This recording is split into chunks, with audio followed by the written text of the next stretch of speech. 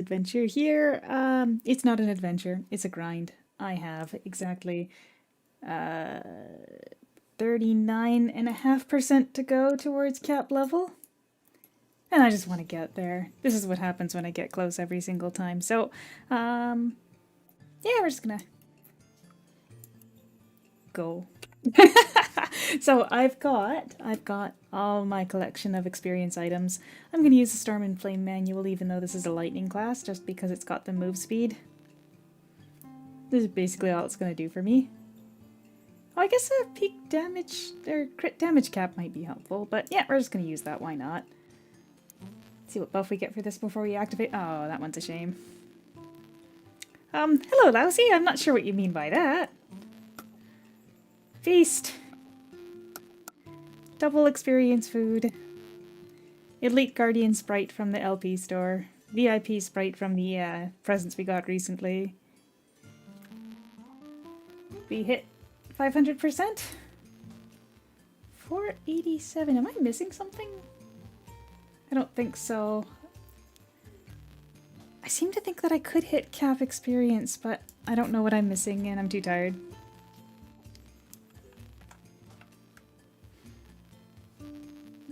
Yeah, it feels like there's something missing. Well, Lousy, thanks for asking. The reason why I ended up delaying the start by half an hour or so is because I was just barely finishing making up a pizza and I had to have a cup of coffee. And Plinko, I don't mind carrying your wizard, I suppose.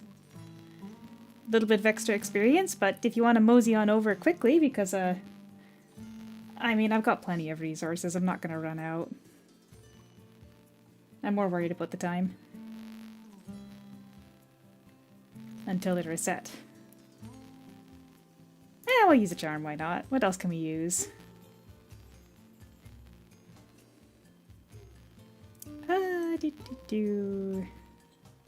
Yeah, we don't want that. That's a Master Link Sprite.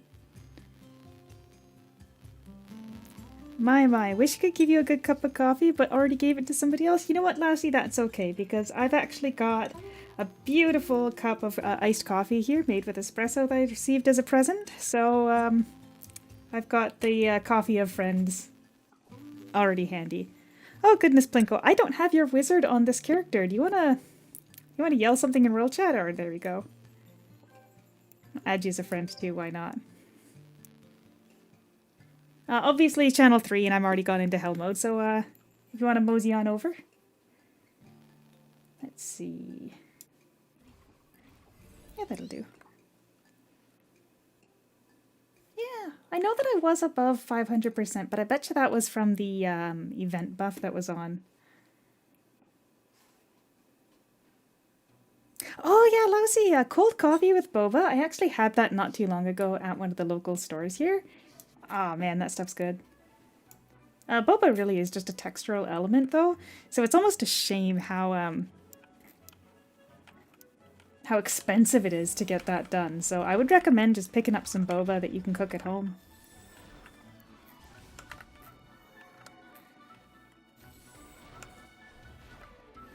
Alright, let's see, hold on a second. That should have bumped up the yeah, 487%. We're short 13. Now, I should know better than to just grab up every mob because I'm actually not quite strong enough for that, I think. But I do have a pal. Level cap dragon point, 5% bonus, and 1% for being one friend.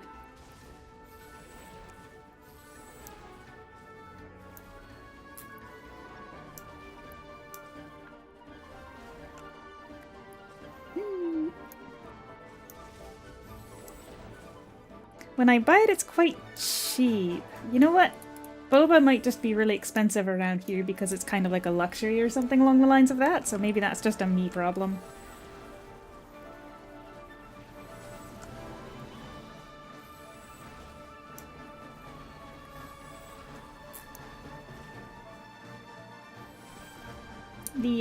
There's a local Asian supermarket, the TNT. I don't know how big they are or how widely they're known. But they they actually sell just like the little tapioca shaped into the pearls that you can cook yourself, and it's really cheap. So I did that once. The main problem was just that I had ended up having too much boba. Way too much boba. Today is Appreciate a Dragon Day. Well, what a coincidence. Did you see my title? I don't know if you can even read it on screen. It's, I heard you're a dragon.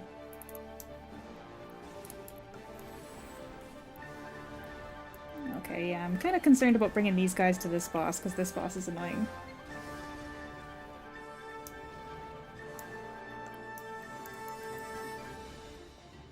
I got this because somebody that won it was a giveaway contest, and the person that won it decided that they didn't really care enough, so they asked if I wanted it, and they had them send it to me instead, which was very nice.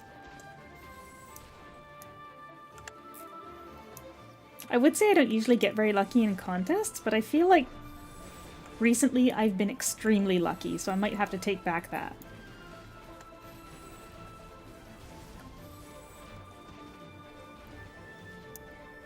This is so much nicer with somebody. Hey, look at that. Oh, not reset.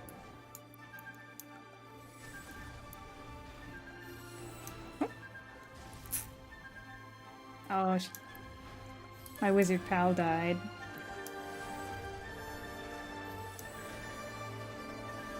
Wish I had better luck. My start of the year was rather unlucky. Oh dear. I hope things turn out pretty soon then. Can only get better from here, right?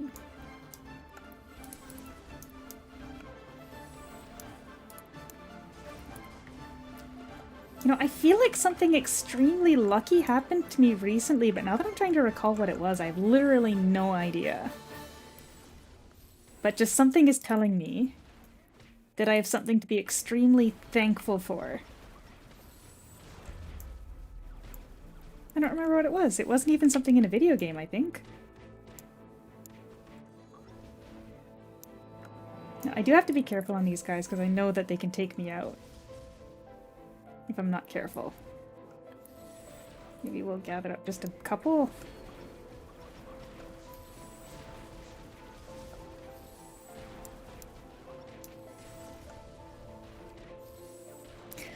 No, I definitely was not early pity pulling for Columbina. Plinko. Oh, that is a wizard AoE effect. Grab some more. Yeah, I did pull for the new characters in Genshin. I thought it was important to get Columbina first, and I ended up spending all of my savings on it. All of my in-game savings, so just another reason why it's not good to show gambling on screen. Don't want to spend everything, and I ended up having to. Oh, are we done with mobs? Generally, I think it's fine to bring those mobs to the boss, because this guy doesn't even hit you. He just kind of stands there looking menacing.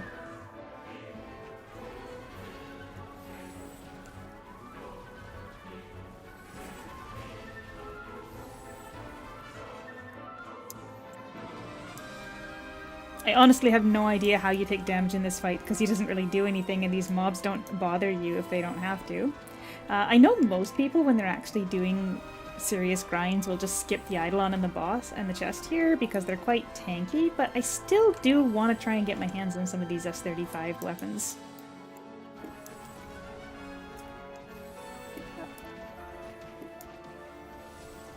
I should probably use Dragon Release here. This level... this 30 wizard is out DPSing me.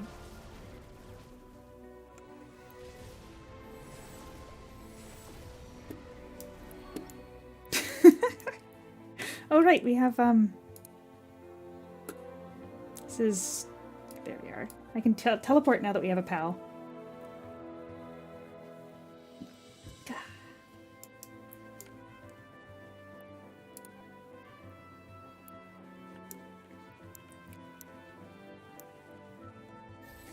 If there's one thing I do kind of wish that they would implement in this version of the game, it would be the teleporting for the dungeons. Like if I had to pick just one thing, I know a lot of people would probably say the loadouts for the holy chest, but me, it'd be the dungeons.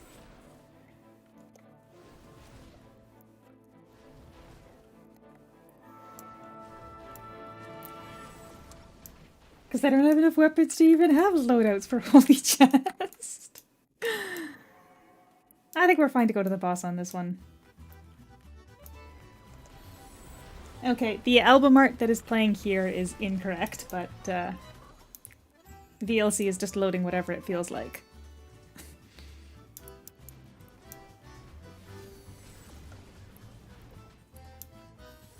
Yeah, what on earth is that? Sunblitz 2.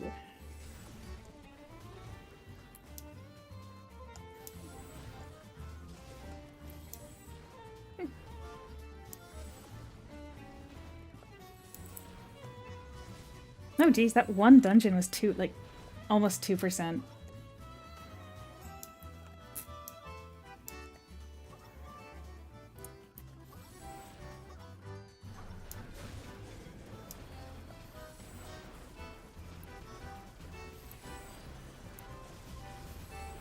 I know for a fact the other one isn't as good, but like 2% is a lot for a single dungeon trying to get to cap level.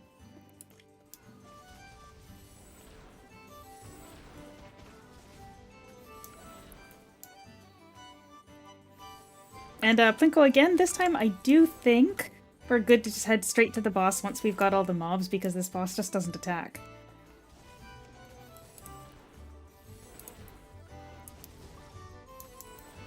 I feel like I should talk about the pizza though. So before I started the stream today, I was trying to make a rush pizza because I found this recipe that claimed it was a fast single-person pizza, easy recipe, no yeast, done in half an hour. And I even had the topping ready because I ended up just using a, I've been doing meal prepping actually. So I used a block of frozen butter chicken and put that on top of the pizza. So basically all I had to do was prep the crust and it was good to go. But yeah, the crust took a little longer to cook. I don't think I rolled it out fine enough. It was really tasty though. It was like a flatbread style pizza. Very tasty. I think I overcooked the crust in the end because it was taking too long. So I went to go make my coffee, or start grinding the beans for my coffee, I should say, and I forgot about it, so it got a bit crusty. Butter chicken pizza kind of slaps, but yeah, no, I was on call for work today, which is why I didn't know if I was going to be doing a stream. And I knew they were going to have pizza at the office today, so I was like, alright, I'm so ready for pizza. And then I didn't get a call. So, I had to have pizza at home instead. Gotta make up for it somehow.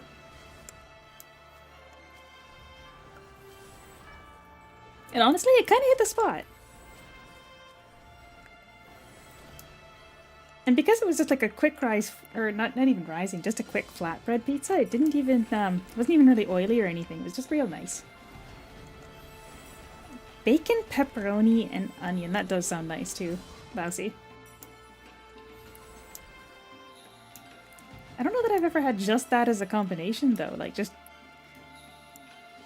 bacon, pepperoni, and onion, nothing else?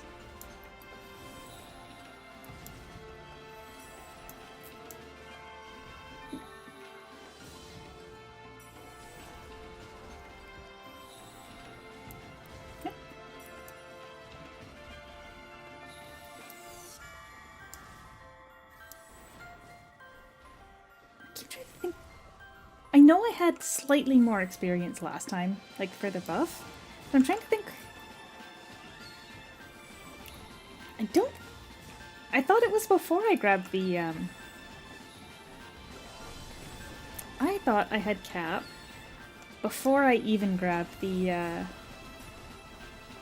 oh goodness, what was her name? Eileen? Yeah, because I didn't take Eileen when I was running dungeons. I took Eileen when I was doing the quests. My drops are gonna run into my buffs too. Just put that there. And that there.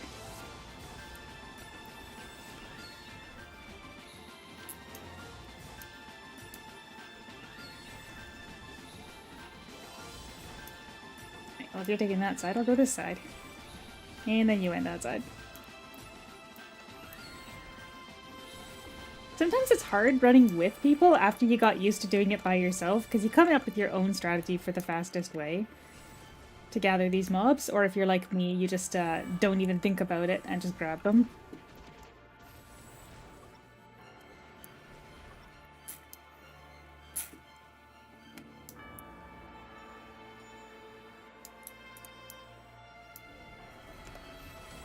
Yeah, I'm pretty sure Butt does not attack.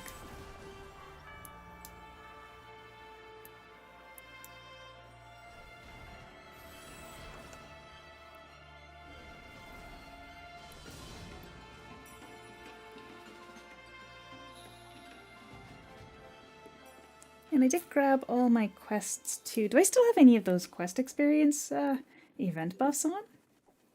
Or available? Because I know I grabbed as many as I could. Yeah, no, I was using them up as I went. When I'm trying to level up a character all the way to cap level, like when I decide that they're the one, generally I try to keep it really chill. Right up until I get super close. So something along the lines of like, gosh, 5-10% a day max, just from daily quests. Which is easy enough. Like, it's probably about 45 minutes at most if you're going slowly on the quests. You don't do any dungeon ones, you just grab the quick field ones. And then Dimensional Hall, of course.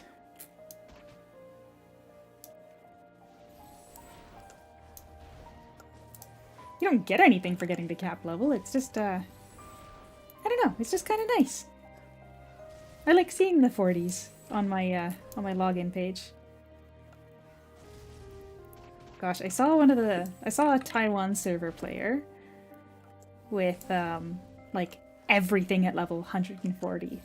Absolutely insane, and it just looked so clean and tidy with everybody at the exact same level. It's like, I want that. But not enough to like spend too long grinding. I think I do enough grinding. Now, in the last present box that we got, there was an item that makes it so that you run faster. And was it just running, or does it you do more damage in the dungeons too? It was in here. The right? It was. Oh no, it was in here. The Adventurer's Blessing 7-day version. I believe it makes you just run faster inside the pre-awakening dungeons. Basically the idea being that you can just kind of like crush your way through all the solo modes to be able to get more experience and whatnot. And I kind of was thinking this weekend, maybe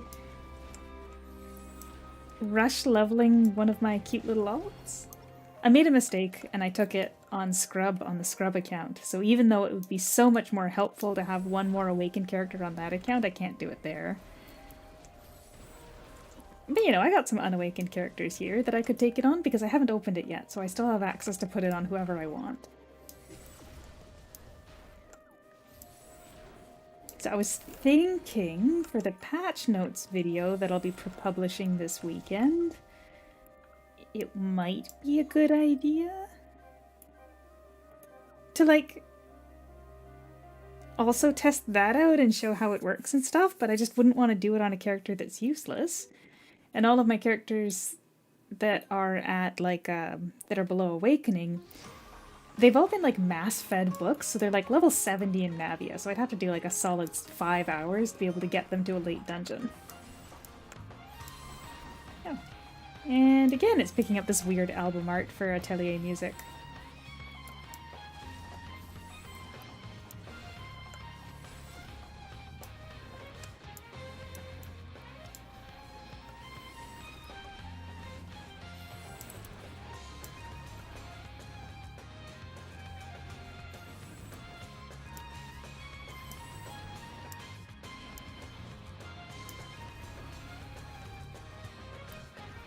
Gosh, it's so much faster with people. I would have still been on like the second or third run. No, probably not second or third. Probably somewhere around like third.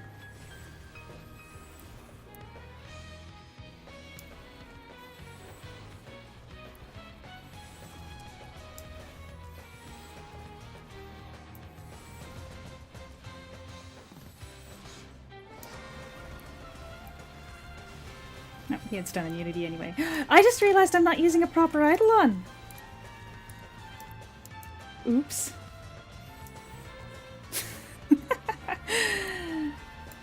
I should probably switch that. I'm gonna use...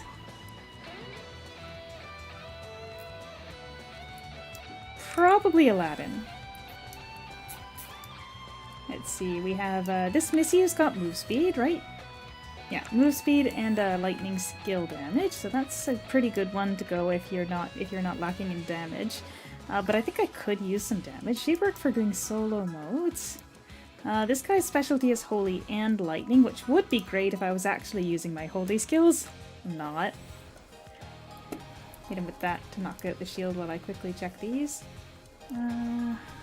I think Comain is not bad if you reshuffle him, right?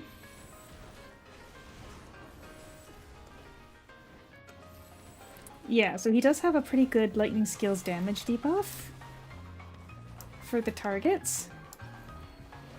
But I would need to re-roll his stars for him to actually be effective in combat, because auto attack speed isn't super helpful this late in game. Oh, I need to feed up her last star, but that doesn't matter because that's lightning target damage, and I don't think any of the bosses here are lightning target. He's got crit damage and lightning skill damage, so he's what I was thinking of using. Yeah, and the rest are a little bit not finished. I'm not paying enough attention here to the actual fighting.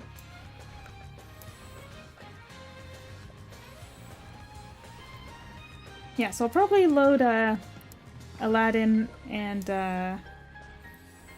what's that? Rachel? Yeah, Aladdin and Rachel. Sometimes I forget their names because I renamed them all.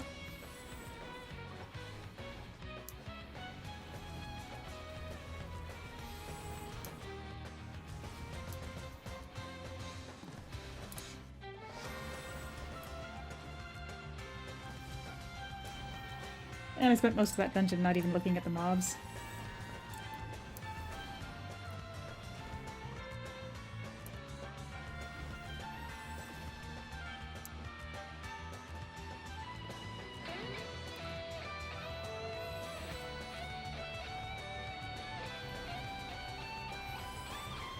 I betcha my partner here, my partner in crime, has got a lot more armor piercing than I do.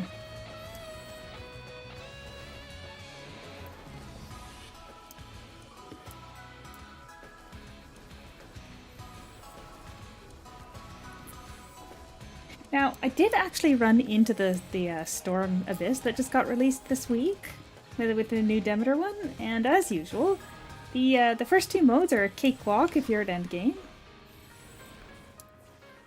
But yeah, no, on my Chib here, even with my full gear setup, I was not able to tank the hits. So I'll be running that again on my Gunslinger once I've moved over my gear. Which I could probably do at the end of this. I'll just stick it in the warehouse, grab it up there, and head on over and make a fool of myself live. Okay, real quick. Oh, 85 armor piercing. That's probably more than me. There we are. Quickly switch over to Aladdin. Keep going.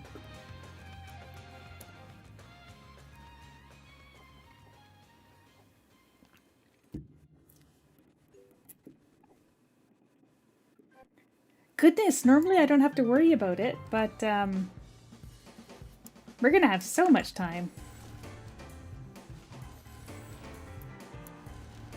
So, probably, here's the strat. The strat is that we can't skip out on doing the solo modes, especially for the other S30 dungeon. So, here's what we're gonna do. I'm thinking we have enough time that we can run through at least the S25 that doesn't have annoying reflect mechanics on the first set of mobs. And then from there we'll gauge out whether or not we want to bother with the Reflect dungeon. And I'll crash through some of those solo S30s. Actually, I should actually check my armor piercing since I asked. Oh, 117! I guess it's just that because it's an extra 87 or 85 per, it significantly increases the time that takes, or the time needed for the shield.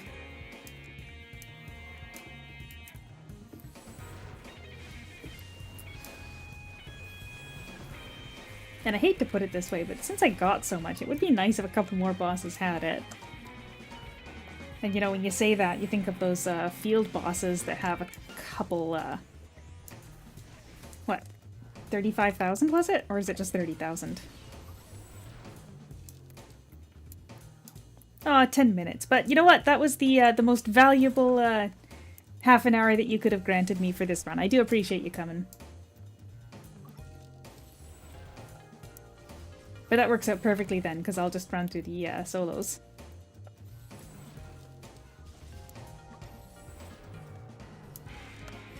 And I got quests too, right? So not just dungeons, but we're going to be doing quests and dungeons and anything that'll help me get closer. You really got to just weigh out the efficiencies. So obviously the most efficient thing is Dimension Hall, but you can only do it once. Second most efficient is the S30 dungeons. Once you get lower than that, it's kind of a toss-up in terms of how much experience you get to how much time it takes when you're looking at the lower level dungeons. Oh, this song is a little on the quiet side, so I'll have to turn it up.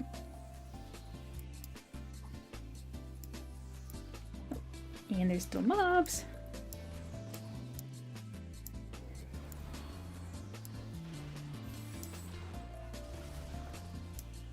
It's your song, Plinko! Mobs here are too slow, too.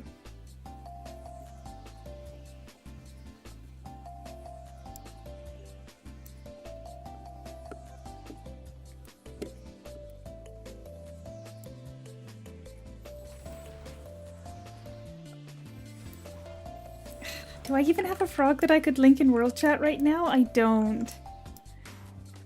I'm so sorry I've let you down, Plinko. I should have linked a frog. I should have had a frog ready to link in World Chat. Hey, no worries, Lousy. Just gonna be, yapping on by myself here. No worries. Although, if you're working on leveling your guild, that is a challenging endeavor. I did it for my guild, actually. Every day, so many characters in the, Blizzardburg and Vulture's Vale. I know those quests like the back of my hand. I would say I bet you I could do them blindfolded, but that's honestly a bet that I do not want to do.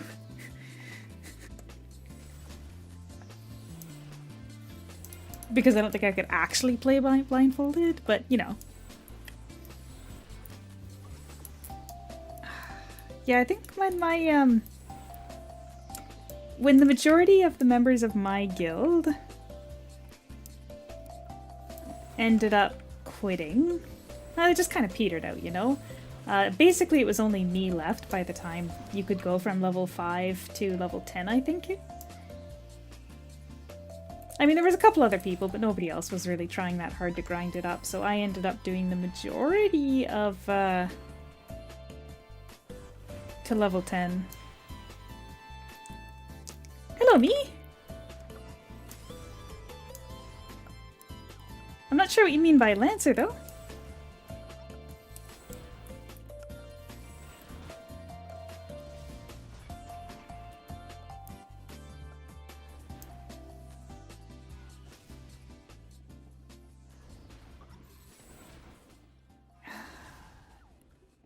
Man, even thinking about doing Blizzardburg and Vulture's Vale again kind of just drives me insane.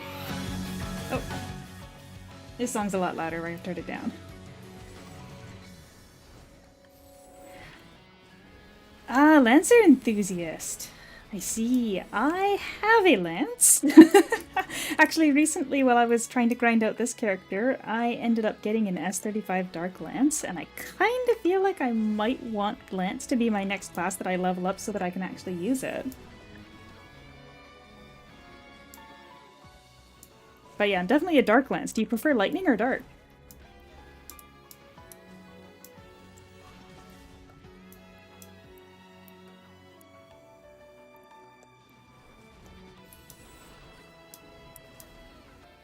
It should be the majority of them, yeah.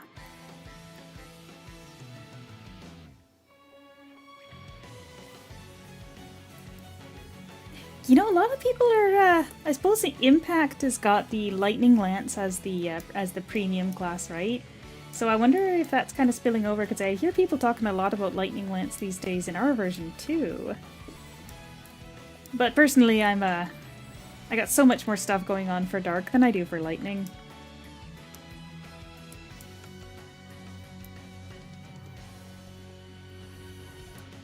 Well, because my main, my bow class, my main class I've always played as Dark.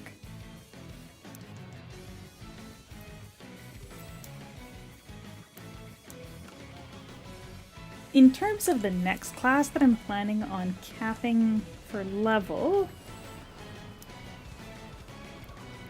Duelist is the closest. So my Duelist is, I think, S36, I want to say? It's pretty high. The Duelist is a pretty high level. Then I've got... oh goodness, what's after that? I think it's Nunchucks, actually. Oop, trapped in a wall. Oh, hello, St. Quinn, and also hello, Josie. Unfortunately, St. Quinn, I don't think I can show you my Duelist build because my Duelist is not built. So, because I play so many characters, and also my gear is not exactly that great, a lot of me being able to do stuff is because I've got a large archive. Yeah, I just kind of transfer the same gear around all of my characters, whichever one that I'm working on, so at any given moment, only one of my characters is going to have any build whatsoever.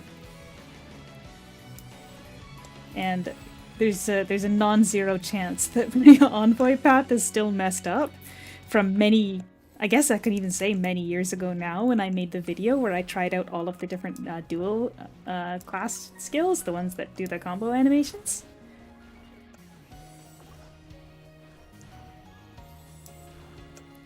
Oh, you see, you played it a long time ago then, eh? That's quite a ways back. Now, unfortunately, since then the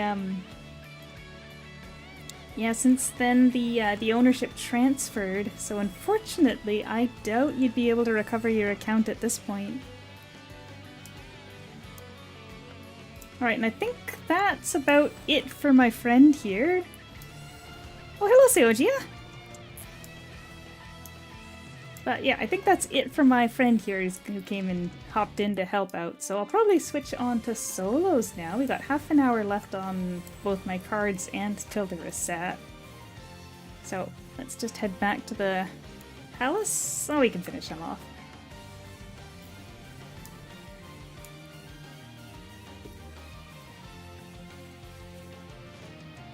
Nah, no Helen Leech. I'm gonna run solos. I think it's actually more experience to do a solo here than it is to run a lower level dungeon. And then I think once these cards run out, rather than immediately jumping back into dungeons, it's probably better if I take the time to run down some quests. So I'm thinking we'll probably be at over 70% by then. I got half an hour.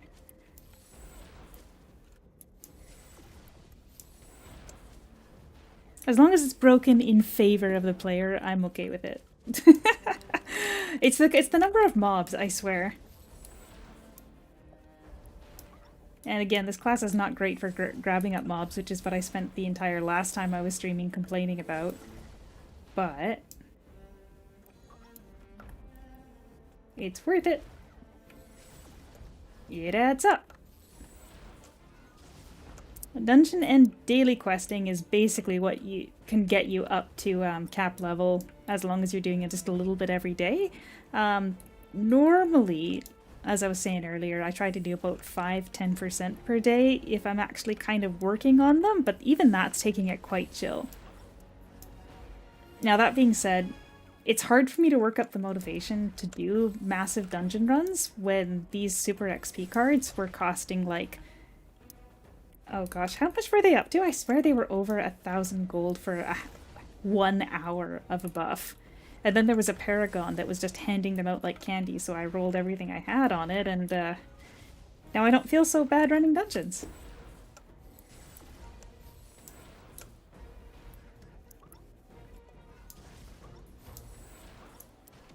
They were 2K, right, like they were ridiculous. Frankly, I don't think I'd have even bought them if they were at 500, 600 apiece. Because I end up spending all my gold on silly things. And I'd rather save it for silly things rather than experience cards that I'm just going to end up using and losing.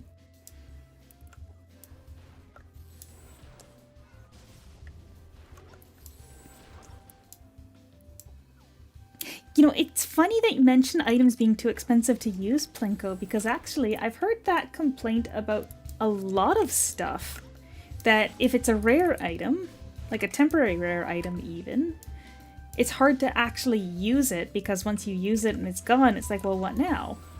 I can't do that dungeon anymore if that's what it took for me to be able to beat it, right? So, like, for the longest time, all these temporary manuals, I've been just kind of stockpiling them because my brain is like, oh, well, something's going to come up and I'm going to need it. And yeah, I am using the wrong element of temporary manual, if that's what you're looking at. But it's got move speed, which reminds me I should switch over to my move speed eidolon that I specifically pulled out because it had move speed. Although frankly, it's more like grabbing the mobs that's taking me time here, not the movement. But yeah, I am trying to break through the mentality of, well, I gotta save it because what if I need it later? Because later is never coming, right? At some point, you just gotta use the items, even if you're never gonna get any more of them.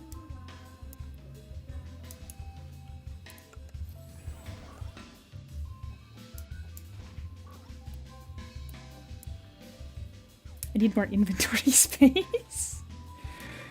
Backpacks right now are a crazy price as well. So...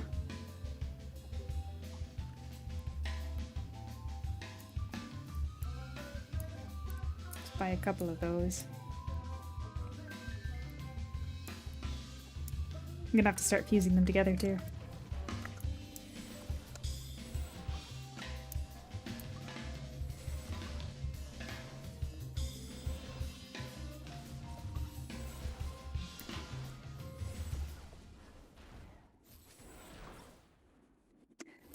Oh, hello, Shimmy.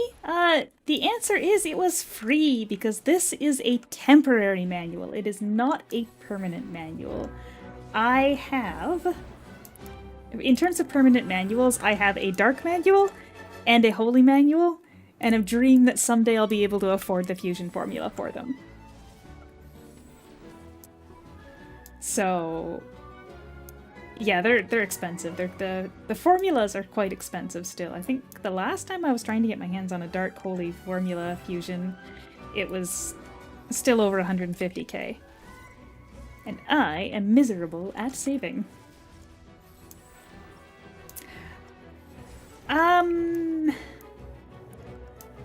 Unless there's an event going on this patch, you might be thinking of the other version of this game. Aura Kingdom Impact had the manuals in Sky Tower, as far as I remember, but this is the original Aura Kingdom, so it doesn't have them.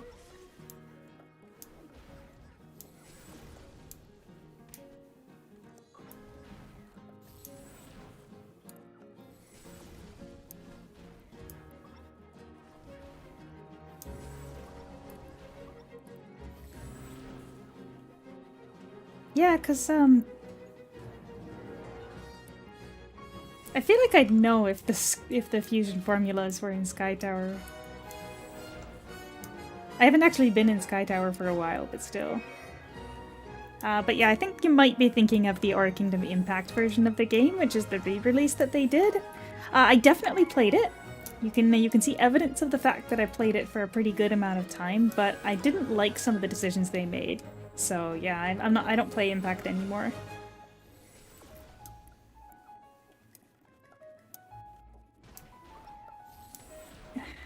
Which is a shame because there was some decisions that I liked quite a bit from how they adjusted the way that the game's base worked, but they made it so much more grindy. I made a whole video about the time of when I quit. And honestly, good thing too, because when they ultimately did end up releasing bow, which is my favorite class, the bow was not even the element that I was preparing. They changed bow completely from, like where you could, in our version, you can play bow as holy or dark. They changed it to entirely holy, so everything that I had been preparing would have been a waste. Gosh, that would have killed me. I would have been so choked. Oh, there was a couple people that messaged me being like, hey, bow came out, you should come check it out, and it's like... It would be so hard to catch up at this point. Which is what I thought that they were trying to avoid. I think their level cap is up to like 80 or something now? Maybe 90?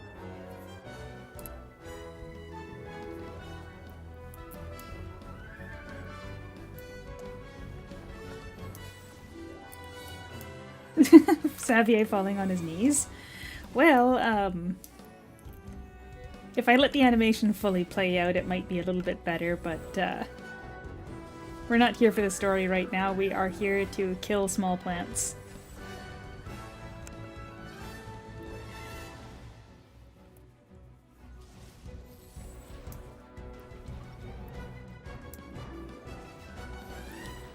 You know, I really like Xavier's design.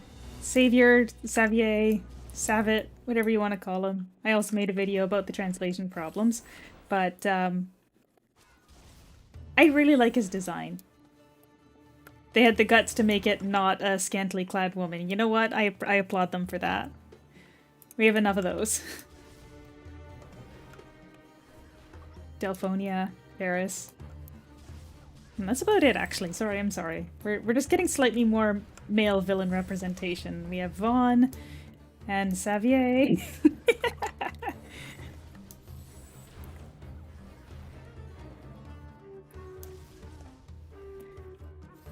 Well, Lausia, people name their children a lot of things.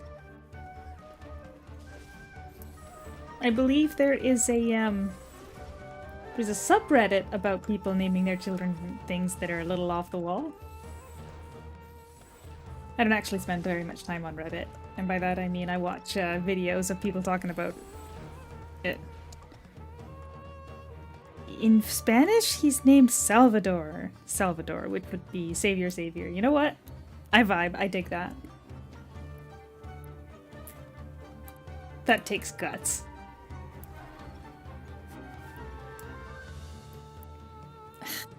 Man, as part of my job, I do end up speaking with a lot of people.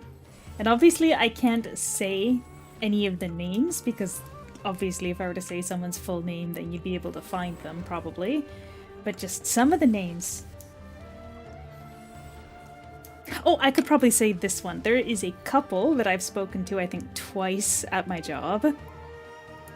And literally the husband's name is Romeo.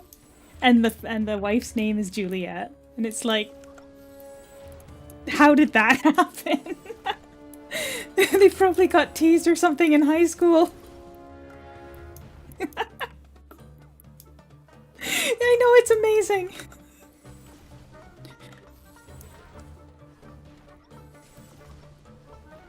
I just wonder how that ended up happening. I wish I knew the story, but I don't have time to ask at work. Nor would it be so appropriate to get into everybody's history, like, or like asking them about their life system while I'm trying to do my job, right? But still.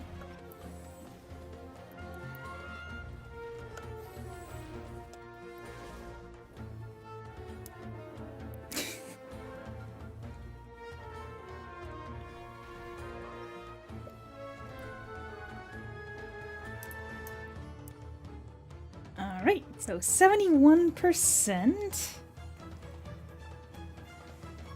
And we have 15 minutes left on the card, so we're gonna head over.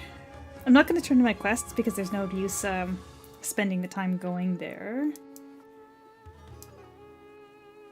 Goodness, I'm capped on fragments too, so I have to actually sell these all to the NPCs to get anything out of them.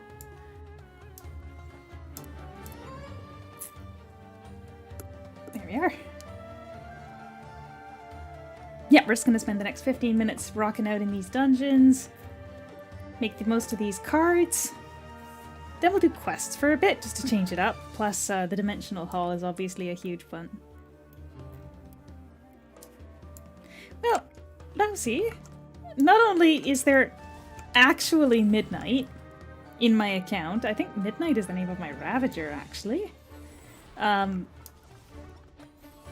enjoy tea, so I don't, it's not like tea is the antithesis of coffee. Wait, what would be the antithesis of coffee?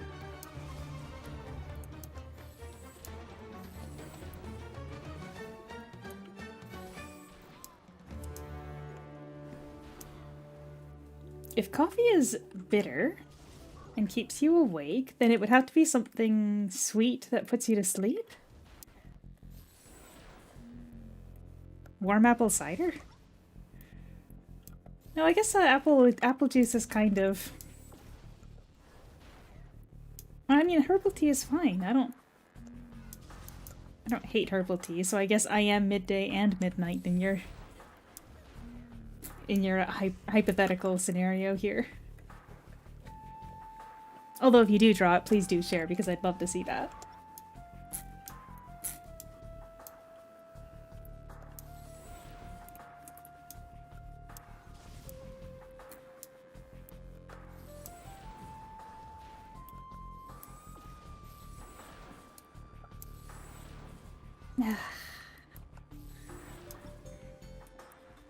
I know it's not super satisfying for some people, but sometimes when you're going through the solo dungeons and it's just a cakewalk and you're knocking everything out like it's nobody's business, it just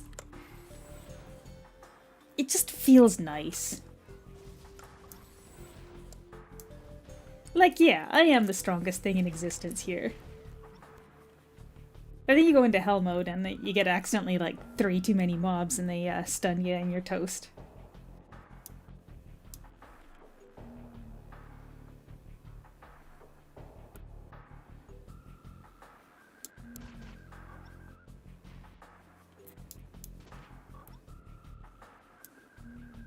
Gotta keep a close eye on my inventory because it's gonna be a mess.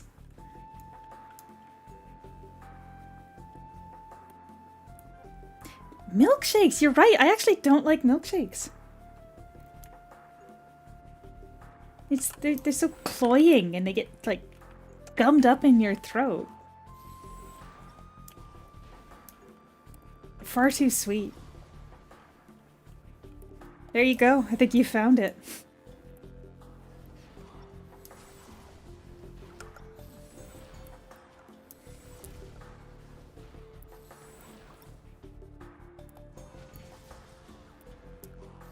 Yeah, like a bubble tea being sweet, I don't mind. But milkshakes. Yeah, no, I don't know that I've ever had a good milkshake. Strawberry ones, easy to mess up? I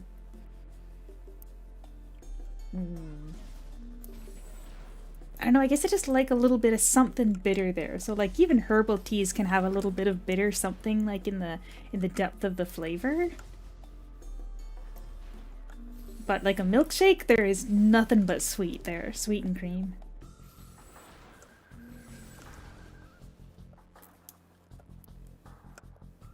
Cousin bought a strawberry milkshake with popping boba. The boba was nice, but the strawberry milkshake was nasty. The popping fruit bubbles are so cool. I know it's just juice that they've made into bubbles using a I think it's usually they use like that calcium solution thing, right? But the texture is just so nice and it adds a little burst of flavor. I do like that quite a bit, but man, are they expensive. Everything's expensive.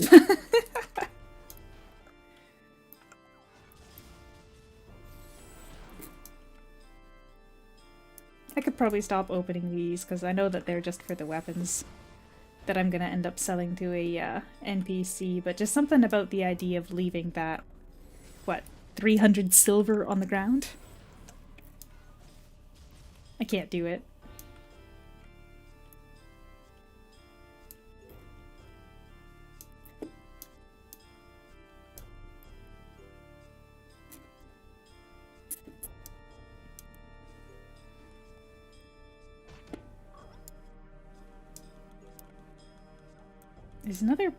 There's still a mob here. There you are.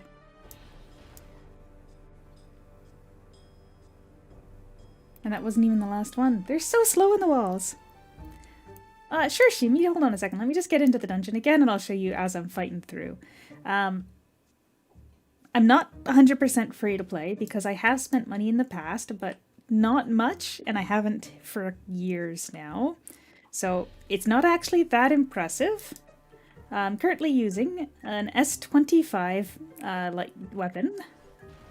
I did make an S30 nocturnal bard weapons. This one's not too shabby. Mostly because I still needed a bit more pen. I was trying to do something that needed a ridiculous amount of pen, and I didn't want to lose any opportunity to get some more. Spidery codebook. I probably should have tried to make a bestial core, but I was getting lazy and I just decided to go for it. Oh gosh, I did not even realize that I had not finished fortifying my cultural relic, so that's cool. And then I'm using the Agni accessory set because I've got enough crit damage for that to be the optimal choice here. I have this is my one premium emblem that I've gotten ever. And I don't know, I think I'm mostly just using it because I was still looking for more pen. I'm using a free-to-play friendly Holy Spirit here too. And it's actually probably still rolled for my bow, yeah. Then I've just got the Blue Oath top and bottom set. And did I get all bestial? No, I've got one Imperial. Wait a minute, hold on. This isn't even a set! My gear is messed up. I don't have the right set. Thank you for asking me to show you, because where the heck did my Blue Oath bottom parts go? Why do I have S20 gear? Good job, me. I'll fix that shortly, I'm sure. Then I've got just a level 3 lightning skill mount here because I think it's funny.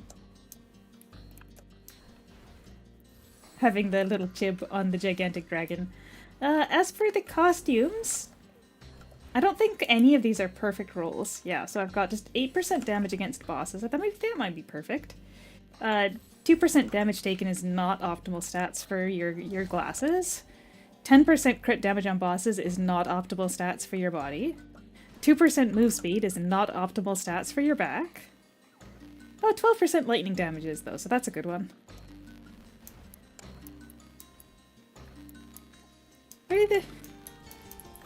Where's my Blue Oath? What the heck? Maybe that's why I felt like my chip was so much weaker. Oh, right, we need capitals.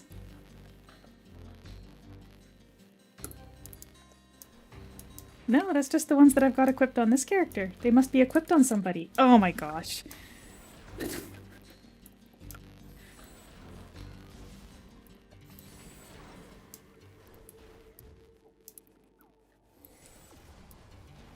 Wouldn't it be funny if it was just gone?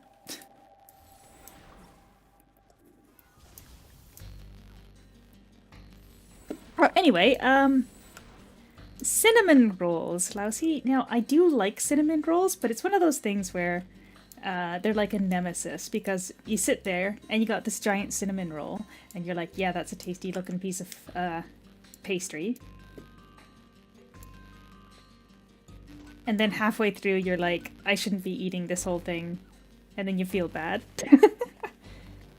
Oh gosh, there's a, but they're delicious though, absolutely. Cinnamon rolls are delicious. I adore them. My favorite pastry, oh, geez.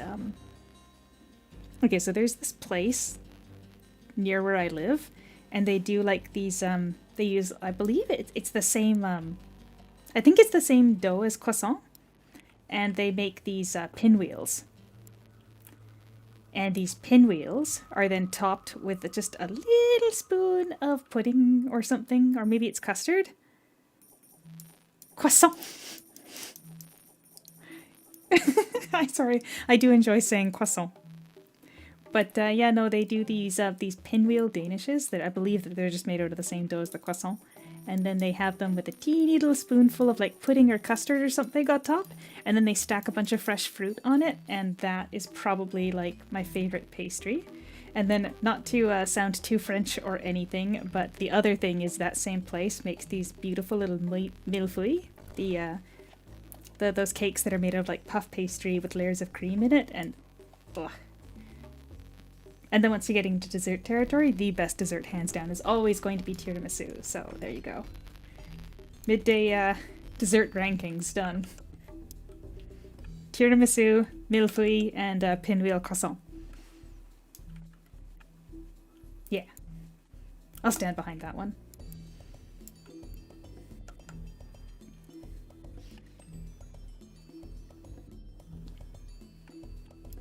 Oh, you don't need to fix it though. Cinnamon rolls are still delicious.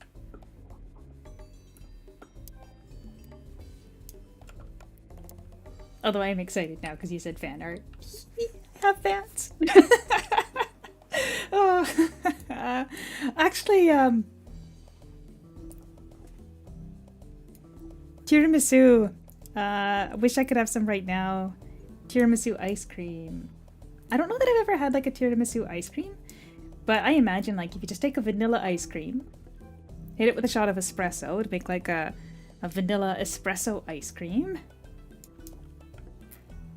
By the way, when I said I think it's funny using this mount on this character, this is what I mean. It is little Missy on the giant dragon. Oh, yeah, a little spoonful of vanilla ice cream, shot of espresso mixed in. Yeah, I should just clean up my inventory here. Then, well, I mean, some kind of wafer cookie would probably be just fine with that, right? Like, the real ingredient would be the lady's fingers biscuits, but if you're not going to soak it in coffee or anything, then just some kind of wafer that's easy to cook, or easy to get your teeth through. Now, the other day I tried, well, I guess it was probably about a month back now. I had some cream left over from a recipe. I don't normally buy whipping cream, but I had some left over. So I took some whipping cream and I added, what was it? The cheese that's in tiramisu. Goodness, why can't I recall the name off the top of my head? Mascarpone. Mascarpone? I'm not sure how you're supposed to pronounce that one because it's Italian. But yeah, I mixed some of that in with the whipped cream, and then I added in a little bit of cocoa powder, sugar, and of course a little sprinkling of salt. And then served it with a shot of espresso on the side, and that was like my lazy tiramisu mousse with no cookie. I didn't have anything handy, so. But no, it was good. I mean, you got all the right flavors there, right? So, it can't be bad. But it was really good.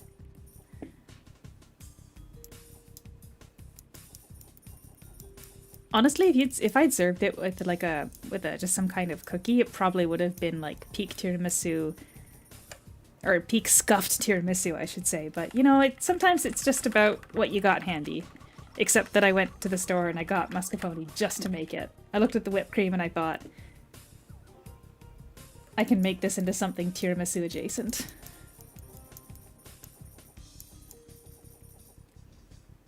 Hello, Gyutan. I'm doing pretty good. How are you doing today? We are at 73%, so I've done about 13% experience so far today in my first hour. But I'm just kind of cleaning up the inventory and getting ready to start some quests for a bit. Very efficient.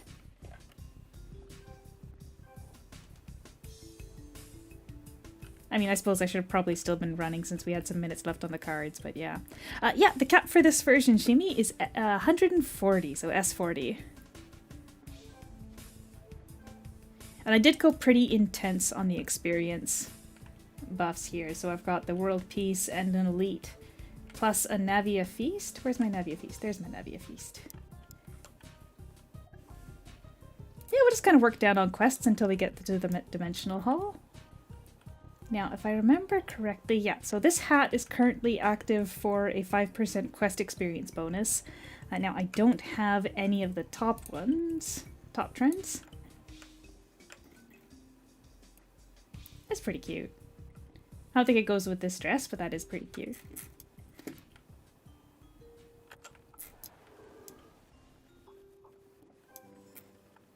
Sometimes I feel like waiting to do my my grinding characters up once we have like once I manage to get one of the top trend items, but it's not that big a deal.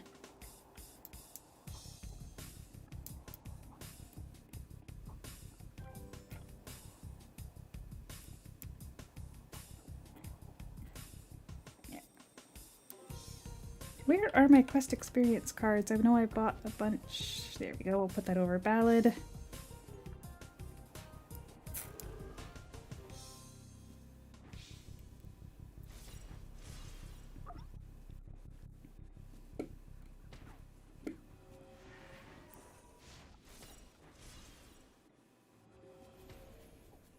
I just noticed that there's no album artwork for this song.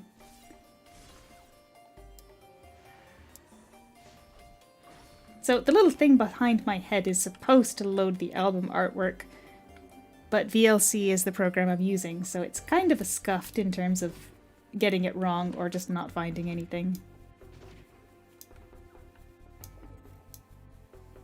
Where's my coffee?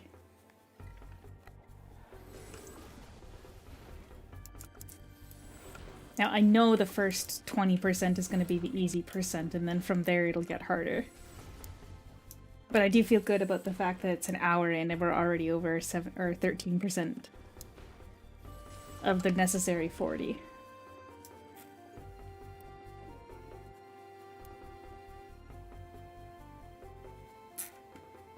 Alright, so this is the 6 o'clock reset, which should do...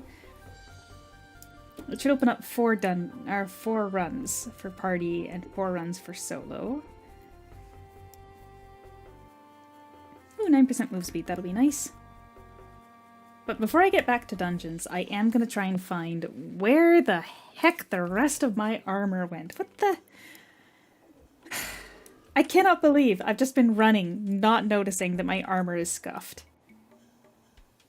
It's not even blue, how did I not notice that?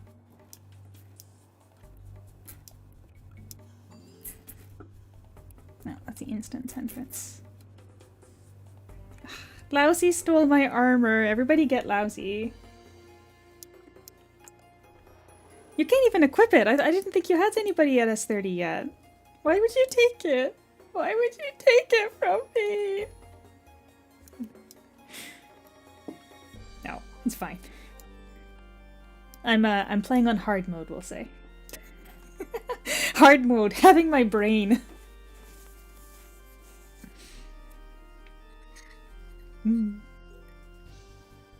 It's okay, because I've got coffee. I've only had about half my iced coffee so far.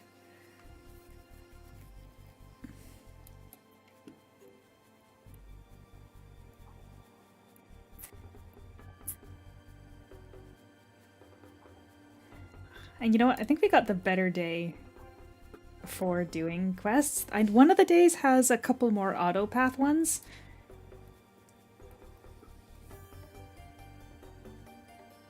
And one of the days has the worst. Actually, I guess they're not too bad. Below 90, there was a couple that were super annoying, but they did reduce the number. Oh, wait, hold on a second. I need to talk to Hirad first. Yeah, I think Saturday is the day that I like less in terms of the daily quests.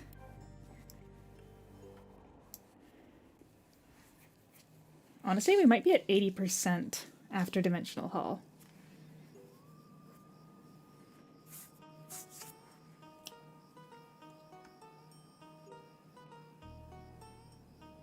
Okay, so originally I was also just trivia here. I was trying to get a picture of my Chib on the dragon for the thumbnail. But, like, it is so hard to get a picture where you can actually see her and still have the dragon in shot. Like, it's too high up. Which is a shame. I bet you if I were able to have, like, somebody else be a camera person for me, we could do something with, like, jumping around, but eh. I don't have anybody that would be willing to do that for me, I think.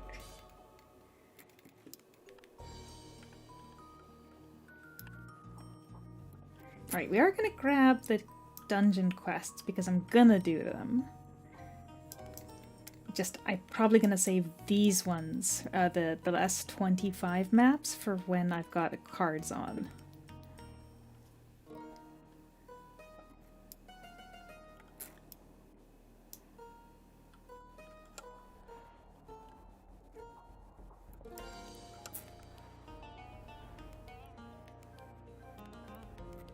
My inventory is gonna be a mess with all these boxes too. And there's nothing good in them. At least not until you're below level 100, and I don't know how far down we're gonna end up going.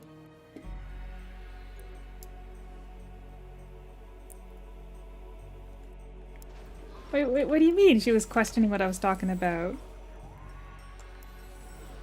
What was I specifically talking about when she asked? That you decided to lie like that?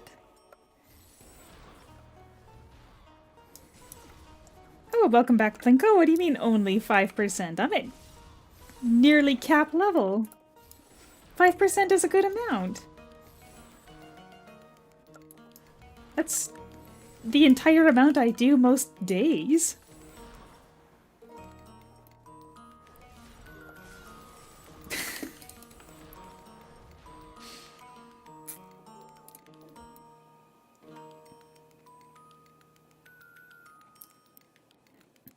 You know what? I think people being able to speak 2 languages is super cool, so congratulations, Lousy, you're part of the cool club.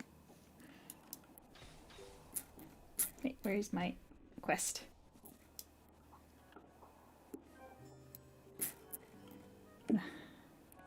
Oh, is this where I get to brag that I can speak some of a different language too?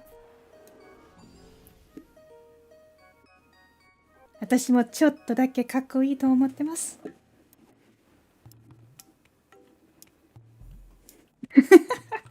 I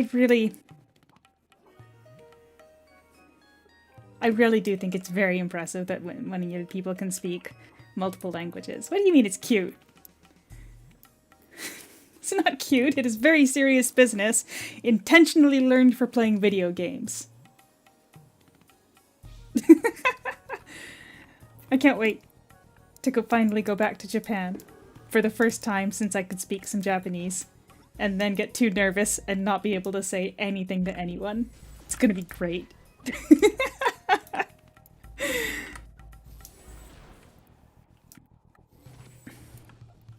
They did, but I wonder if anybody here is even playing Genshin.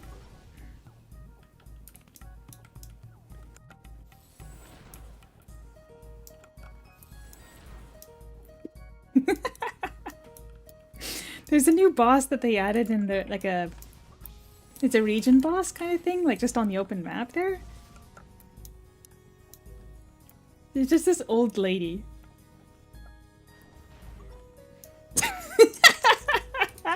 Of course you would know, I'm the old lady. Who else would it be?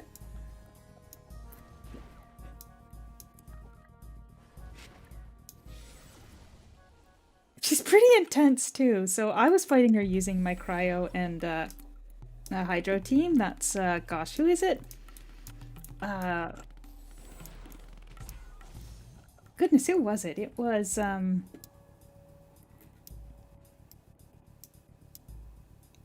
obviously Skirk and Shenhe. Then I want to say Farina. Oh yeah, and Escoffier. The premium cryo hydro team.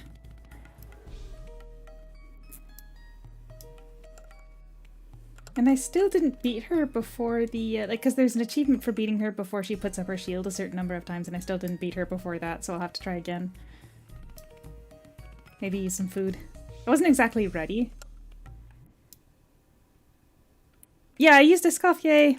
Oh, Nouvelette instead of Shenhe.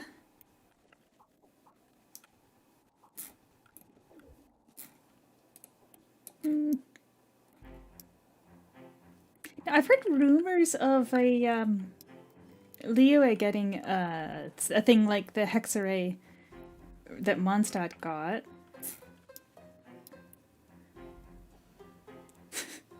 I'm wondering whether or not it might be a good idea to use one of my free constellations on Shenhe.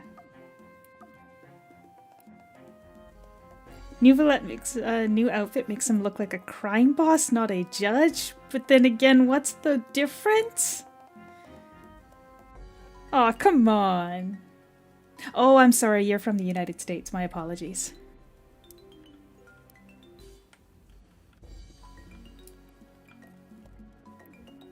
Although, gosh, I'm up here in Canada, and whenever I'm driving along on the main highway, that's not doxing because the highway literally goes all the way from Ontario to BC.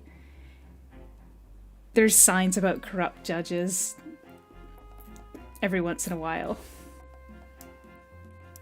And it's like,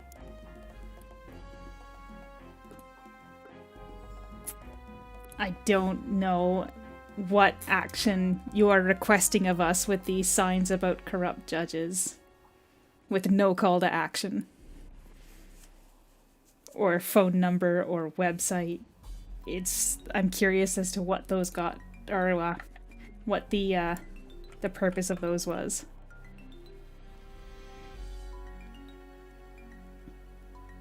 Highway 1 that has one bridge that... There is more than one bridge on Highway 1. There's so many bridges. Highway 1 is long.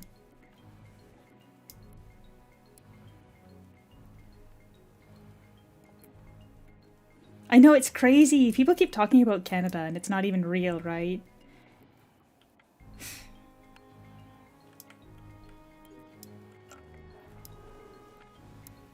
The one highway.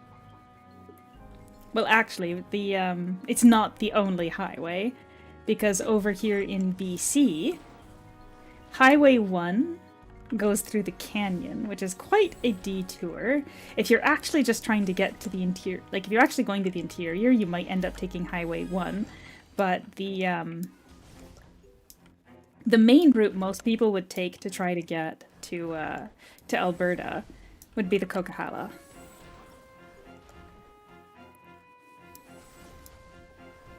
And the cool thing about the Coquihalla, real deep cuts here, BC transportation takes, is that for the longest time they had a toll booth on it, and they always said that it was going to be temporary until they paid off the cost of the highway, and you're like, yeah, right, temporary toll booth, they'll never take that out. They actually did. They actually took out the toll booth, so there's no toll booth there anymore. But I'm pretty sure that they only took it out because one party swore, yo, if you vote us in, we'll take it out. And then they did, because they had to, because they said they would. Nobody would take it out if they didn't have to.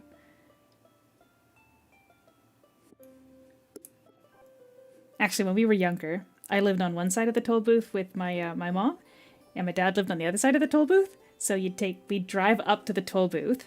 I've got hand motions going on here that obviously aren't tracked, but we'd both drive up to the toll booth, get out of the car, walk across, and drive away and not pay the toll. Workarounds. That's why I've got strong opinions about the toll booth on the Coquihalla, that's all. Sitting up there waiting in the snow for another car to arrive on the other side.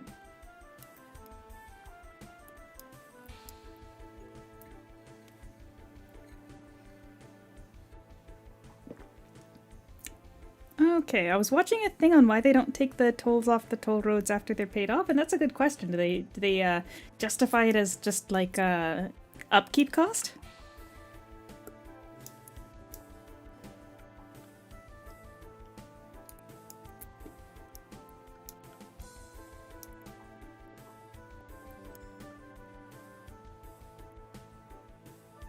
They make a toll network? I'm not entirely sure what a toll network would refer to.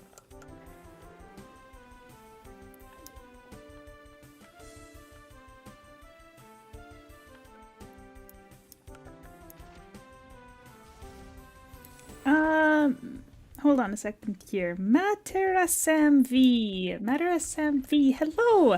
I use 95 weapons in my holy chest. Actually, I don't. That was a lie. Hold on a second. I was trying to think of what it was, and it's not 95. Holy chest. Ah, yes, it is 55, or 60, and 65 here, sorry. So I have the Zahir and Nasrudin weapons in my holy chest. And the reason for that is not because I'm smart, it's because... Let me pull over here. These have the reduced damage taken effect. And at the time that I was working on my holy chest, I was also intending to try to start getting into PvP. Ultimately, I was not able to get into PvP, but the Nasrudin and Zahir weapons are not bad choices if you're doing PvP, because they have those elemental reductions. It's not super easy to get elemental damage reduction. So that was what I was going for. And ultimately, I just never was able to get into PvP. It spikes my heart rate too much and makes me too anxious. So I don't do PvP, but I've already got everything forwarded. The one exception here is my my warbow here, the S30 or S5 warbow. The downside to this is that any of my characters under level S5 don't get any benefit. So it's actually kind of nice to have all these low level weapons in here, because then when I'm running like my Gaia, I can then very easily get the benefits of the Dragon Point buffs for all of my characters, including ones that are below S5. Oh yeah, I still gotta turn that in. What kind of weapons did you get for your holy chest? Now, that's a good question, because with all the with all those new weapons coming out, the whatchamacallit, let me just quickly scroll down here.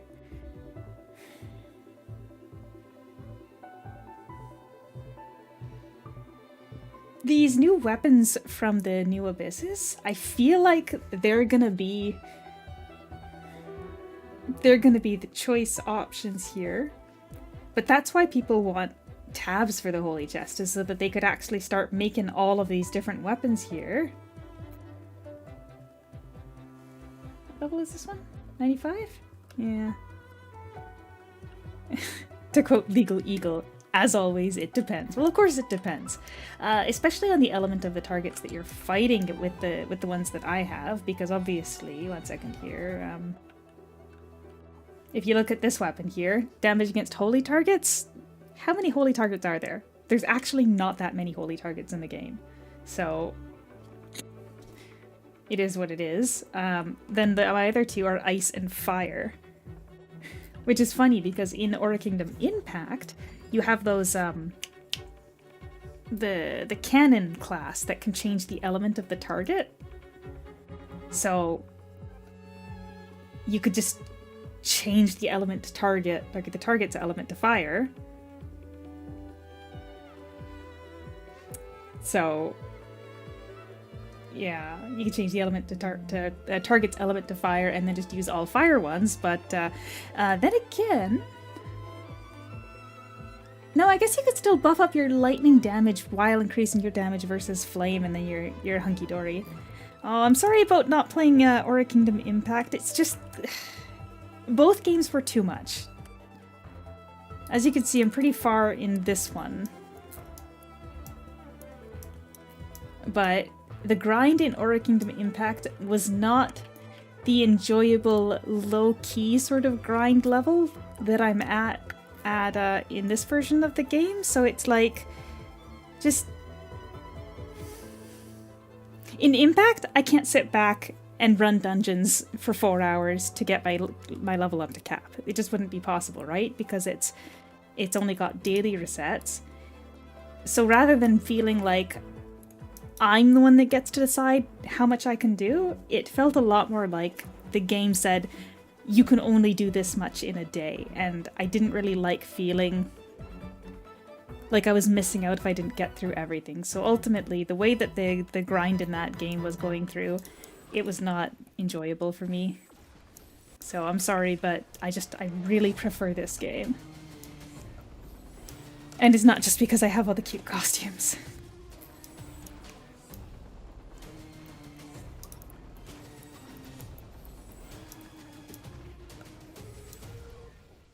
Let's see. Hate that he always answers questions with "it depends," but you just know that he's got way too many scenarios going through his head where he gets sued. That's why he has to say depends to everything. I do like Legal Eagle though. Excellent creator and hopefully good lawyer if he's spouting about lawyered things.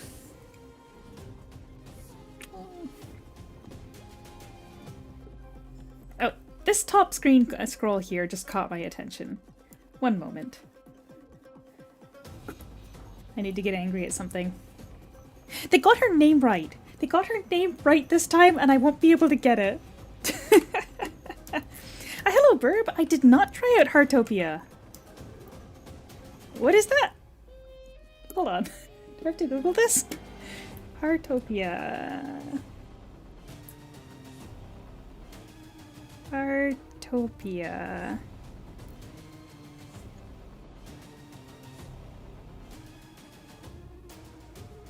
Heartopia.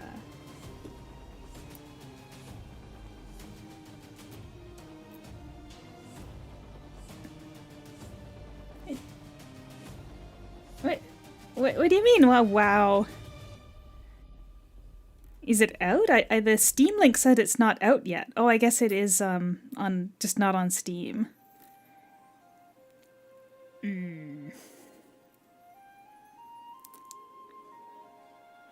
I suppose it looks cute. Maybe I'll check it out. Oh dear, Lousy, take care and enjoy your ice cream.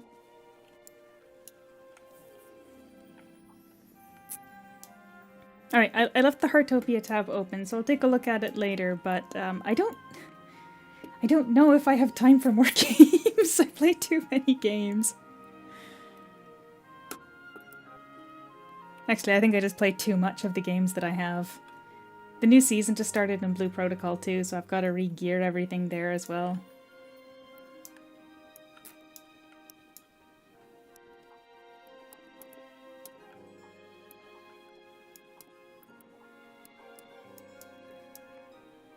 Well, yeah. So, I've got a lot of characters in Aura Kingdom, so it's a lot of characters.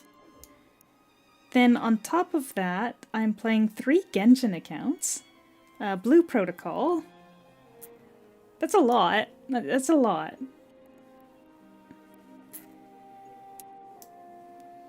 Not to mention Scrub account. Although Scrub is eating good lately. Scrub has been doing so well in this game. Especially with like the full keys that they're handing out on the daily logins. Scrub is doing good.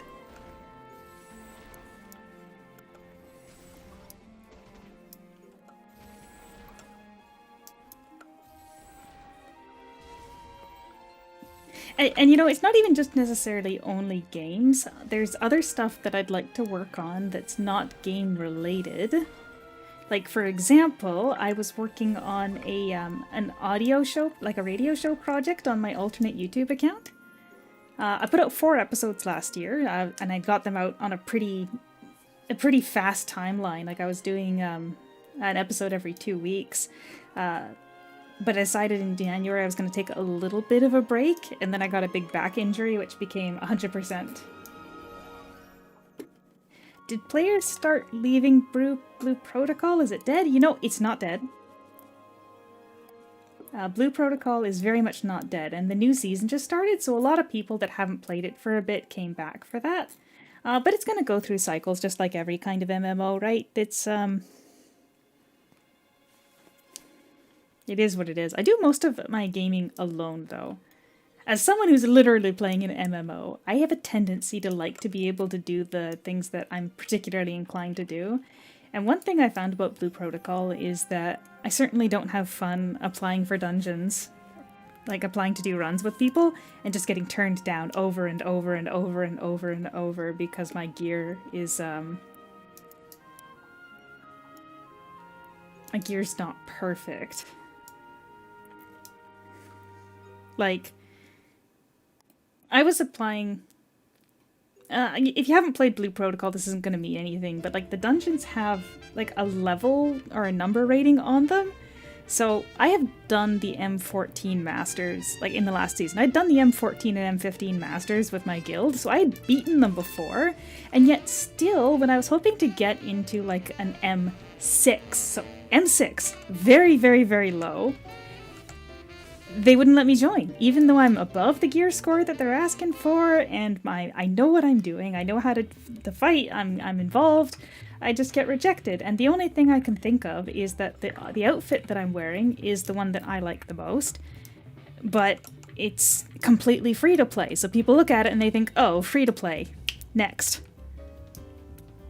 Yeah, you can't party play because you can't get gear, and you can't get gear because you can't party play. My gear wasn't even that bad. I was doing fine by the end of the season, and still people wouldn't let me join. So they also have a tower with floors.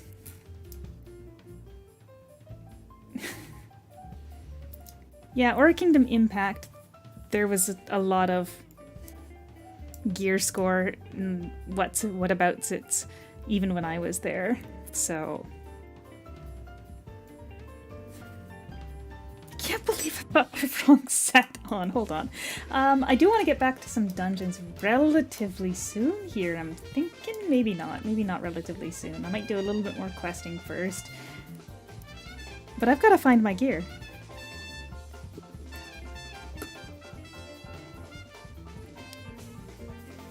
I think the worst thing about Blue Protocol gear score is I made some changes that actually increased my DPS output and then dropped my score by a bit, and it's like, come on. Anyway, yeah, so here's my duelist, S35. So that is technically the next highest level. But something about me kind of wants to do Tachi. And then also I've got that S35 dark weapon that I want to use, so Lancer might be fun. There's an argument to be made that I should level up this one. Because when I get to 25... When I get to 25, I get another level of my emblem, and then I'll have a level 10 emblem. Oh, so when you're playing Impact, it's mostly solo play for you as well, or...? No, I bet you Noon has it.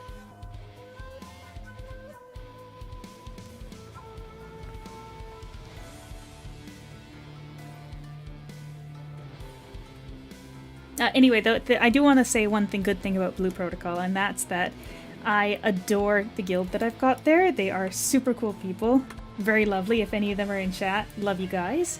And one thing I keep coming back for is the shenanigans and our guild raids and stuff. It's been so much fun. I do enjoy that a lot. Anyway, that is not where my gear is hiding.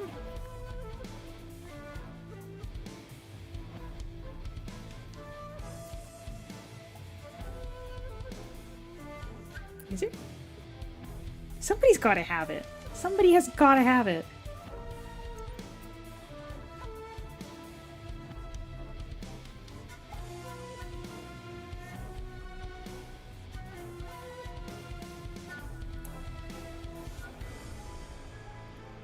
Nope. And I know it's not in somebody's inventory because that would have come up on the search. What if it's midday? What if midday's got it?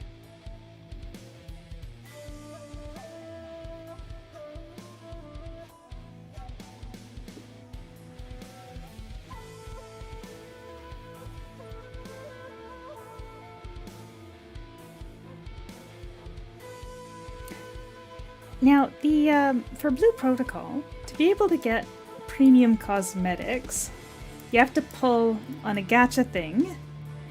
But you can only get 3 pulls on that gacha thing every week. Oh, there it is. Blue. Oh, come on. What was it doing there? Boss raid with 20 guitars.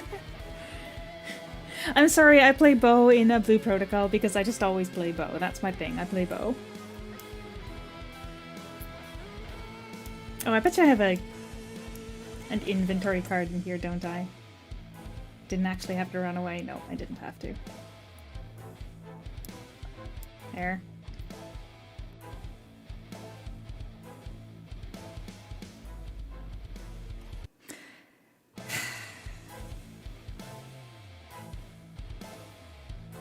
Well, at least I found it.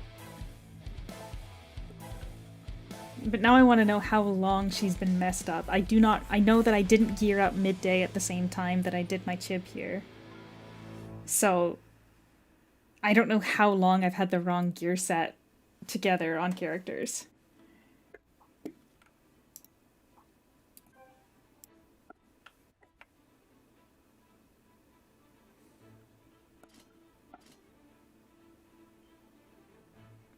Yeah, I knew one of them wasn't a bestial. That one's spiky.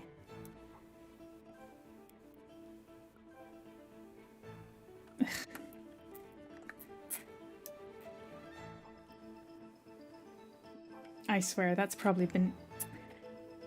You know what? I'm gonna take a moment here. I'm gonna go check my stream from last time because I bet when I opened up my inventory to see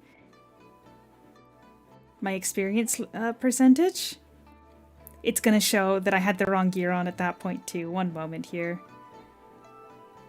Live streams. Running dungeons. Mute, so I don't want to hear myself. Find a moment when I have my inventory or my gear open. Come on. Come on, open up your gear. This is an effective use of my time. This is 100% useful. There it is. It was wrong! It was just the wrong gear, and I was totally looking right at it and didn't see it. Oh my gosh.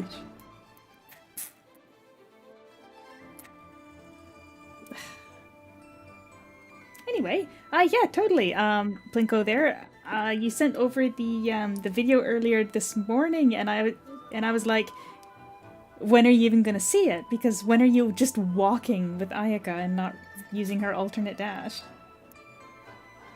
Hey, what do you mean? I do totally have a Reaper. Hold on a second. I have to prove to you that I have a Reaper now.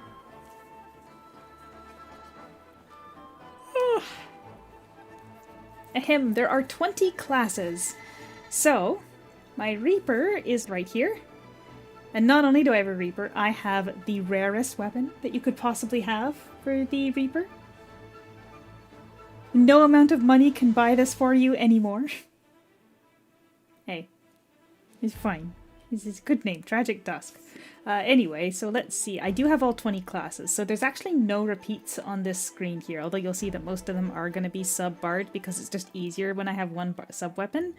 So Whipmaster, Starcaller, Duelist, Nunchucks, Stellar Sphere, Tachi, Ravager, Lancer, Gren, that's a Holy Sword, Reaper, Katar, Bard, that is Sorcerer, Guitar, that's my Shinobi, that is my Guardian, and then the last classes, Wizard, Guns, Bow, are here. These classes here are all the extra ones that I got in the last server merge, so that's why they're all low level, is because I've actually already got all of these classes at Awakening.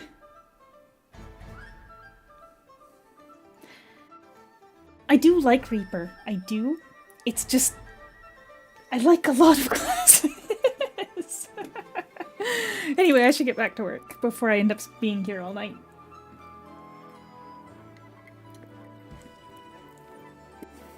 But yeah, that is the Reaper weapon that drops in Sky Realm. So it's extremely rare drop in the first place. And I don't think there's many people that even do Sky Realm. It doesn't look that fancy, but this weapon, yeah, it's pretty fancy. It's, if you know, you know. Right?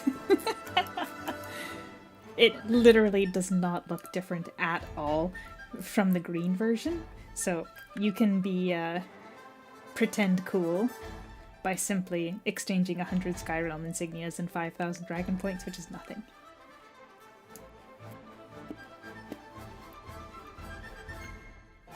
We'll clean out this garbage from my inventory before we start a run again, because it's pretty clear that my inventory is going to become a dumpster very quickly if I don't. And yeah, above Awakening, none of these boxes have anything worth opening. Below Awakening they do, but after, they don't. And speaking of things that are worth doing, I've got cap fragments. Do I have any upper level? I do.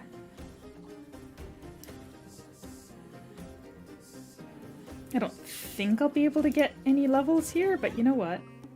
This is a bit of a travesty. So, we'll quickly use these up, and then we'll get back to it. That frees up some fragment space, then I can frag some of the drop items in the dungeons instead of just having to go and sell them later.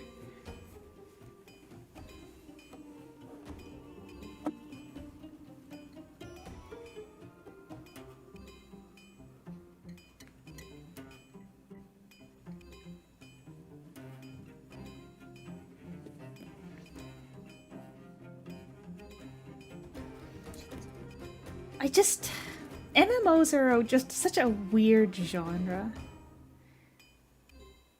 You're right that newer MMOs do feel restricted. Like, for example, say Blue Protocol again. I was struggling with the fact that there's some items that you cannot sell because they restrict the amount of, like, the lowest price you can put it in at the auction house.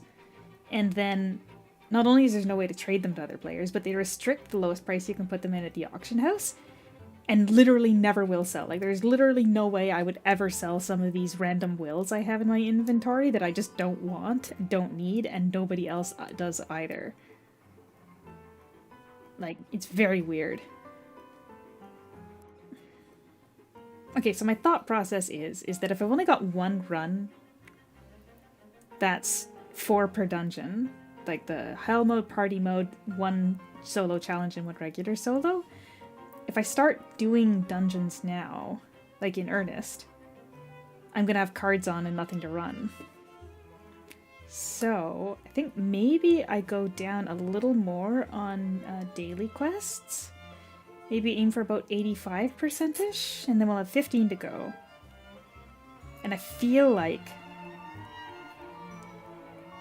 a run around the 8 o'clock reset, like on the beforehand and after, would do the trick for getting us all the way up to the cap.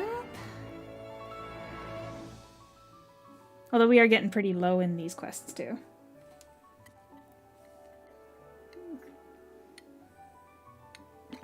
Not to mention low in coffee.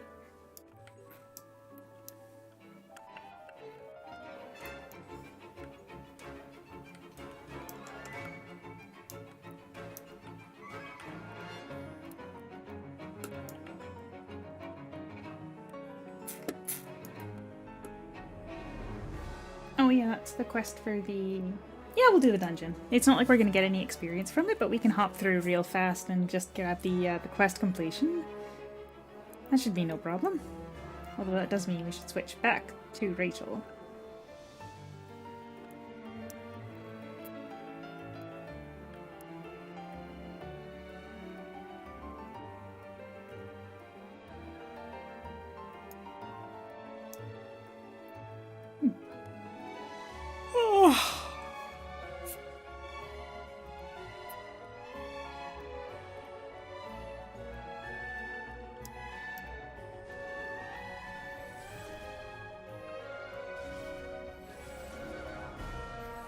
I mean, the ideal timing would be in an hour to start up on dungeons again. But part of me just kind of wishes that it won't take until 9 o'clock or 8:30 game time to finish.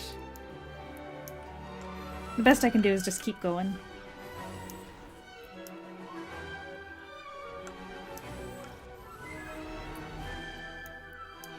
Torum Online. Hold on a second, I'm gonna have to Google that too.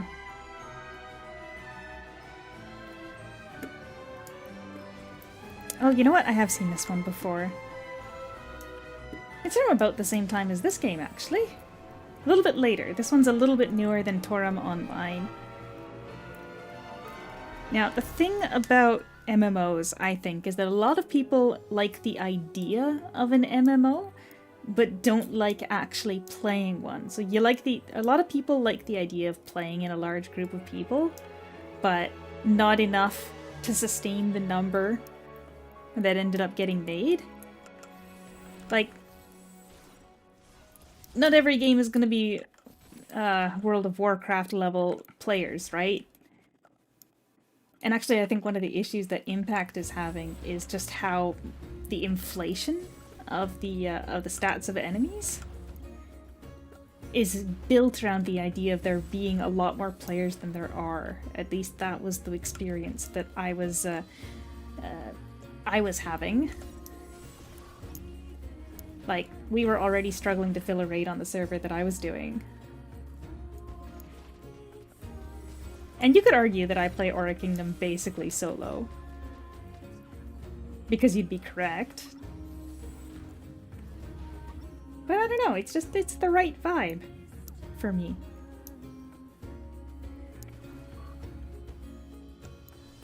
Like, look, I am very much enjoying running a Hell Mode dungeon and one-shotting bosses here. When I want to struggle, I go to the Abysses, right? There's content that fits kind of whatever I'm looking for right now. And honestly, I'm kind of glad that the Abysses are like that right now for me. Because I have the stuff that's fun and easy to crush through, I have the stuff that's a little bit challenging if I'm not, like, fully locked in because the mobs will kill me. And then there's the stuff that I can get one-shot by the mobs. So I'm glad the Abysses are kind of at the comfy spot of doable but hard. That's a take there, Clayton. Also, hello. But yeah, I think the challenging thing is that when I started playing Aura Kingdom, I was in university, and I didn't have all that much stuff going on, so I would be able to spend quite a long time just kind of grinding away, and I was keeping up with the people that were able to pay a bit of money to get advantages there, and I felt at the time that I wasn't missing much by being a free-to-play player, because I wasn't falling behind. I wasn't super, like, ultra OP DPS, and I'm not right now either, obviously. People that tell me, oh yeah, no, the Abyss 2 Hell mode was easy, and I'm like, yeah, okay. Okay, you have fun with your Abyss version 3 or whatever they're up to now, but I had the time that it took to actually put in and keep up kind of thing. And now I just have fun leveling up all my characters. It's just, I find that fun, but I mean, look at all these level 80 Eidolons. That took a lot of time, right? But if you were to start now in Aura Kingdom, it's a bit hard. And then when you look at something like Blue Protocol, they limit the amount of... And the same thing with Impact. They limit the amount of stuff that you can do in a day behind some kind of energy, or limits to the number of dungeon entries you can do. And it's rough.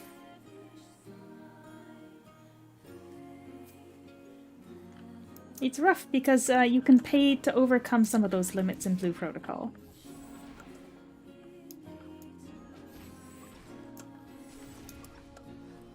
It's rough. I can't oath Eidolons now either. I do think that a slightly higher drop rate for the rings in the event in Gaia would not hurt anybody. Except maybe there's a Rings McGee that's sitting on a inventory full of a couple 100,000 rings that they're ready to sell, or they're ready to slowly release to the market to keep control of the rings prices. I don't know. Is Rings McGee real? That's this one, right? Yeah.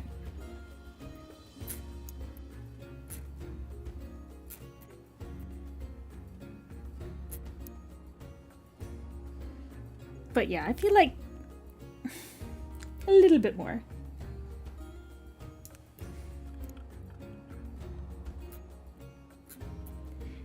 Yeah, I don't think it would hurt them to put it in the LP store either. Are they even available in the shop? Like, just straight up cash? No. Evolutionary beads.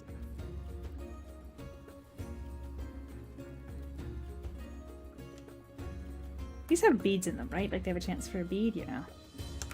Oh, but they switched over to those annoying beads.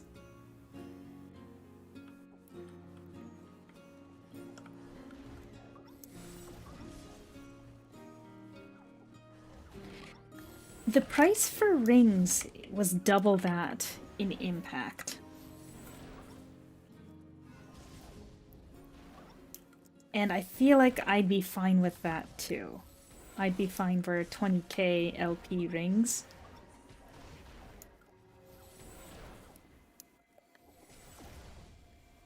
Oh yeah, and I was just gonna say, I was trying to think of whether or not those had a ring in them or a bead, but yeah, it was a bead. I don't think that would hurt, like I said, I don't think that would hurt anyone except Rings McGee, if there is actually, like, the De Beers somewhere hiding in Aura Kingdom holding all of the rings.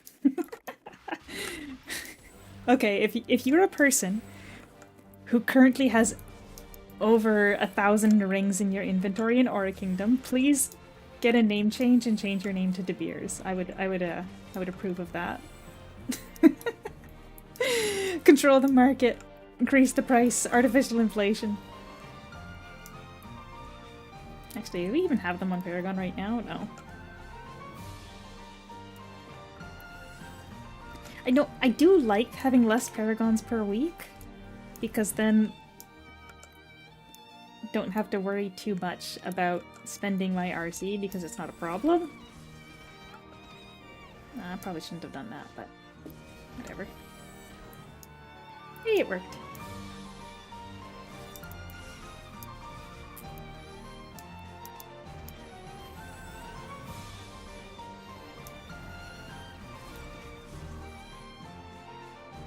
Done. But yeah, so I feel like it wouldn't hurt to have them in the LP store, even if it, like, even in a relatively limited capacity, just because when they have these slower rotating tables here, we do get less opportunities to get the rings when they are there, because there's less rings showing up.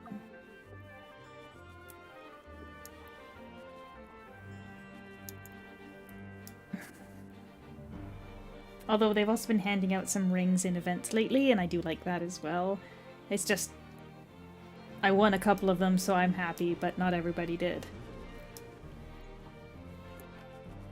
More rings in here too would be nice, but they did give out some, right? Like there was some in here? Actually, I don't remember where the rings were, but we definitely got some rings in one of these. I should be focusing more on my experience. 84. Frankly, we could probably go all the way to 90 on just quests.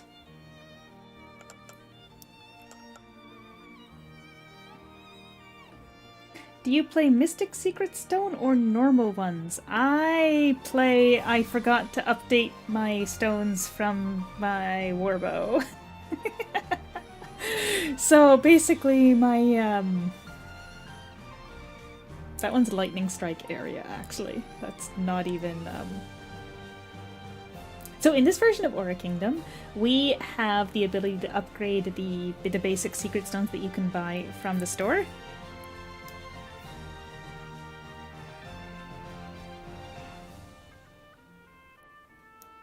Oh, sorry, I got distracted by reading there. I agree with the angry post and suggestion that handing out a few of something that's needed by everyone after people have been asking for it for a year. You know what? If they start consistently just handing them out frequently for consistent playing, rather than making it a drop on Paragon or something, I'm okay with that too, but it would be nice to see them in the LP stories. Just maybe it's because I just feel like it's useless to ask for things sometimes, but like my brain says don't ask for the impossible.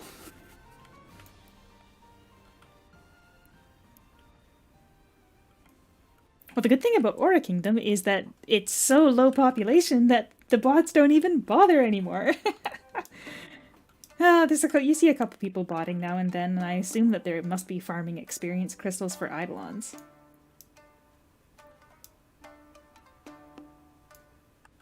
150,000 for a secret stone? I'm good, thanks. That would get me... I think that would probably get me a manual fusion for my Holy and Light manuals that I've been holding on to, just waiting for the day. I actually have a choice manual box, so I could also get a third manual, but I just kind of want to sell it.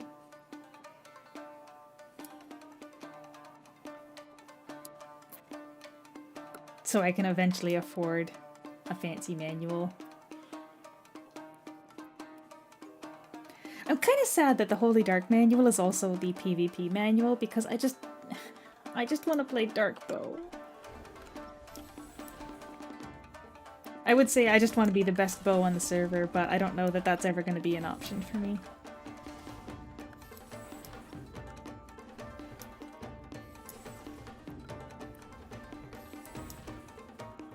Like, even if I won the lottery, I don't play the lottery, but even if I won the lottery, I don't think I would spend a whole bunch of money on video games at all.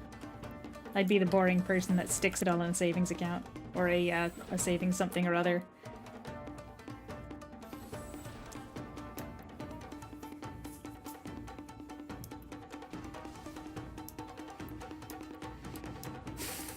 I have never engaged with RMT either. So I don't think a whole lot about it, because for me it's just something that you don't do.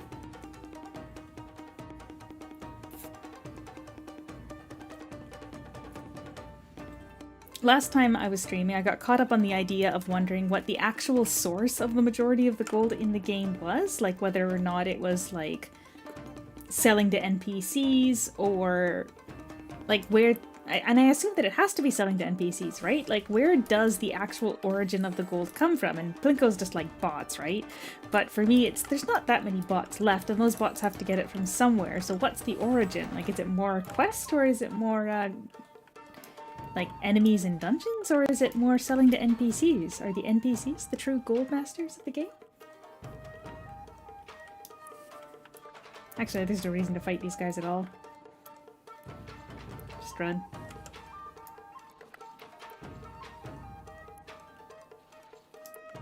I mean, there's a bit of gold, I suppose, but... I think when we started, I was about 700.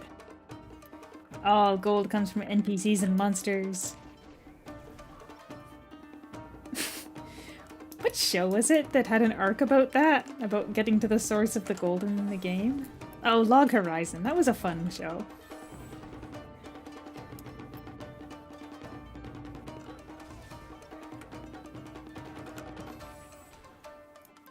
Yeah, there's always the option to hack accounts. Not to entice anyone to try, but I've never had my account stolen. In Aura Kingdom. Oh, I've done dumb things in my past.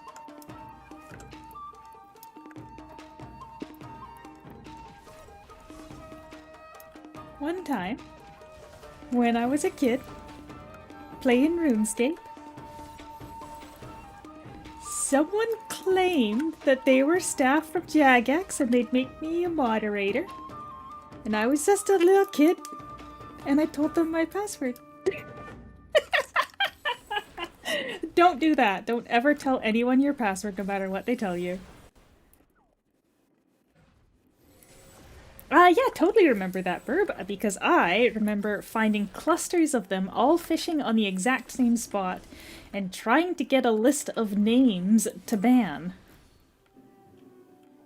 Just a moment here. I can show you, but the stats on costumes work a little differently in this game compared to Impact. So here we go. 8% against bosses. That's, I believe that's... Is that the best you can get? No, it's like the second best you can get. Right? Yeah, I got 8% against boss monsters, but you can get up to 12%, so that one's pretty okay. My glasses are just damage taken -2 because I haven't bothered to re-roll them properly. Boss monsters, crit damage 10%. That is the... It goes up to 20%, so that's not very good. Yeah, that's the lowest you can get on this potion. 2% move speed, which that's actually, I think, the lowest move speed too, isn't it? Because move speed goes up, yeah, move speed goes up to 6%. And then my last costume is a 12% lightning skill damage, which is the best you can get. And then I'm using lightning skill damage amount here, but that's level 3 instead of level 4, because once I got it on level 3, I just didn't want to have to re-roll it to level 4.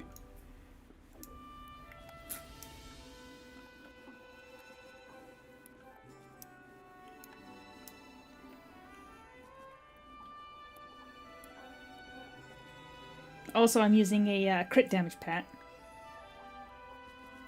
Because why not? I don't know. He's cute. It's the world boss. It's Beneleth.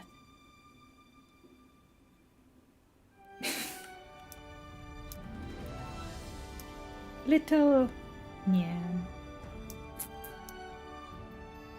And I'm pretty sure that's not how you're supposed to pronounce its name. But I've always called it that. Anyway, that's Emerald Spring Peaks. I think for this one we want to teleport to the dungeon entrance.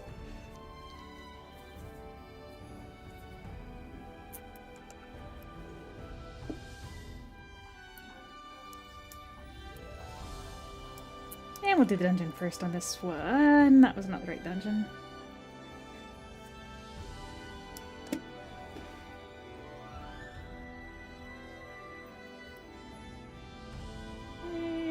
There we go. And again, nothing from these mobs that's worth actually fighting for. I could probably spend this time cleaning up my inventory again. I can eat those.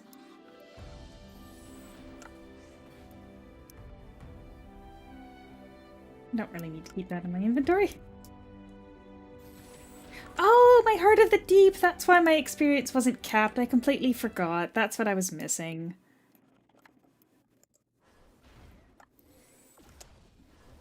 Literally at the start of the stream, I'm like, I know I had a cap experience bonus. Of course I did. I had a freaking Heart of the Deep. I've only got 1 more hour left of Heart of the Deep, though, and I don't think I've got the fish tokens on this character. Yeah, none.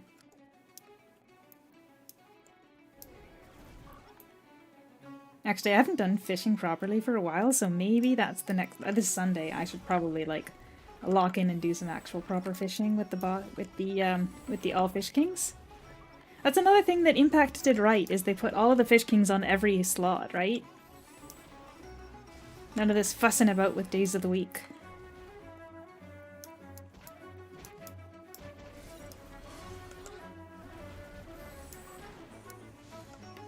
Dear! In this game, the calculations are quite a bit different. And my brain is not exactly in a great place to worry about it, but basically, the majority of your stats are going to come from your archive, and that's something that they took out of Impact.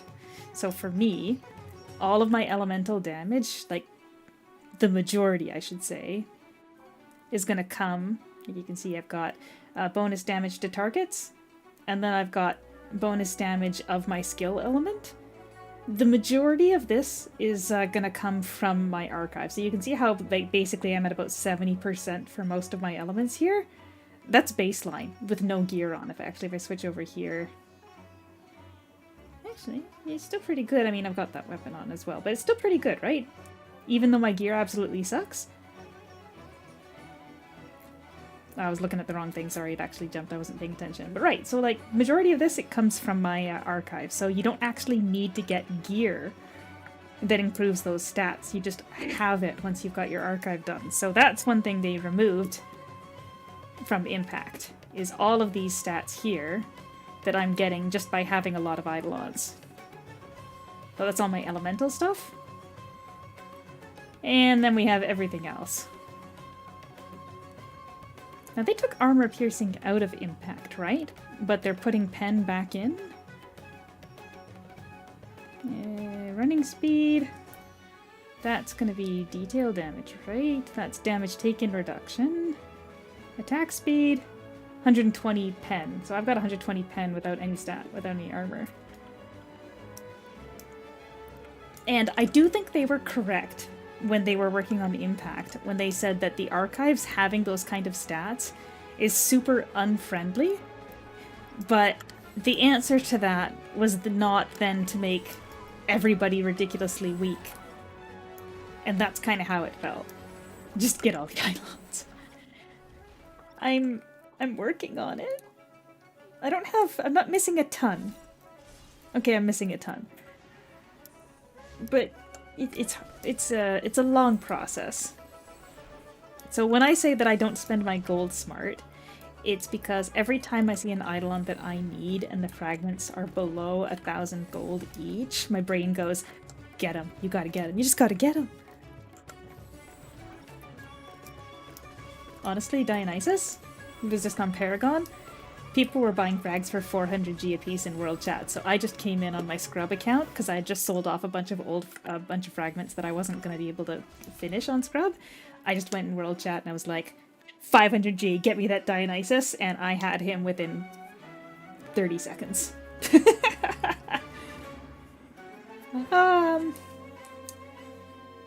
10 years ago. Yeah, it's pretty crazy to think I've been playing this game for 10 years. But yeah, it's definitely been a slow build-up of resources over all that time. Which is why my Scrub account is definitely feeling the lack of Eidolons. So the same gear is going to function differently. And I think in Impact, it's not as much.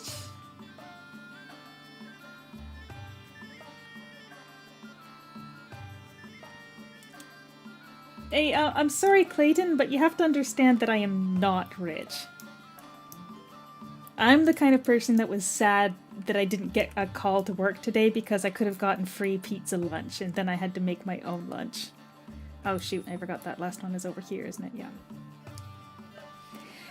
And yeah, Burb, you're definitely right about that. One of the issues that they wanted to resolve in Impact was that exact thing, is that they let everybody get too strong, so then they introduced a new thing to slow down people, and then allowed you to be able to overcome that with more Eidolon Archive, and so they introduced another thing, which sucks. I kind of wish that the zero damage dungeons were just a smidge easier, like that they were more about like applying debuffs with a team, right? I feel like that would be a bit more fun. That might have been a little bit closer to what they were going for, but the blood armor just ain't it. Rich in game. I'm not even rich in game. I'm sitting on 931 gold thinking to myself it's going to be fun to watch it tick over 1,000 today. But yeah, no, those Eidolons were definitely a 10, or I guess it's been more than 10 years now, right? Because the games came out in 2014 in English?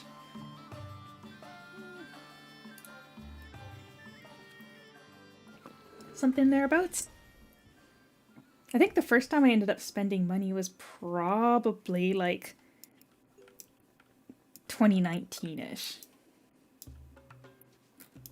And I've only put down $5 since X-Legend took over.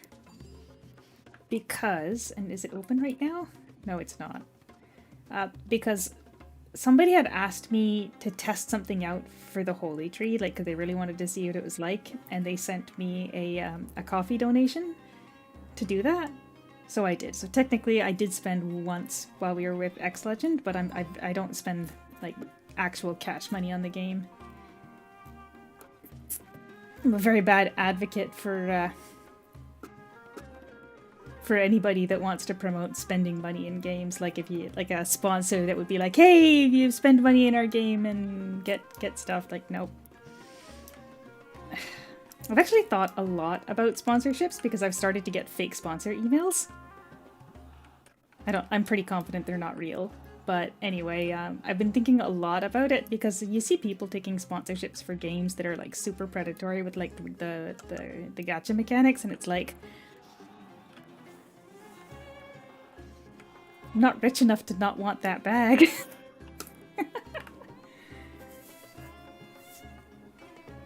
But then, again, relatively recently, I was rewatching an old video. Someone needs to pay for the data servers. They do. Someone's got to pay for it. But you know, I was listening to CoffeeZilla, actually, who I don't just like because of the name having coffee in it, but he was talking about how he got offered $1 million, no strings attached. But like, it wasn't a sponsorship, it was just to help with his legal trouble, and he said, nope, not doing it. And just like, in my head, it's like, yo, turning down $1 million, no strings attached, just because you knew it came from gambling. But in truth, there is no $1 million, no strings attached. There's no way that was actually no strings attached. Even if not, like, written in a contract that there's a string, there's still something there, right? Nobody spends $1 million on nothing. Or maybe they do. I don't know. I've never had $1 million to spend.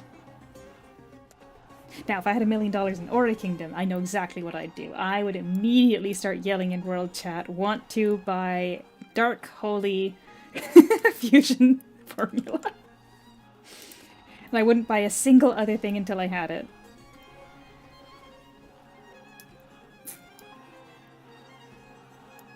Actually, I got a pretty decent item on Paragon and sold it once. I think I got 150k for it. And basically one of the first things I did was spend... Oh gosh, what did I end up buying? I think I bought 40k worth of S35 weapon because my bow really needed something to help it out. Just a little bit of string. Just a teeny bit of string attached, and that's that you have to spend the rest of your life knowing that you accepted money from the thing that you hate. Oh, Josie, I know. Believe me. My costume archive isn't even that impressive, but yeah, costumes. Yeah, we don't have to fight these guys.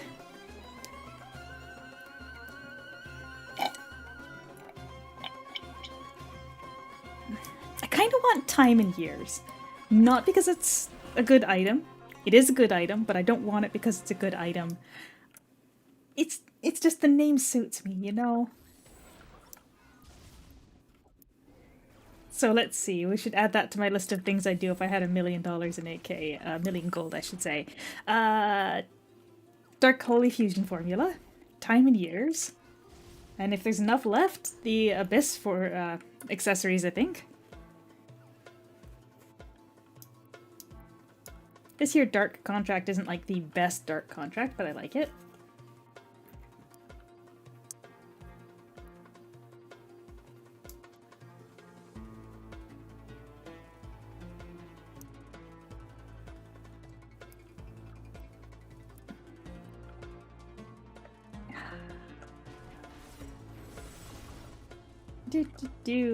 I like that Aura Kingdom OG can use from Aki is the gear collection system. I do like the gear collection system in Aki. I do like that.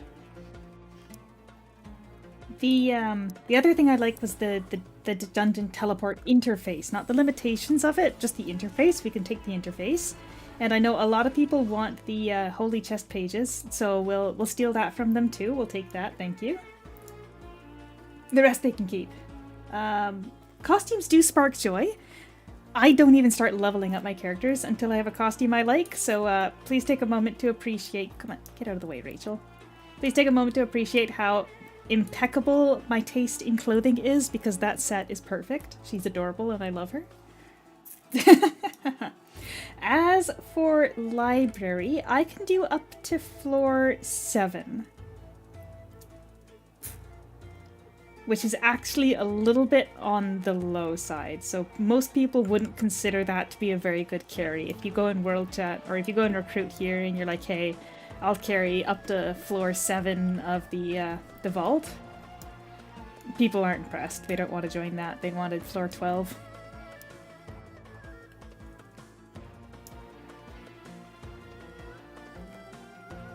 Right, so this is the Eris costume.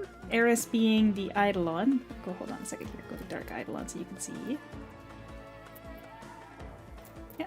So it's the same costume as this Eidolon, but I've dyed it khaki, white, and red. And then this hat just like, it's perfect. The frilliness, she just looks like a nice little noble lady. Oh, it's Leyland! Hello! I absolutely adore what they've done with the costumes in this game, and you could argue that it kind of sucks that there's not very many ones for the dudes. But I guess you just gotta play as a cute little lady then. I didn't turn in my quest. What am I doing? I was by the teleporter and I got distracted. And I also ran past one of the guys I have to talk to.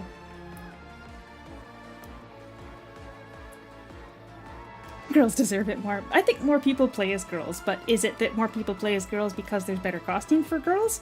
Or are there better costumes for girls because more people play as girls, so they make better costumes for girls and it ends up as a loop that can't be resolved? I wouldn't mind if there was some more cool dude costumes too. But speaking of which, they have been updating the LP store. I don't know if you're paying attention or watching it. This is quite a nice costume for guys. I would say so, and it is now in the LP store. A bit pricey, but it's there, so if that's your jam, that is now in there, recently added. Where's my coffee?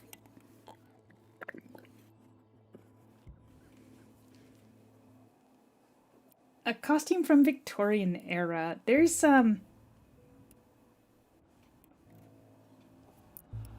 all sorts of styles they got going on. They even have like, oh gosh, which one was I thinking of? Wait, they added a chibi one to the LP store too? Did I miss that?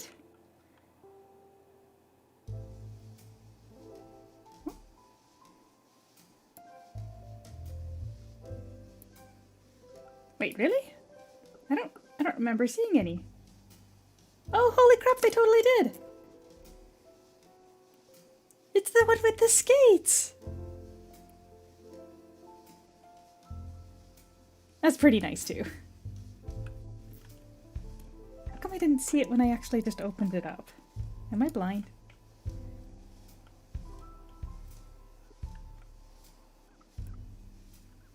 Yeah, my eyes literally went right over top of it. Good job. I bet you they still haven't added any for playing as a little guy, right? The boy type. Next is... Nope. Gloomy Ridge. I'm pretty sure today in Gloomy Ridge is just auto path.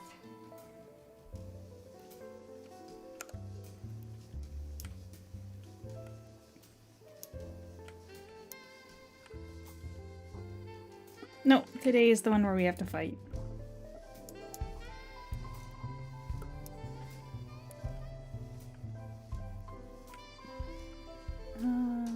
Hammersaurus first, yes.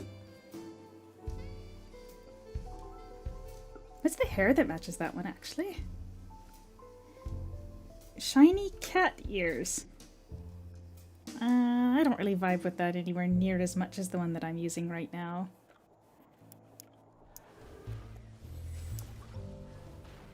No, I got pretty lucky in that I was able to get a costume for my little nunchuck guy. It's actually this one.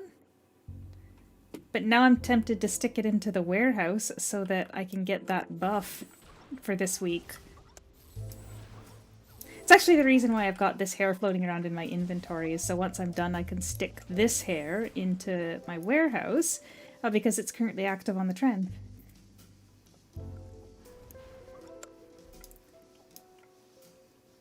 And I think you could have some arguments about the trend, like the old trends, But at the very least, it's better than what Area had done with it, where brand new costumes that were not at all accessible in any way, shape, or form to free-to-play players because they were released not on the Paragon tables, right? X-Legend does everything on the Paragon tables, basically. But they just slid those brand new costumes directly down into the nostalgic trend, so... I mean, it was predictable, but it was really hard to keep up on those ones. It's not as bad keeping or finding like just random old costumes here if you're an old player. Plus, sometimes there's ones that are even in the LP store there. Just gotta watch out for the mounts because they're the orange quality, not gold. Which is silly.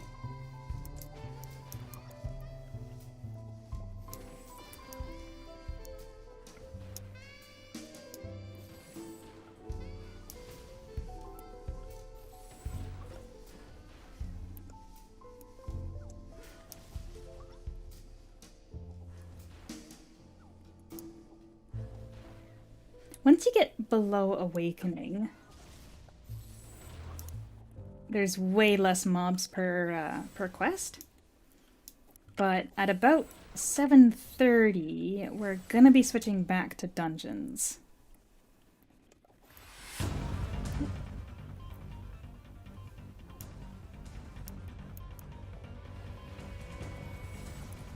Hey, Josie, I'm here just having fun too, so it's actually you helping me retain my sanity on long time grinding. Plus the opportunity to share some more music that I like. Buses. Gosh, I remember when I was first grinding out 100 times run of this dungeon, I told myself I would never run it ever again because I hated it so much. And in fact, we're not gonna screw around. We are bringing the big guns. Oh yeah, and then I had to run it 100 more times for the other world. A little coffee?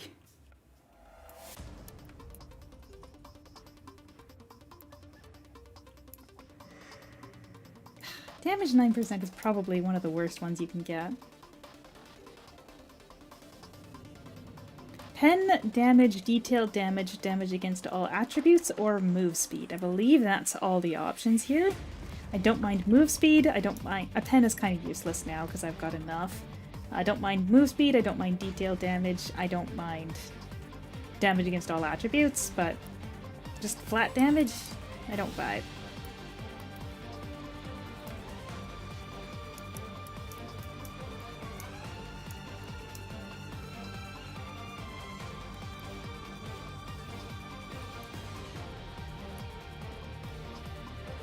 Similarly, whoever designed this section of this dungeon, I don't vibe. Which is why I have taken to just not doing it. I refuse your dungeon creation strategies. And of course, you didn't see it happen here because I have the fix implemented, but this dungeon also has a glitch where your error log will get a bunch of lines written to it as you start that hill. So if your error log is not marked as read-only, it'll write a whole bunch to it, and then it slows your game down for like 1 moment as you cross over a line. It's very annoying, and I can't imagine how many people just live with it still because they don't know that we found out a couple years ago and everybody else switched their error logs to read-only.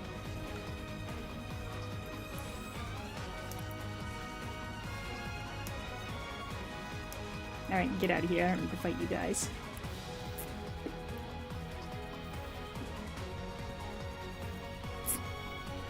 About 15 minutes till we get back to dungeoning.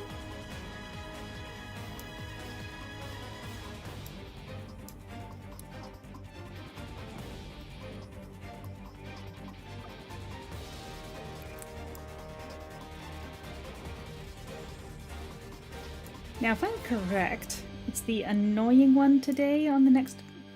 Oh no, there's one more S1 map, the Hidden Valley.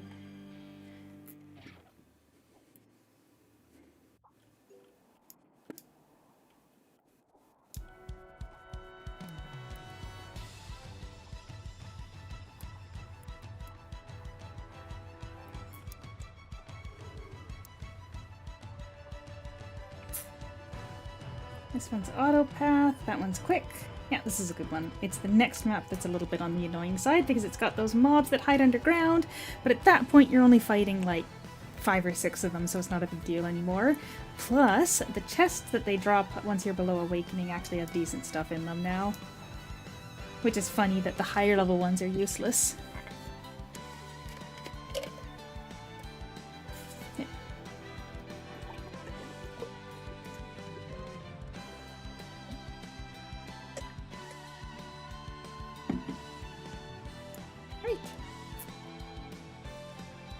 Some of these autopath quests are nice because then I can take a moment to get my water.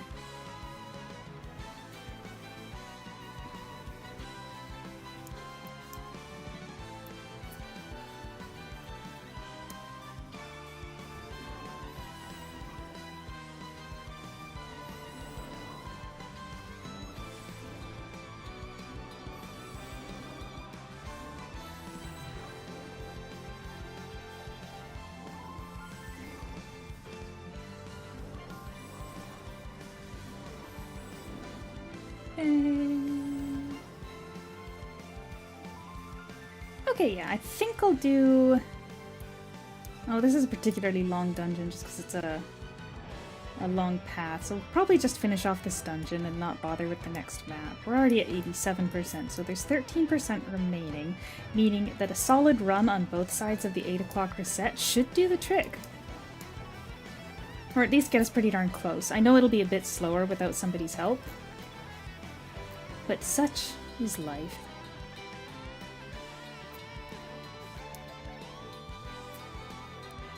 Nope, not Hurricane Abyss. Obscure Temple. See, when I say that I kind of prefer the way that the dungeons work in Impact, it's because our dungeons are a bit of a mess when you get to a place like this that's got so much going on in one portal.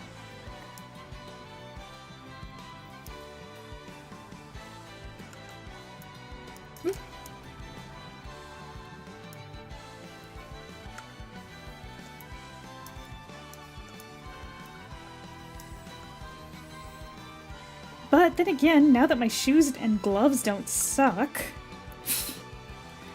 Gosh, if you weren't around earlier, I don't know how many weeks it's been since I actually started putting some effort into leveling up this Missy. I'm pretty sure it was around the beginning of the month when I started actually going for it. But I just noticed that I literally had the wrong boots and gloves equipped, so I didn't have my set effect on my bottom pieces. And I'm like, geez, I wonder why my chib is so much weaker than my guns was. I'm gonna go in there and like completely steamroll everything now, and I'll be so mortified at the fact that I'd been sitting there like this the whole time.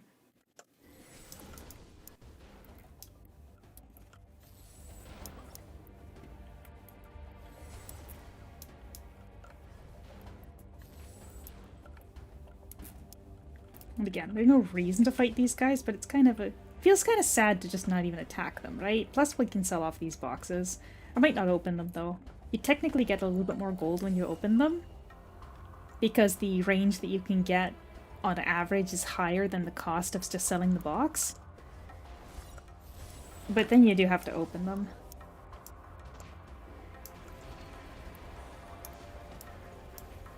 Oh yeah. Dante!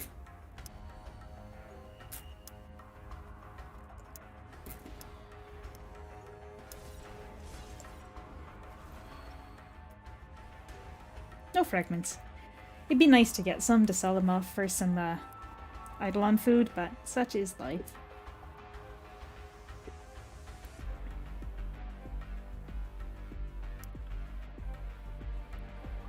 I should probably lock these. Those are my S35 weapons. Flame Nunchuck, so kind of useless, but then a Darkness Lancer, so that's why I was thinking Lancer might be the next class I work on.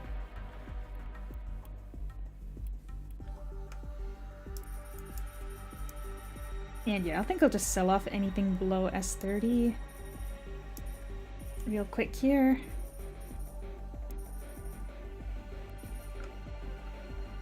These are kind of useless.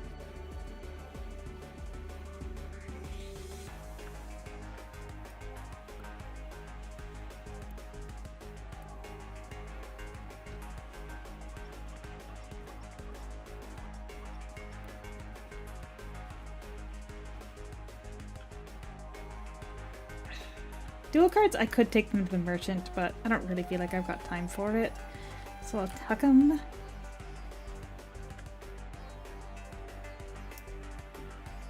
Can eat these books. Get that out of the way. Put my ballad back on Tilda. And then I will throw some stuff in the warehouse and we'll be back on our dungeon grind. Don't really need that here. I'm done with those. We don't need those. I am trying to get Persephone up to level 99. I've heard it helps quite a bit in these really challenging dungeons because they stay alive a little bit better, but under normal circumstances, getting your Eidolons to level 99 can also be a bit of a downfall, especially if they're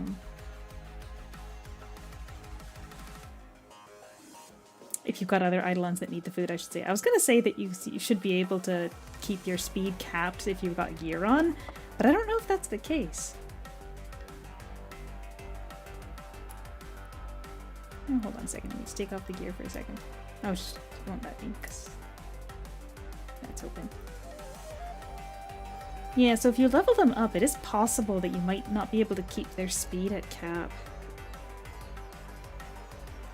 But this gear is pretty good in terms of speed. It's got a decent amount, but it should be fine.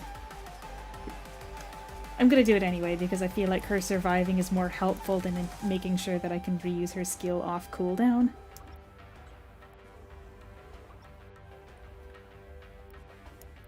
Alright, back to the dungeons we go.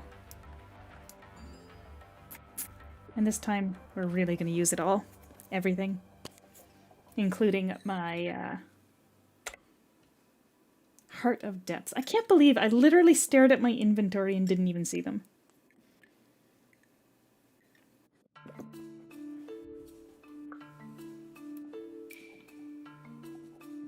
Yeah, timing-wise, it's probably fine to get started now.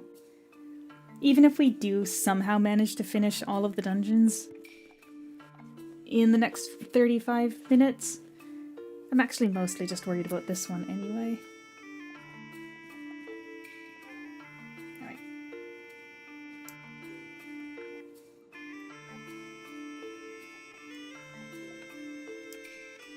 Let's see, where's all the stuff? Okay, experience. How are my food? 3 hours? Oh, that's fine. Plenty. Experience. 2 Heart of Depths. Pull out the DPS one. I feel like that's everything because I've already got this active there and I've already got this active. 517, there we go. Is there any class that have fire skills that stun? Right now I'm using floating cannon, need to sub with a fire stunning skill.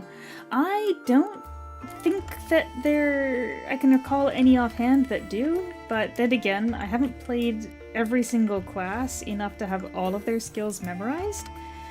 The only thing is that I can think of would be like Ravager, but Ravager's fire skill is not the stun, it's just that it's got a stun and a fire skill. I need to make some new AK fan art, mostly drawings of Marilee. I mean, Marilee's pretty cute. In fact, I don't have her on this character, but if you're a player that's got a lot of characters, and you're not super worried about just covering all of your bases with the starter Eidolons, I think Marilee is a really easy pick for a starter Eidolon, because she is the one that has move speed on her stars, and I think it's very convenient to have a move speed Eidolon that you don't need to re-roll, just always in your skill bar. I mean, if they're going to be stuck there, it's best to have one that's got move speed, I think. Now, if you actually have to worry about DPS, there's other choices, but if you're not planning on using your starter for DPS, I think Marilee's the best choice for the move speed. Alright, let's see how different this is. I mean, it feels significantly better. But it is hard for me to say just how much better that was. I'd need to look at it side by side with the last time I ran, not with Plinko, because Plinko was helping.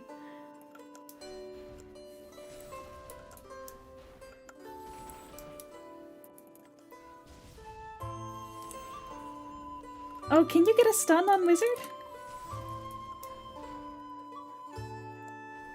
I thought that the boosts for your fire skills didn't include a stun. I thought one was a knockback and one was or was it a knockback on ice? Gosh, my Wizard is Cap too. You'd think I'd know a little bit about Wizard.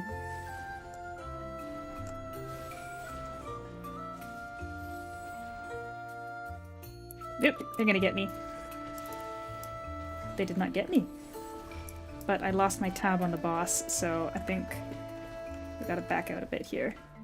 Take some pressure off. That's another thing, is once you've got your class quite well built, you actually don't... Oh, no, I'm done. Yeah, that's what I was worried about. Bit off more than I could chew. Once you've got your class quite well built, you don't really need to learn how to do the mechanics anymore. Oh, come on. I'm gonna have to run back and get those mobs, though. We can't skip that experience.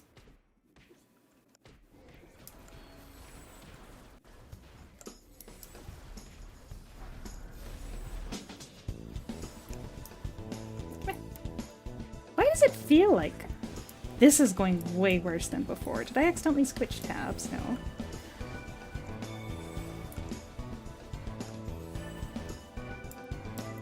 Why does it feel like she's grabbing me more than she normally does? Anyway, we gotta go get those mobs.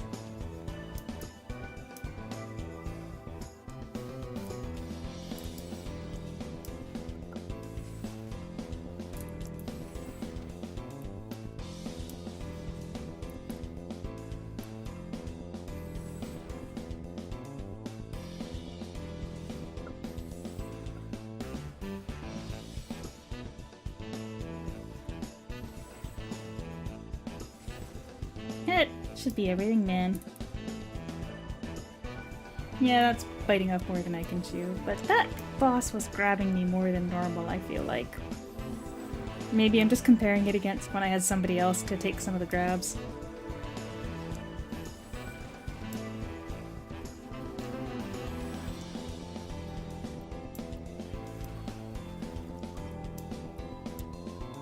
There we go.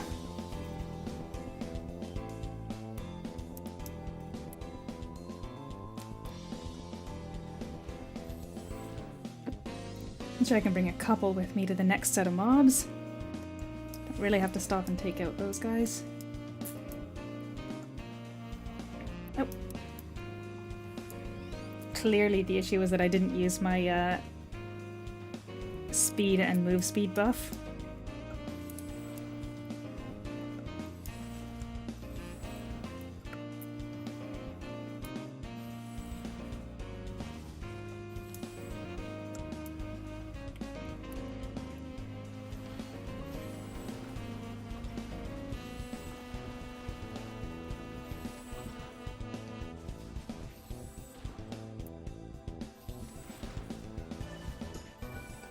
And not to jinx it or anything, but I feel like normally after I've been playing for this long, it gets a little bit crunchier. Like I see it start dropping frames a lot more. Today it's going pretty good.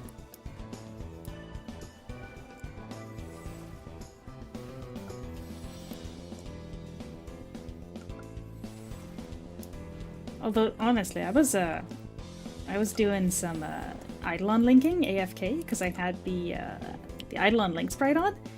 And holy moly, the glitching on the world maps was so bad after leaving my computer on 8 hours while I was at work. I don't normally do that, but I did because I had the sprites on. Wow, that was bad. It was actually the worst I've ever seen it. Completely unrecognizable maps.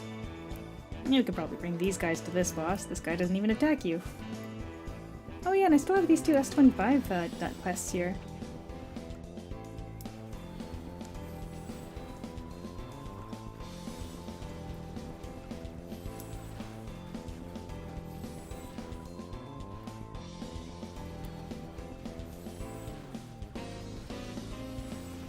fun fact for when you're linking with sprites.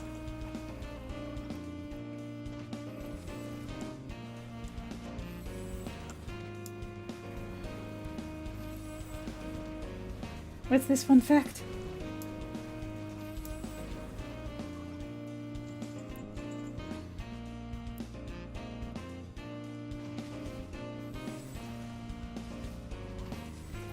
Oh yeah, typically when I do that, I do feed them up to cap satiety.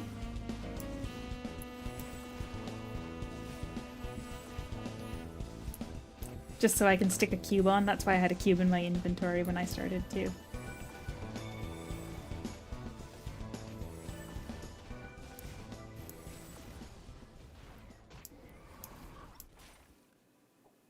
I feel like I wasn't fighting Irene properly because it's very odd that I didn't finish before the dragon wings.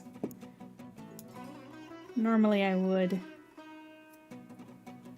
Perhaps. The gear did not help.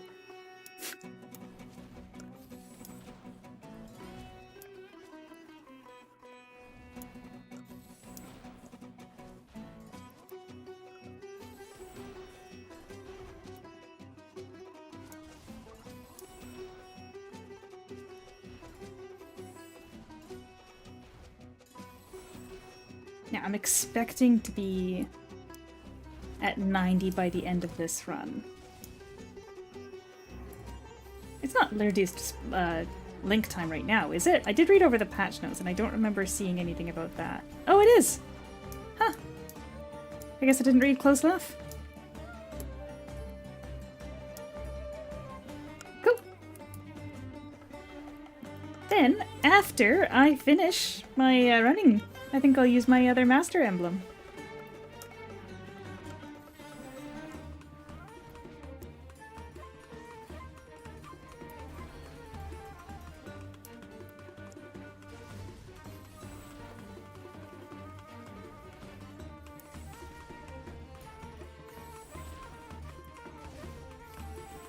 I kind of don't like that the Linkmaster emblems can't go in the shared warehouse.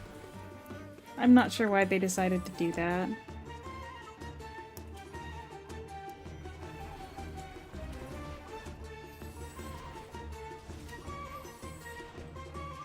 I don't really like linking on my tagged character either, because if people find me sitting around just linking, they talk behind my back.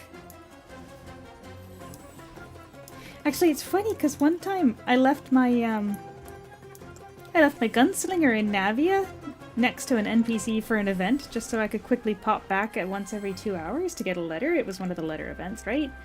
And like, I later found out there were people like smack talking me for AFKing in Navia, even on an alt, and it's like,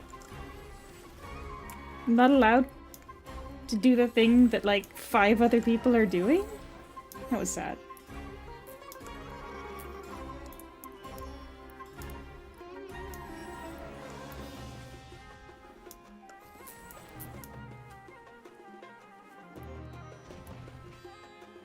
I think that was actually when I was at my previous job, so I'd be working from home. Meaning I'm not going to be sticking my hand in the pot actually gaming while I'm literally trying to do my job, right? But just once every 2 hours tabbing in to grab a letter is not that big a deal in my opinion. So that's what I was doing back then. But you know, it's kind of sad to see people giving me a hard time over it when literally everybody does it. If they're going to be leaving their computer on.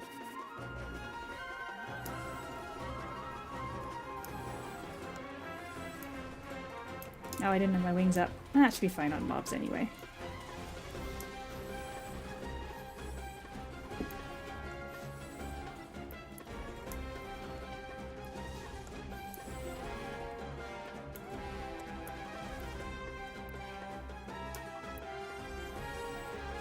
Now, I could probably still hit 90% even without grabbing all these last little guys, but why would I leave them, eh? I can bring them to the bus.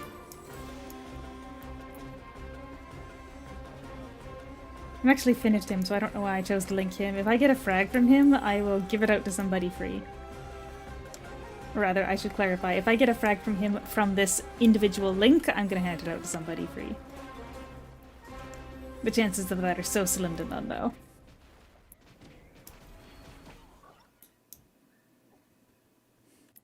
90. 10% to go.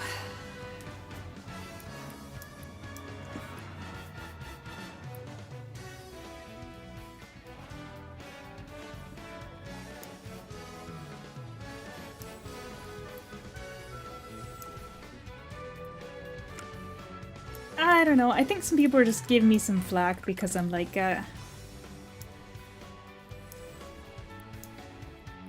there's some tension in the community over the fact that some of the moderators do not play a lot anymore.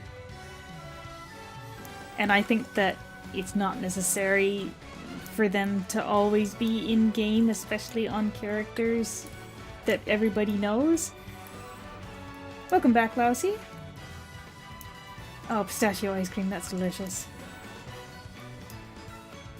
But yeah, no, I can get some people being upset about that to a certain extent, that they might feel like they would prefer if the moderators were a little bit more visibly active, but then also giving me flack for being visibly active on a character is kind of like, I mean, I'm not hiding all my alts, right? Like, everybody can see all of my alt names when I'm on my menu for my character selection, so it's not like I'm hiding any of my characters.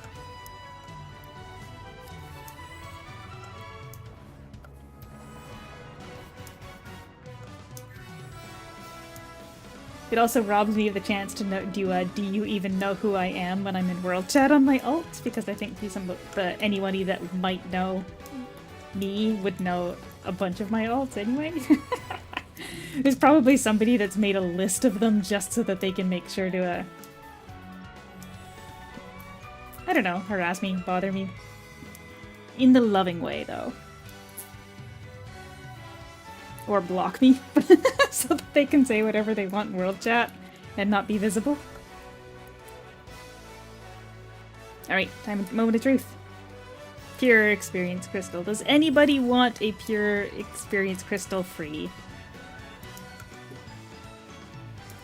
Actually, if I do that in world chat right now, and see what happens.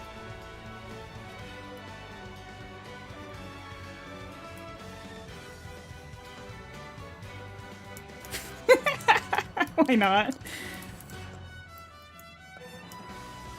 See if anybody wants it. Hey, somebody wants it.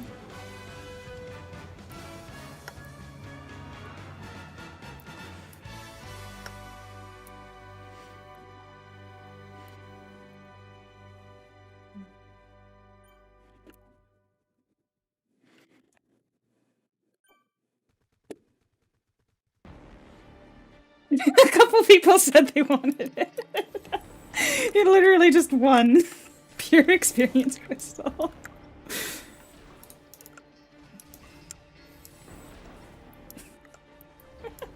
Oh well. And yeah, my caps lock is in an odd position, so it was on. Oh, you guys can't even see, that's right. Yes, it really was one Oni sword!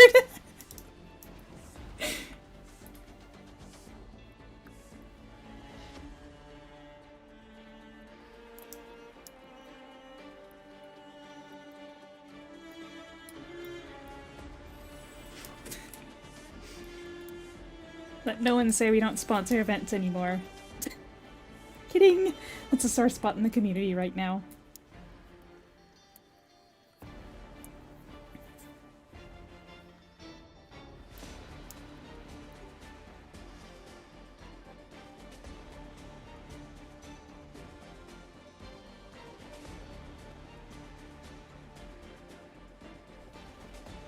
Oh dear.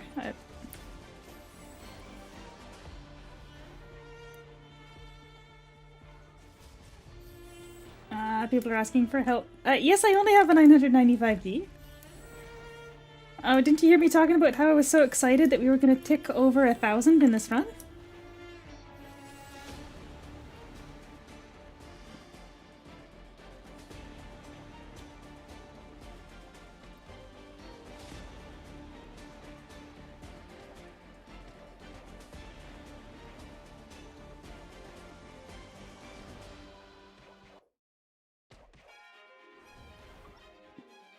It's per character, right? So that's only on this character. Now, as for a way to see how much gold I have on every character, if you want to see the depths of my lack of funding on my characters, so if I go on currency transfer, you can see. Every time I see something that I really, really want, I go through all of my characters and steal all their gold. Oh hey, Philosophia's not doing so bad. Noon's got 3,000, almost 3,500. See everybody.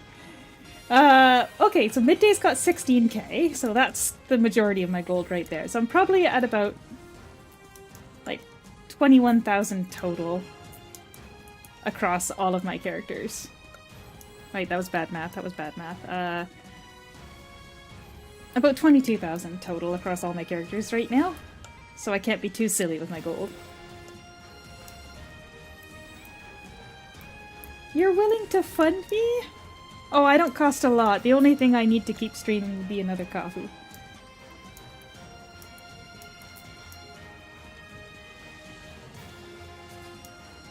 Yeah, gold is very different in this game compared to the other Aura Kingdom. For example, fortifying gear does not cost gold, it costs fragments. Which is nice. In fact, that's one thing I really disliked about Impact.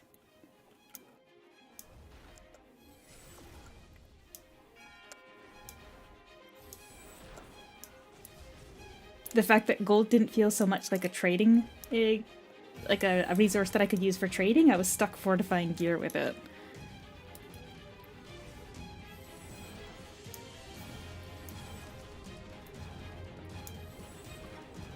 Yeah, 1,000 potential.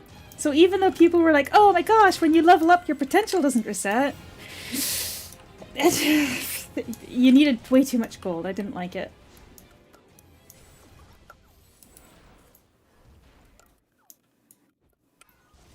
Of course, in this game, if you're not actively running dungeons or the Vault of Eternity, you're not going to be able to get the... you're not going to be able to afford to fortify your gear either, because... well, then again, you know, when I was running really low on gear fortifying fragments, to the point that it didn't really matter how many Vault of Eternities I ran, I couldn't keep up. I ended up buying him with LP, actually, because LP is a lot easier to get in this game, too. I think that was 4, though, so that's this dungeon done, right? We're kind of right on the money for timing-wise, right? We got about 15 minutes left to do the same on the other one.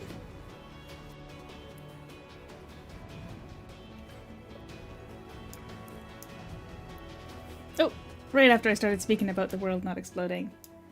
Hello, Diego. Yeah, unfortunately, I don't speak Spanish. So I'll need to be able to copy all your messages into a translator to reply. I'm pretty sure that just means hi. How are you? And I am doing good.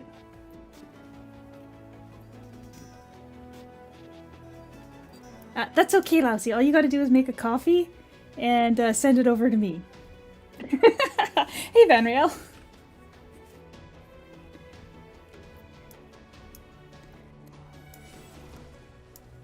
Oh, is that how you say don't speak Spanish? No habla español. Also, je ne parle pas français.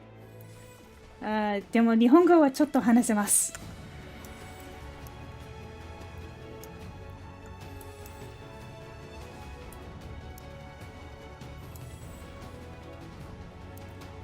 I think I've told the story before, but when I was in grade 11, I started learning Japanese on my own. And my French teacher, fortunately for me, found it very funny when I slipped into Japanese instead of French, because she knew that I was working on languages and that's what she thought was important. So she didn't give me too much trouble with that.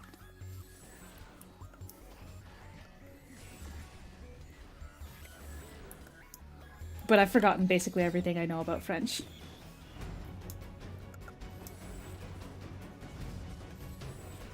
Oh.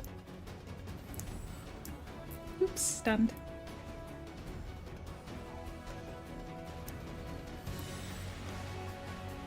And I don't have time to copy all that into a translator.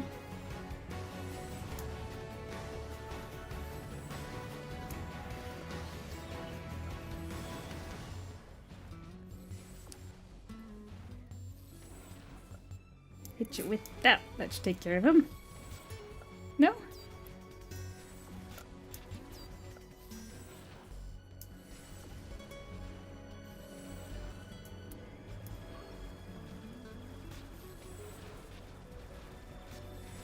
Actually, now that you mention it, Plinko, they totally do.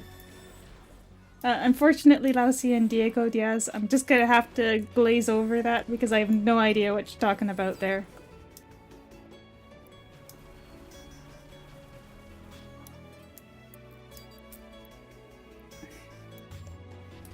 I mean, frankly, the Traveler's got even a pretty nice idol with the, like, the glowing constellations in their hands, so that would make a nice thespian pose, too.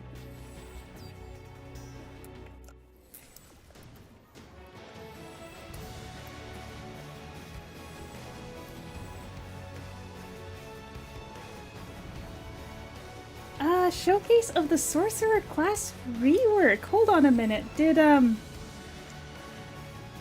they rework the Sorcerer as well? Because they haven't on our server.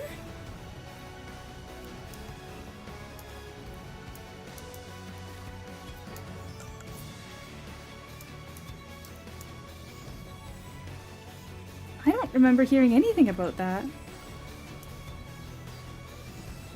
Oh, Impact. It's a different... Is the Sorcerer class significantly... I might have to take a look at that. The, I haven't opened that game since last time.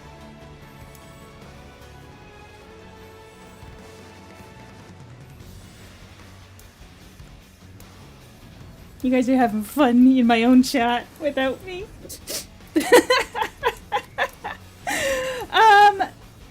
I don't know. I'm gonna have to take a look in Impact and see what's going on there. I mean, technically I could open up Impact and take a look after I hit tap level here as well, but I was kind of thinking after I finish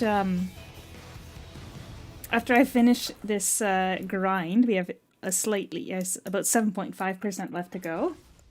I'm probably gonna switch all my gear over to my guns and try to do the Abyss, because I have a tendency to try to do the Abyss live, or at least get some footage of it. But you know, if they've ridiculously reworked the Sorcerer in Impact, that might be interesting, because Sorcerer was like the key debuffer. So Magnum, go ahead and check out the video that I made that's just the Sorcerer skills, if you have the opportunity. And let me know if it's actually different skills from that, or if it's just... I don't actually talk about the effects, it's just a showcase. But if you could take a look at it and, like, see whether or not the skills are different, because if they actually put different skills in, that might be something interesting to look at and do a comparison, even if I don't play Impact anymore. Oh, but my masteries, I don't know. Gosh, when I was trying to do those videos for the way that they changed the classes, the guard one was so hard to do because one of the skills changes massively once it hits level 60 mastery. So I had to like really carefully grind out just enough experience and record things in the right order so that I didn't screw up and accidentally lose my chance to catch the changeover, and I was grabbed by one of that guy's traps. Yeah, that's why we stand back.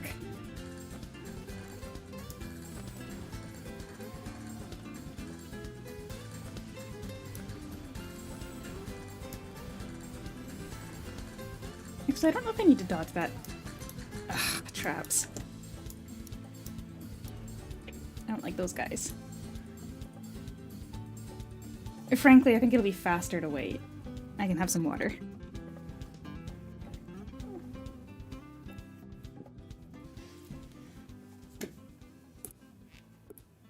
I got the email from Impact still, because I get emails from them. Obviously, I don't turn them off. But,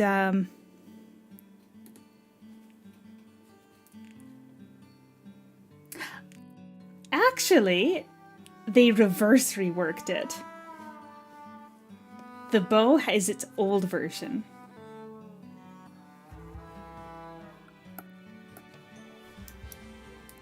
So Impact got the old version of bow, because even they register that the new bow has way too little AoE.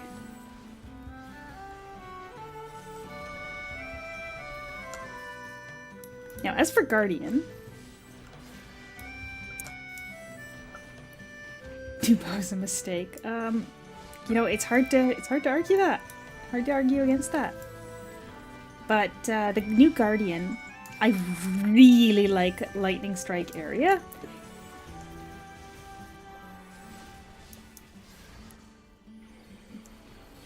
And specifically, I want to point out that it makes for great screenshots. The skill animations look the same, but the debuffs and stats changed a lot. Yeah, they did. So I'm going to say that that's just an artifact of the way that they decided to go forward with the development for Impact, in that the skill effects are all changed. So if it's not something that's like visually different, I'm not sure that it's necessarily worth something for like a whole video for a game that I don't play anymore.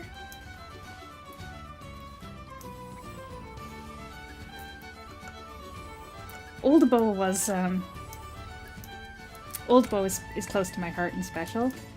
However, New Bow has so many ridiculous procs with its quadruple hit per strike, and they're only small hits, but it completely handles the issue I had where Bow lacked massive hit counts because they started introducing shields where you had to hit them X hundred times to break them, and Bow was struggling with that compared to other classes because it was slow. So I like the way that they addressed that, but it's just very little AoE.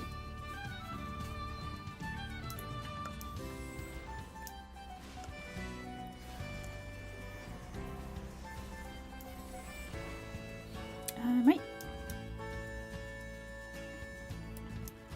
We have 7 minutes or so to finish, so I might need to bring these guys to the next boss. Solo modes will be fine, but I just can't spend too long in this dungeon since I goofed and accidentally died on the last one, which reminds me that means my pet's desummoned.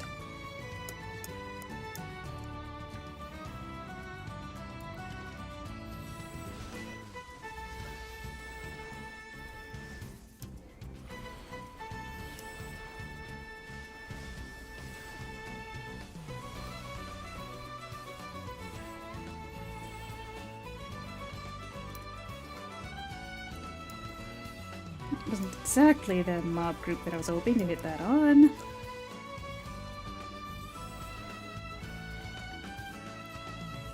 Oh shoot, I just remembered the reason why my game probably wasn't getting all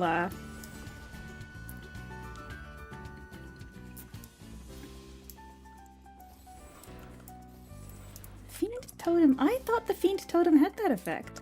I don't know, because I actually haven't played Sorcerer too much in this game. Oh, maybe it did. Maybe it didn't. I don't remember.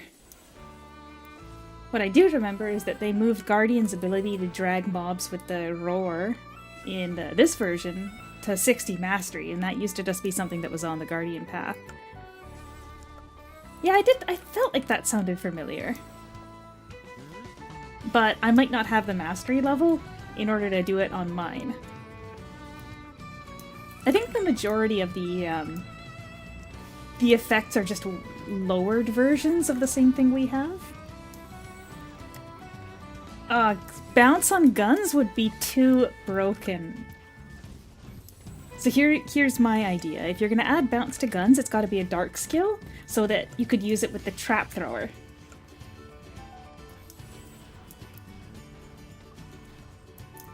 HST floor 71. Is that the puppets one? Which one is that? 71? No, 71 is Hero Sky Towers. That's the, yeah, puppets. Well, that's what I mean. Trap Path is a joke right now, but if you had more dark skills to make it actually do something. Oh, the flowers, yeah, the puppets. Like, I say puppets, but I mean like the,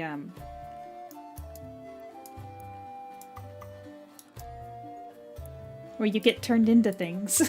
I don't know. Actually, I have not done Hero Sky Tower for so long.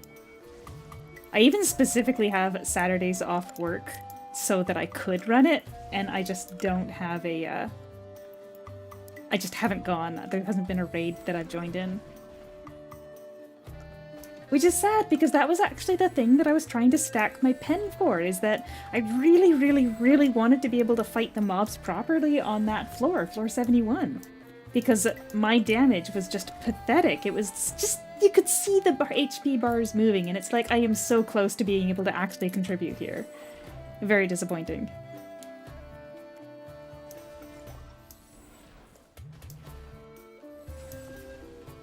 Anyway, I clearly allocated the perfect amount of time for this, but I do need to finish. I think the majority of sorcerers on our server play as fire sorcerers, which is why I have to apologize to Scar all the time, who is a dark source. Yes, I know that there's problems with the trap throwing path, Plinko. I'm just saying that if it had something like a dark bounce skill, then you might have some competition, because if it's anything like flame bounce, it could be really good. That's all I'm saying. Don't apologize to Scar. Can you imagine keeping an item in your inventory just to torment someone for years over a single mistake? I can't.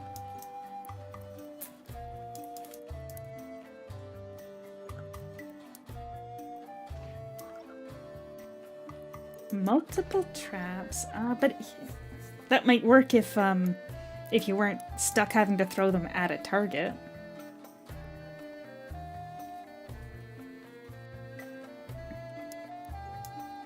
Might have been a better use of time to just head over to the other dungeon, but I may as well finish this, and then we're back to, then we're back over to the other one, which name is escaping me because it's long and convoluted. And that should be plenty, because we've only got 6% left to go. Oh, grid layout. So like you throw a wall of traps? Or like a spike strip of traps? Blood prison, that's the one? Are they really both prisons? I was gonna say the blood prison, but then I saw prison of the jagged bone up here, and I'm like, do we really have that many prisons in our game?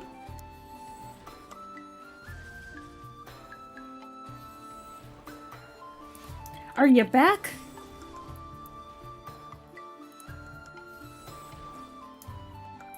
And kidnappable?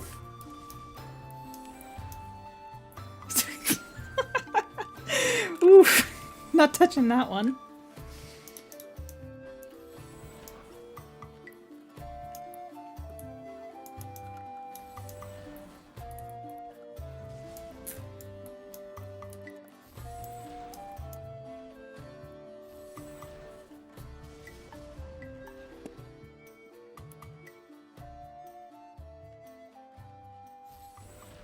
Oh yeah, if you were back and wanted to join in for the dungeon one last time.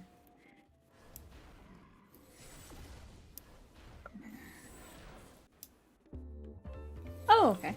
Well, if you feel like joining for the to be there for the moment.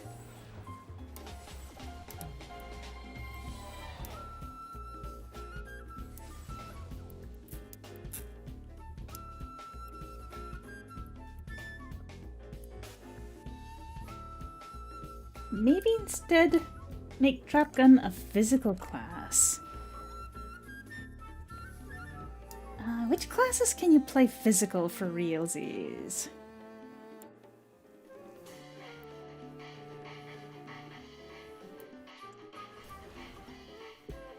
Yeah, Red Rock Blood Palace. Oh, that's Palace, right? Not prison.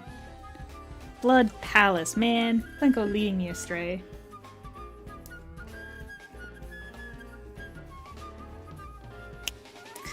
Duelist Brawler.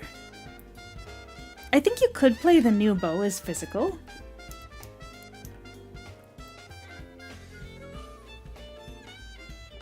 And they did add the violent bonus to physical weapons in the Aura Kingdom Impact, so that's another thing that they did right. Let's see. Tachi, I'm pretty sure you can also play as physical.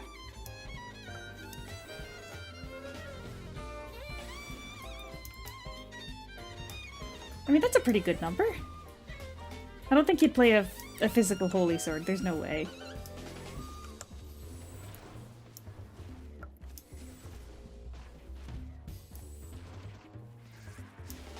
Yep, wrong button.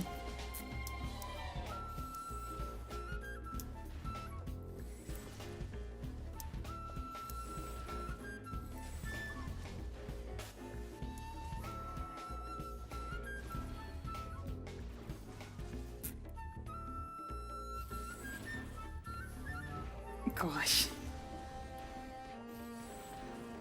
Oh, right, yeah, Stellar. I think of Stellar as dark. Dark or holy, so it completely didn't not cross my mind that it has got physical skills. But now that I think about it, people were talking about that before too, weren't they? A physical wizard. Just go up and punch him. Hey, you got... Is that Kasimov's needle that you've got equipped there?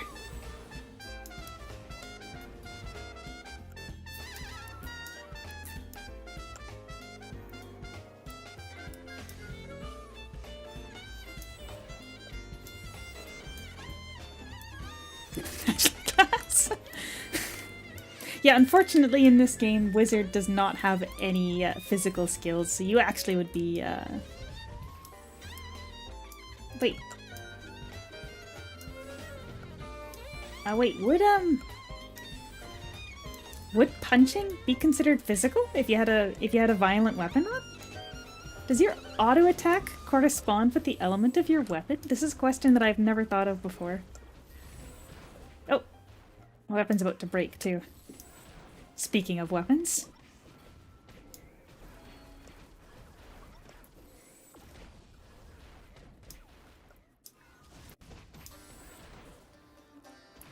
Physical book user teacher.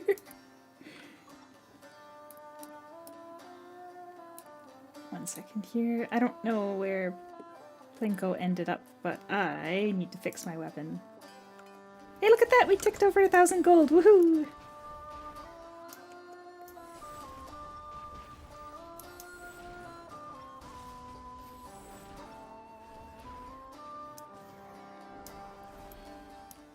Now you can grab that one.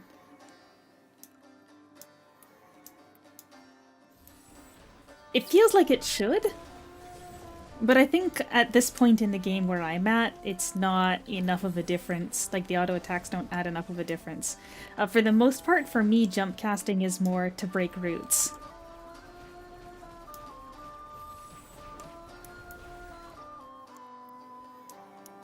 I mean, like I said, at this point, it probably doesn't matter that much because of the, it's, for me, jump casting is more to break roots than it is to get auto attacks in. I don't even know how long the range is for Starcaller.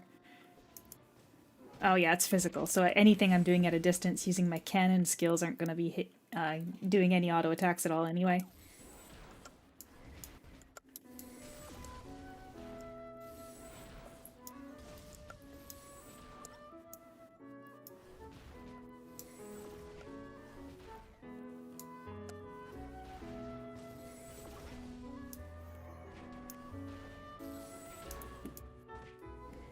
Okay, getting a bit crunchy here with this mini, and I completely did not get that in the center of the mobs. Whoop.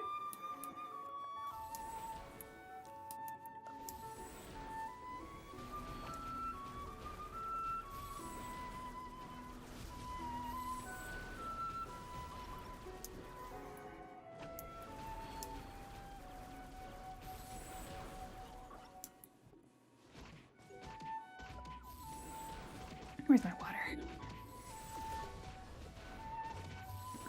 Man, they should have 100% spawn rate in the lower dungeons, not this one.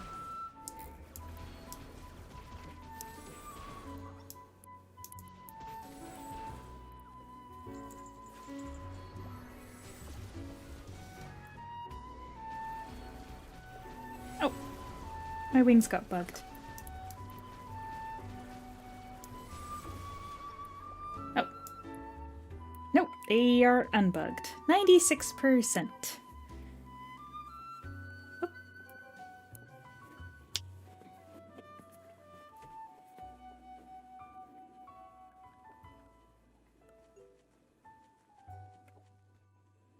Yeah, we should be able to finish this in the duration of this card.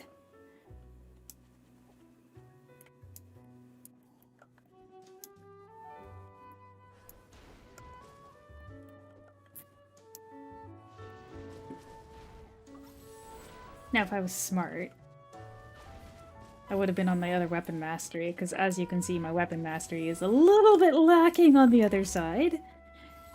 And once I hit cap level, there's like no incentive to run dungeons to level up the other side at all, so it's just gonna sit like that.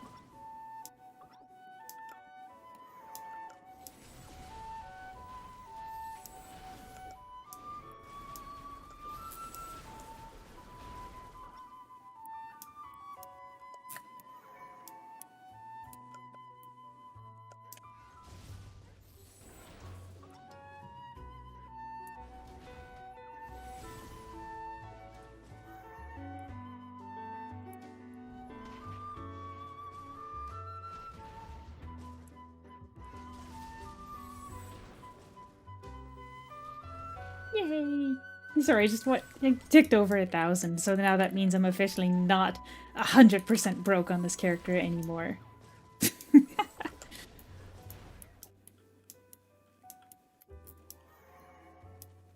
I think I ended up buying... The last time I was streaming, I also just barely crossed over 1,000, but I ended up buying a Siren fragment, because I had Siren at 29 fragments for like, oh, forever. I've been linking Siren for months.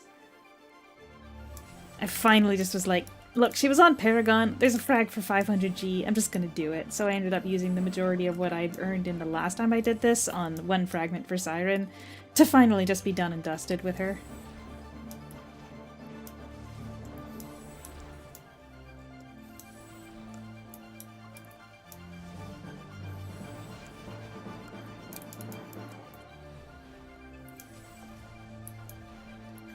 So if you saw like an explosion of really cheap Siren fragments inside the auction house, yeah, that was me.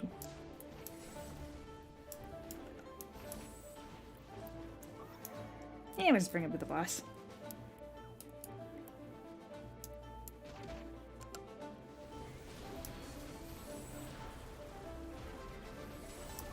Oh, we're getting crunchy. 97.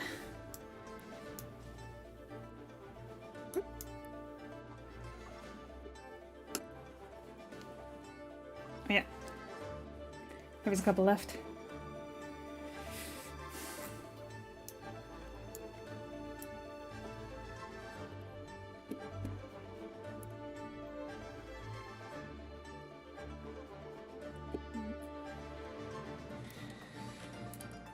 Whoops!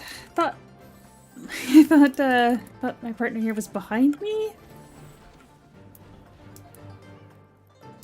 My partner.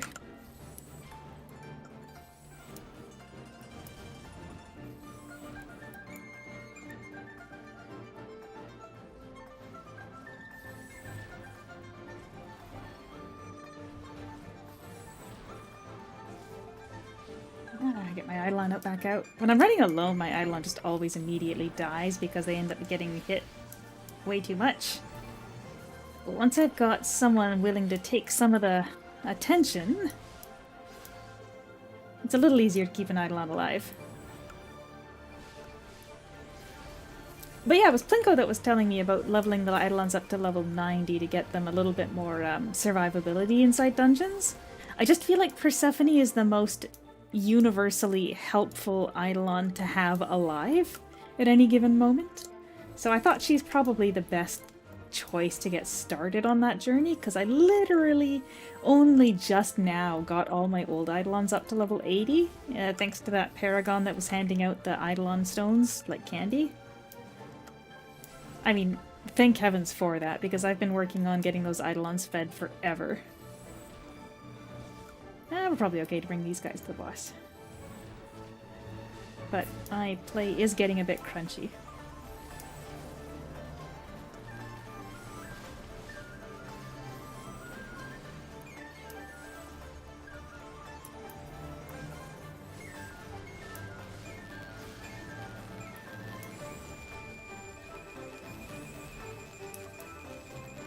probably want to relog after this one because it's so crunchy. I don't want to hit cap level and have the footage look miserable because it was too crunchy.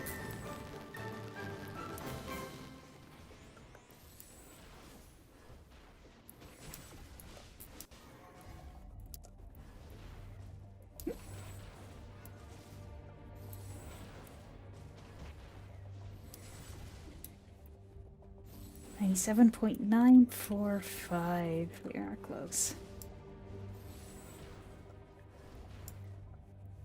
I was just thinking finally some music that actually suits this dungeon. I don't want to bring these guys to the boss because they have stuns, and this boss is already annoying enough with those little traps. Now, if our traps were as annoying as this boss's traps are, that would be one thing, but the trap thrower path just does not work.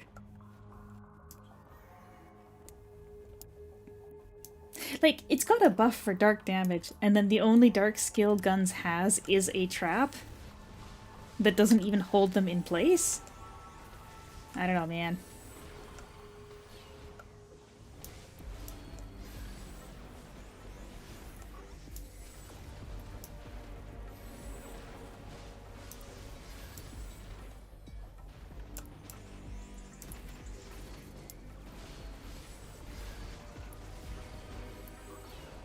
Alright, Irene.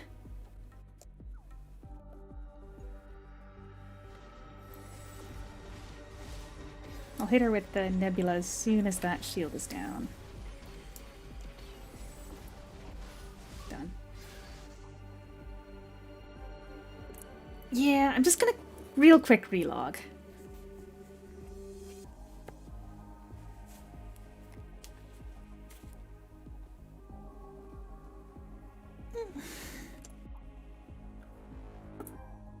Don't need to exit all the way out of the game, this is enough. Refill my cup of water too. Yeah, I've got a water bottle, but it's awkward to drink out of with the microphone right there, so I've also got a cup. Just gotta pour it from the bottle into the cup without knocking into my microphone. If the path skill stayed for 4 seconds, it'd be so good. Why, how long does it stay?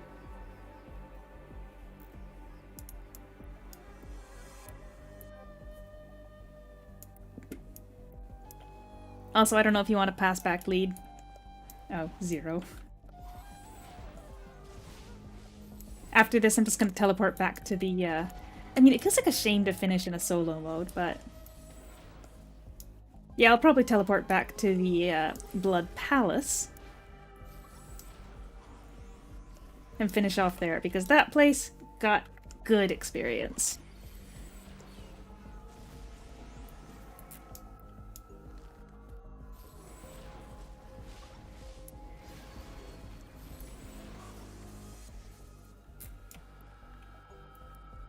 Because I don't think this will be quite enough.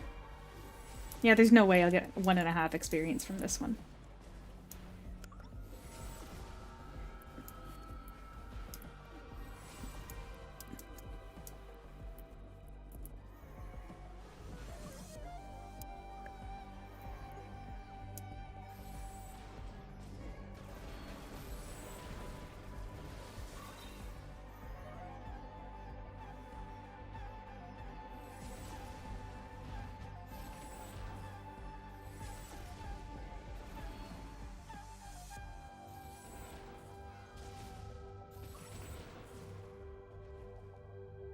I'm awake. I'm awake. Where's my... I was gonna say, where's my coffee? Literally only had 1 coffee today.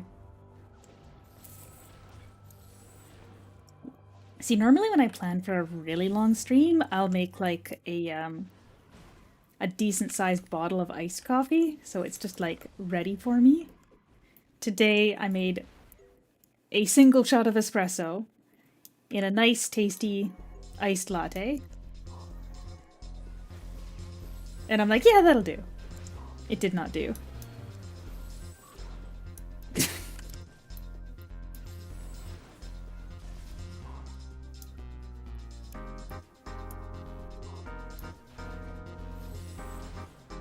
Okay, I'm at 98.9. So I'll probably be hitting a 99% here, yeah. So we'll probably do it in one solo mode from the Blood Palace. You heard that Kung Fu Panda music before? No, I do not have any Kung Fu Panda music. This is a carefully selected combination of music. Oh, sorry, someone whispered me in game. A carefully selected combination of music specifically designed to hype up for running dungeons. This is called The Dignity of Wrath from, what's the game called? The game is called Tree of Savior. Oh, great, that's completed dungeons.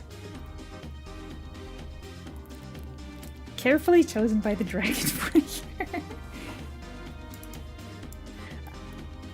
All of my music has been carefully selected to hype up for dungeons, and by that I mean rather than going for the chill vibes playlist, I went for what did I name this playlist? I forget. The Chill Vibes livestream playlist is the one that I normally put on because it's a little bit less intense grindy. This, I believe, is the I don't know, I forget. It's probably called something dumb, like the Not Chill Vibes playlist. Although I am curious as to specifically which song you're talking about, Nylia.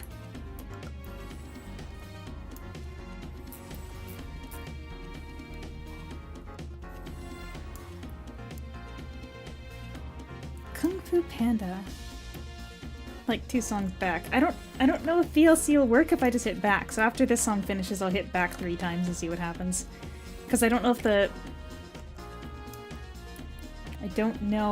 the back and forth on shuffle works properly on VLC.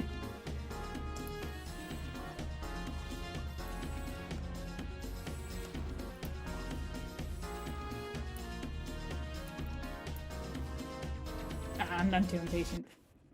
Fatal Confrontation, that's Genshin Impact. The Gallant Challenge, is that the one you're talking about? That's one of the older battle themes in Genshin Impact. I'm actually quite fond of it.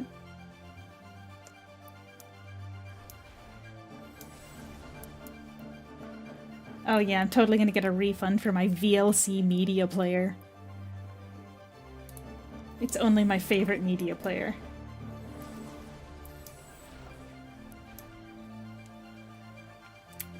Listen, this is a good song. I like it quite a bit.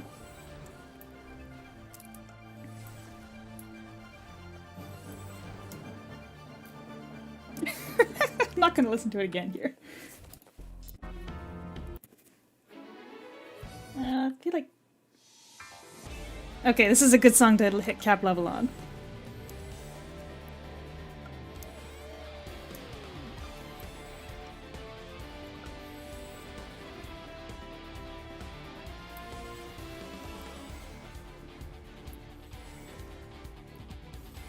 This is the Chain Attack theme from Xenoblade Chronicles 3.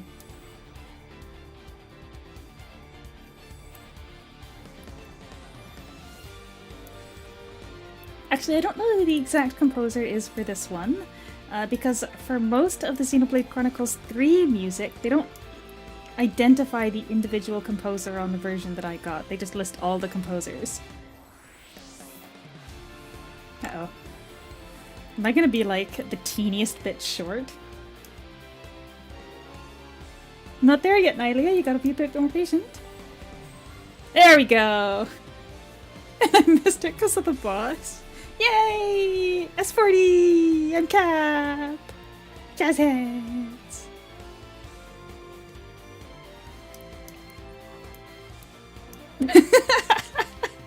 You're the teeniest bit too early, Nylia, but as you can see, Nylia's been whispering me. I think it's covered entirely by my desk, which was the plan.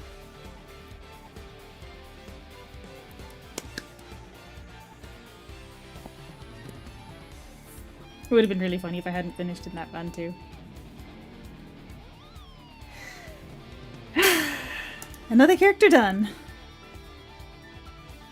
And I didn't even end up doing those ones. Now put 2 cups of tea... No, we're not doing that. Although I am going to add another cup of coffee because I think I earned it.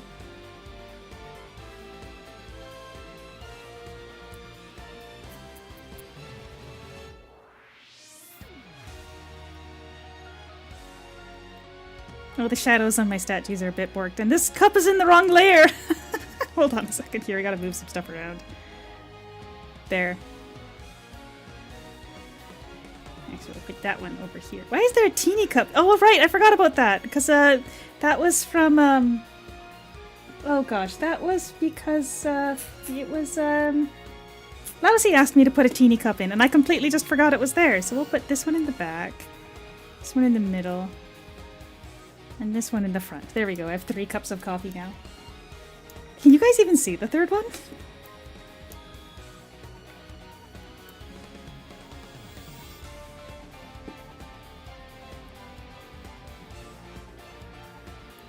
What do you mean, Lousy? You want another teeny one? Okay, fine. I'll get another teeny one.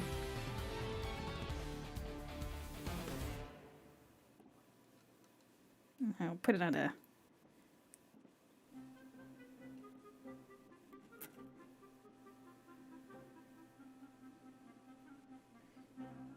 Another one? Gosh.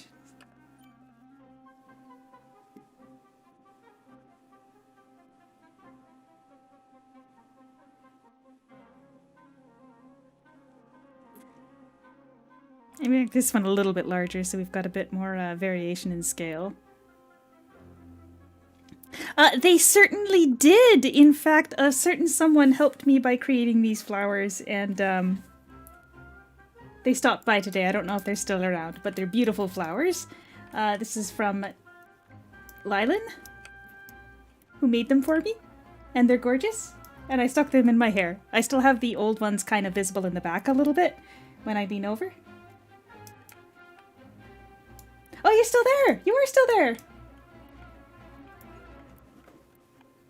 Thank you for the flowers! That I've been using for, like, months now, because you sent them to me a couple months back.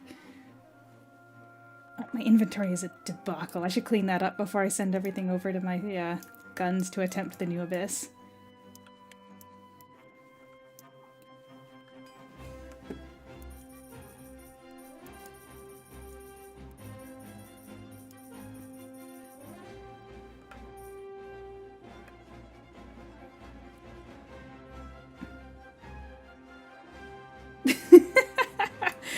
Yeah, dumping coffee on my head. I don't know how that'll help with the flowers, but perhaps drinking more coffee might assist them more.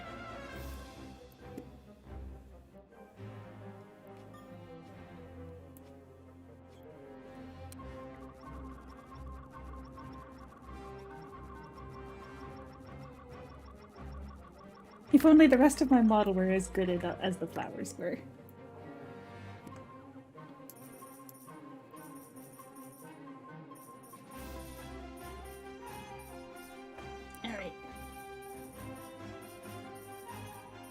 Honestly, we need a rapid sell button, the same way we have for the rapid dismantle.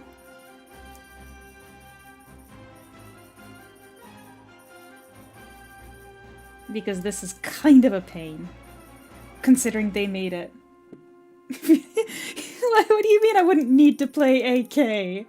If I had a professional quality model, you think I would stop playing Aura Kingdom?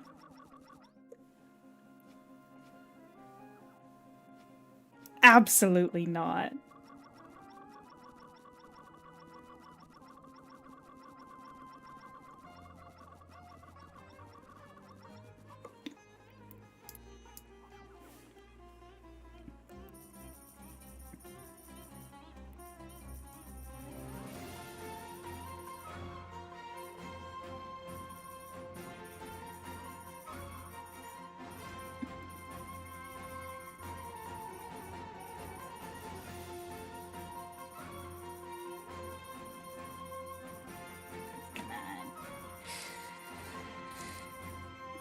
I think it was like 100G just from those boxes there. Oops, wrong button.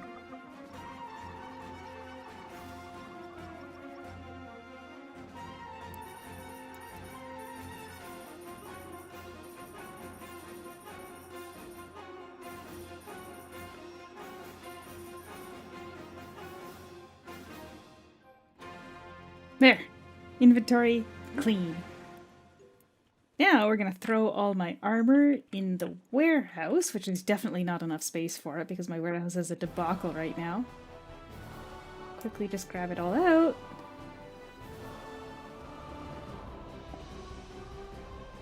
Huh? Well dried.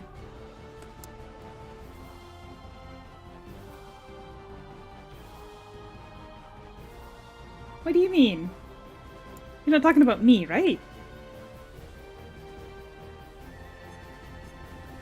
Okay, we're gonna need that, we're gonna need that, we're gonna need all of these. Now, in a zero damage dungeon, I think I do need the higher level accessories.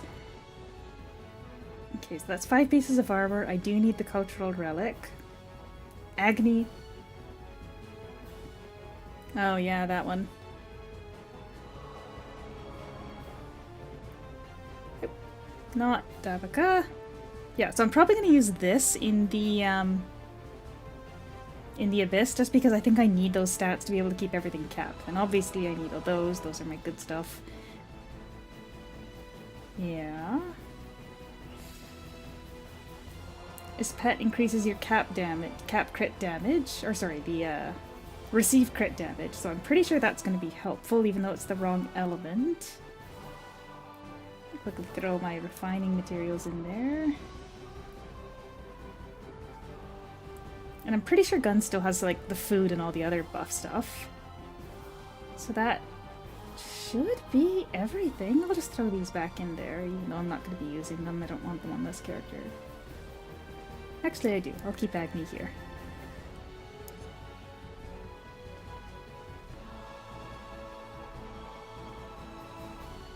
Here. Agni. Guzzy. I know, riveting content, me trying to remember all of the items that I need to put in the shared. Okay, you probably are gonna want to have her. Put that back. Oh no, 3% kill experience wouldn't have helped me because I was capped, Plinko. We realized the item that I was missing was the Heart of the Depths. So with that, I was over. That should be good.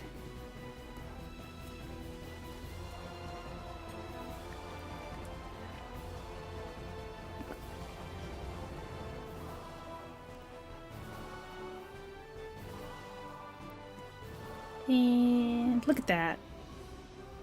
5 level 40s. I'm on my way. That's 5 of 20. 1/4 done. I'm not 1/4 done. I have 1/4 beaten Aura Kingdom. Oh, hey, look, another one that doesn't have any album art.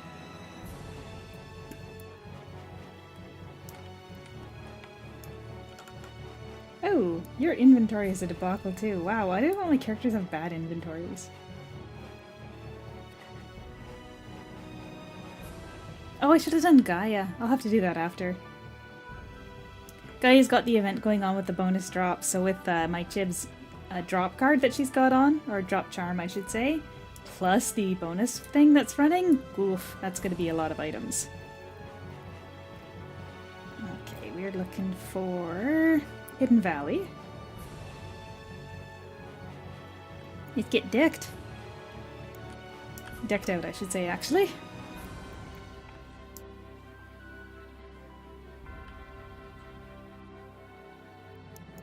Grab all my stuff.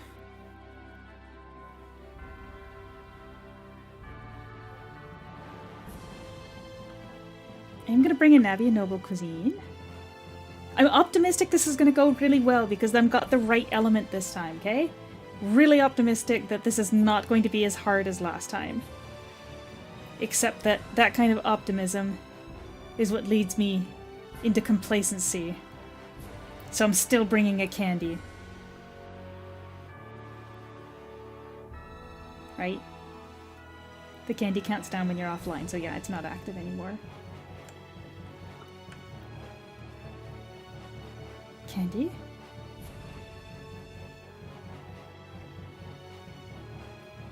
3 hours on those buffs. Food buffs are fine. I didn't grab the manual off of my grab. Draw what now, Lassie? It's just another one-day manual, I'll bring it.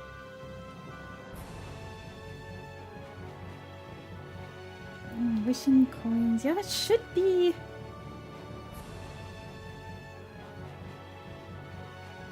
Oh, send it to me in Discord. Well, I got a lot of pings on Discord, I haven't been paying attention.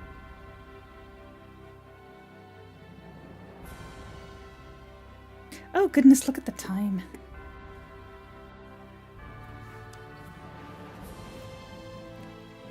Gosh, right after I finish this, I'm gonna have to go do freaking dinner. Or do I need dinner since I ate all that pizza before I started? I don't know. Oh, whoops. Yeah, I forgot I switched it over to use my PvP gear just because I didn't have anything on this character. That is a plus 20 feather, so we're not going to use that.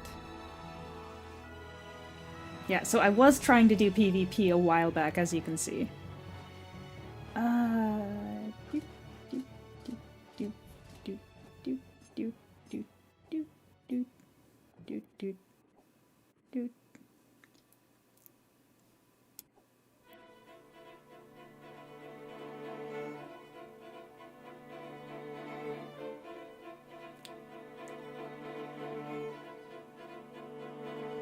I think this storm skills bonus is probably still not as good as that.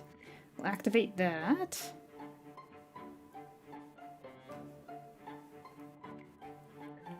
Sorry, prepping for dungeons. I'm really all over the place here. Put that on. Those. Where's my candy?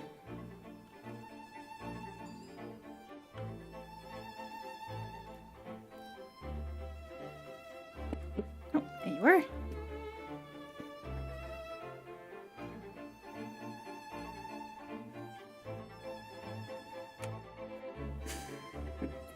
Sorry, Lousy.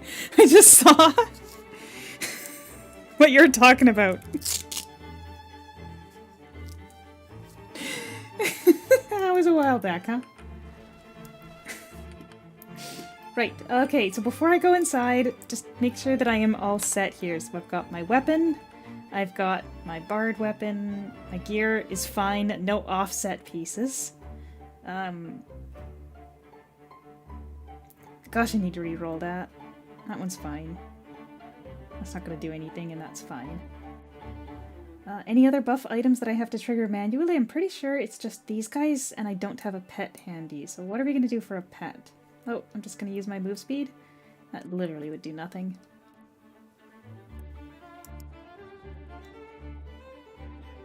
I don't know, we'll just see if we have somebody with storm damage.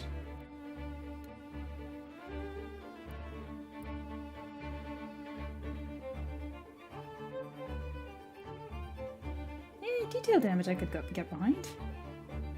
Damage to thunder. I don't mind that.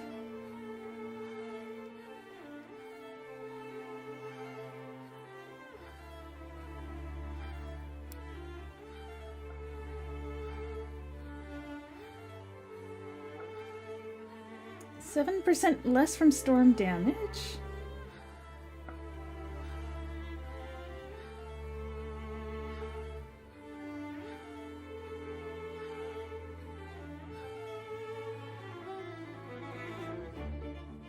Sadio is kind of looking at... I don't know, if I don't find anything exciting here, I'll just put them all back. Oh, that would be really good for the Dark Abyss. I'm just gonna keep that handy for a second.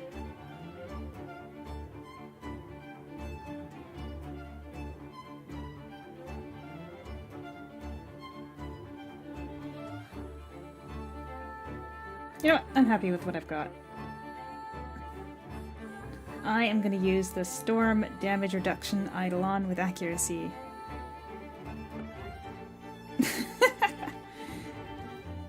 Detail. Okay, keep that in mind. Faina is a great Dark Abyss pet.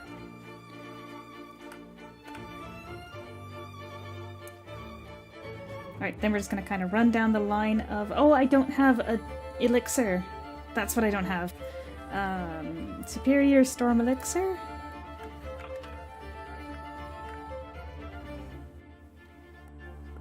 None.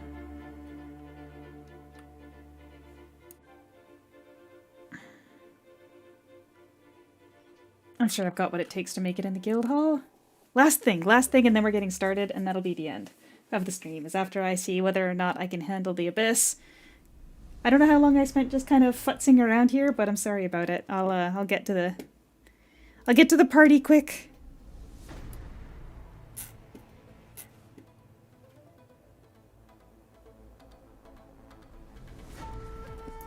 There.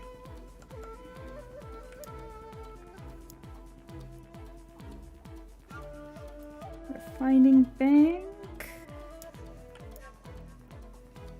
What level is it? 80.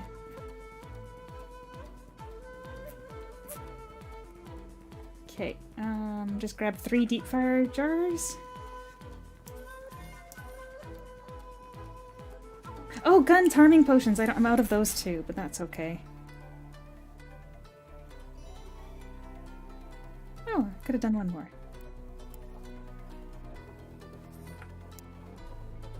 I can't make guns harming potions. As you can see, the only one I've leveled up is the bows. But I'm thinking I'm the right element, and this one doesn't have any annoying mechanics like the knockback. This should be doable. There shouldn't be any issue with this abyss.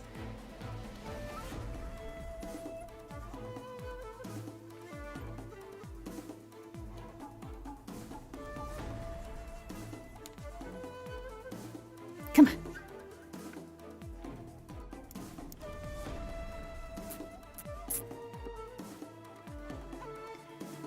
Hurricane Abyss 2 Solo Abyss. Pop all my buffs.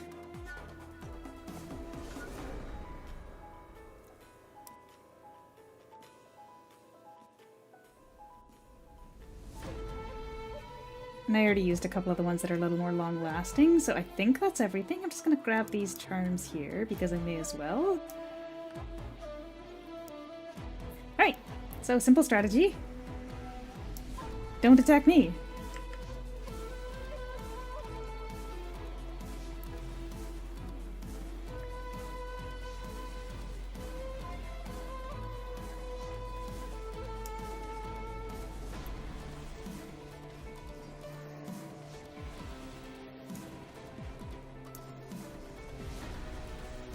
Yeah.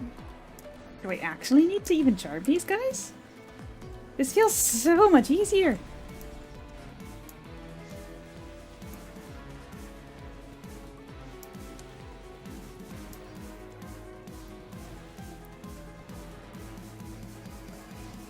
Oh, you know what I didn't even use? I did not even use my grief emblem.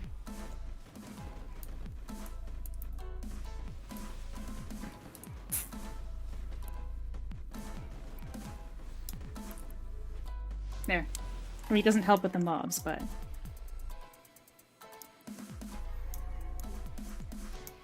Does she follow me, or does she just kind of stay there?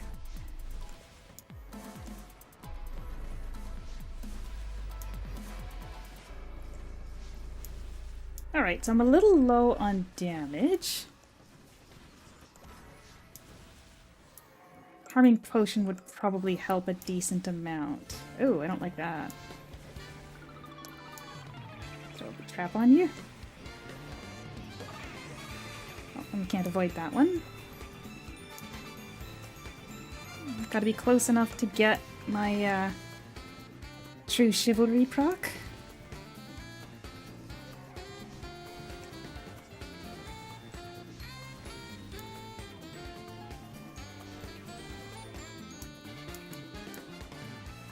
Oh, silenced.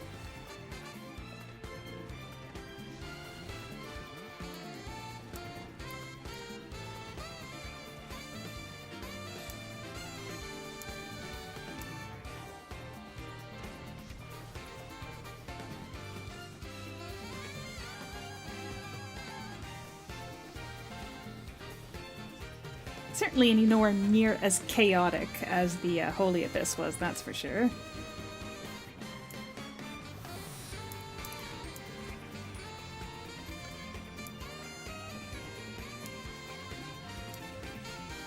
I feel like I keep using skills that I know add debuffs, or that I like normally would need in my rotations, but don't do any damage here.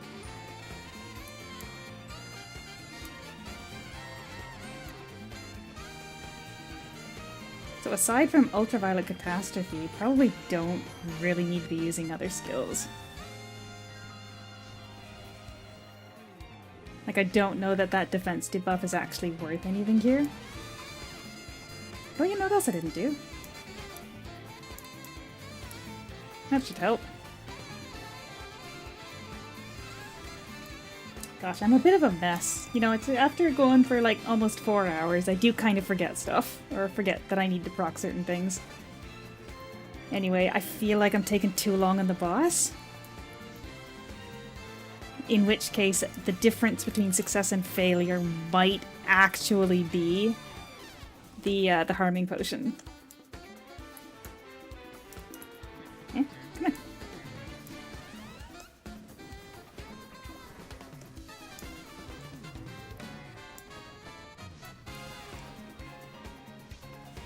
But at the very least, she's not touching Dawnlight here.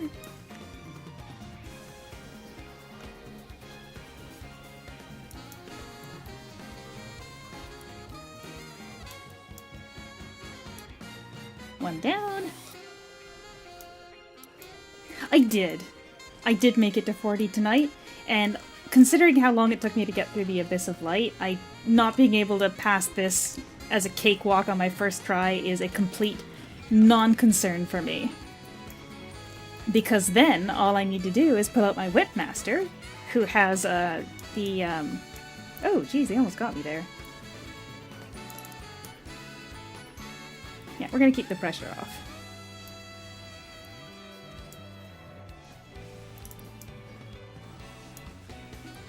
Oh, but yeah, my Whipmaster has some really good debuffs as well. So I really liked using my Whipmaster in the Infernal Abyss, because I could stand up next to them and like tank the hits, because I was able to use my my whip skill to keep them entertained and busy.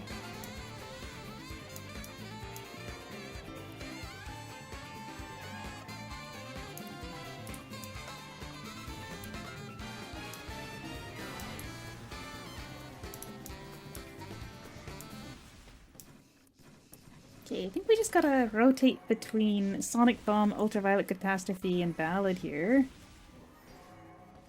Yeah, that's not really gonna do much for me. Eh? Oh yeah, that silence hurts.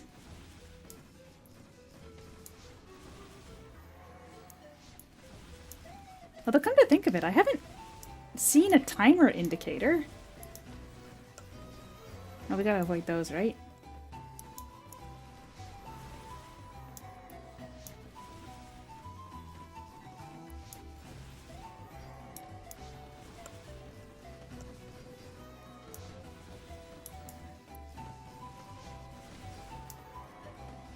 I mean, I just assumed you'd have 15 minutes, because the rest of the other abysses were all 15 minutes, right?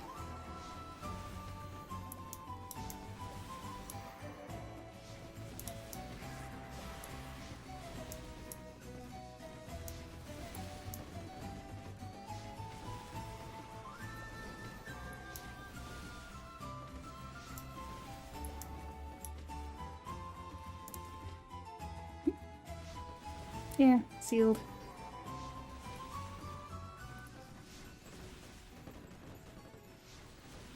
$4 seconds.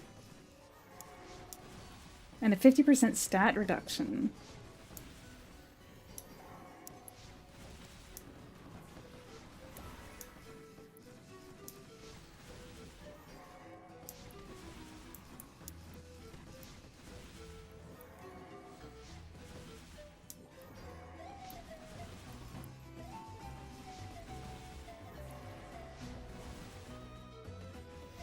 Sorry, I do kind of have to lock in a little bit here. I know it's not super challenging gameplay, but I am trying to watch the debuffs a bit.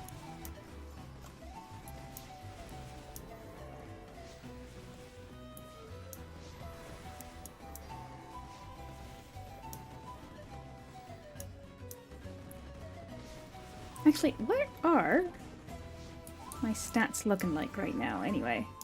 Wait, hold on a second. Deep blue is only blue? Green? I mean, it doesn't make a difference when I've got 0 damage anyway.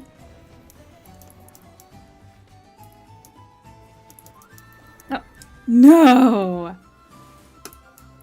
Got complacent. But again, I haven't seen an indicator of a timer.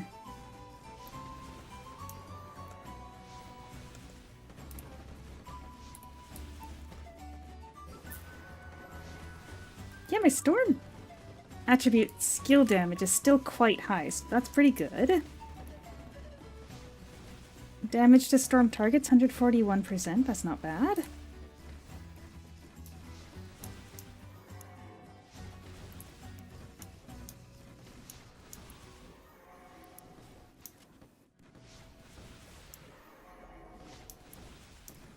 Oh, right, get out. Pits again?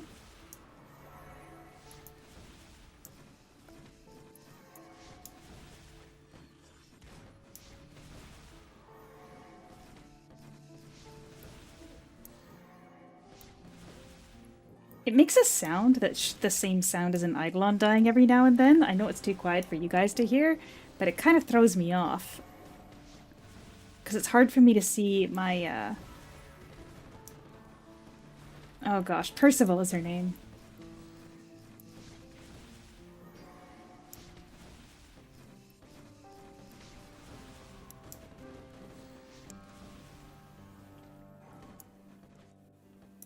Okay, so that hit me with the sealed, even though I thought I was outside of the AoE range.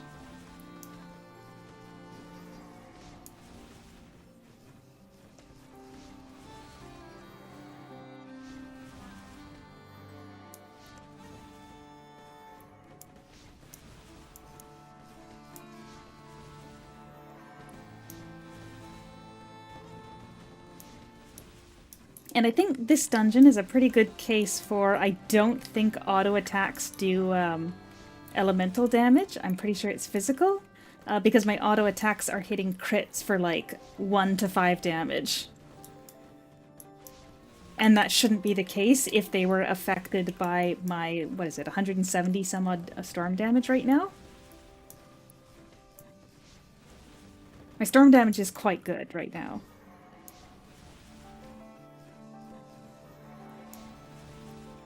But I'm kind of feeling like there's no timer considering it hasn't given me any warnings here, so we might just be hunky-dory here.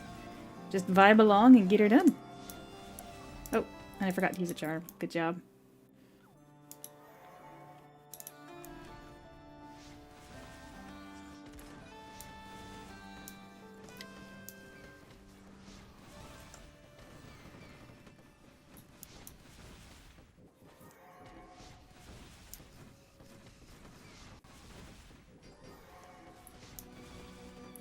I'll have to look back and see how long it ends up taking me.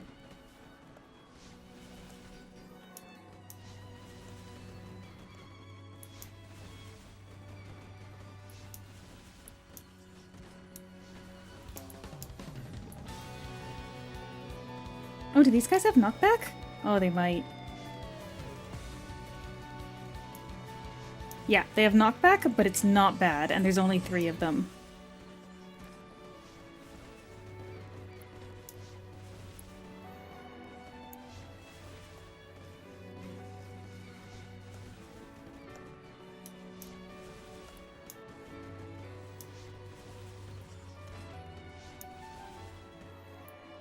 I don't think I need to charm them. I think I can handle these 3.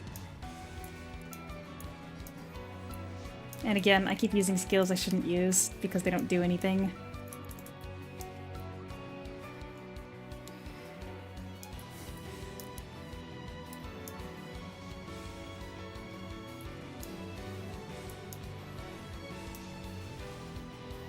Right, Stay close enough to get the buff from Percival. This can't be avoided anyway, so make sure that I'm not dead. Maybe drop down a... Oh, wrong skill. I have Dark's Trap. I don't think that actually helps that much. Resists damage 3 times? Actually, that can't hurt. Yeah, Dark Attribute damage received when that's literally the only Dark skill. And that's Gunslinger only, yeah. Oh, no, it's not. So technically you could use that as a subclass for a Dark class, but I don't think anybody would ever do that when it's just 10% elemental damage and Gunsling brings nothing else to the table as a sub, I would say. Okay, we do have to actually dodge those things.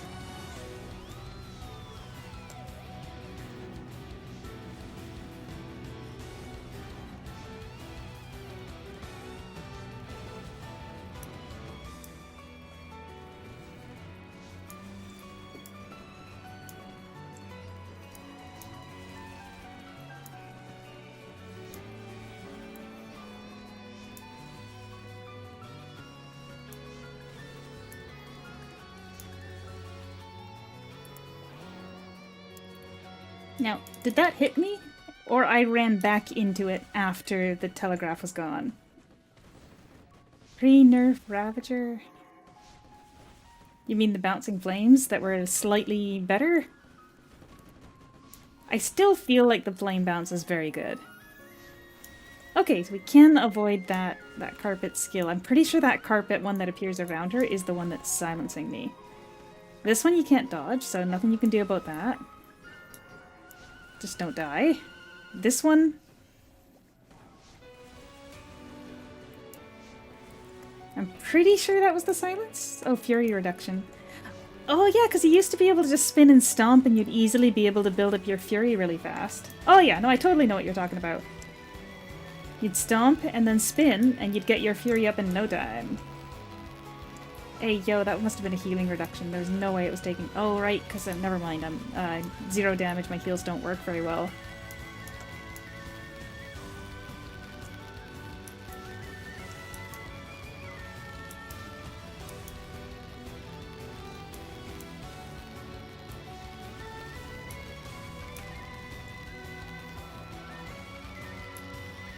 Okay, I don't know if that hit me or... No! I was silenced. There was nothing I could do.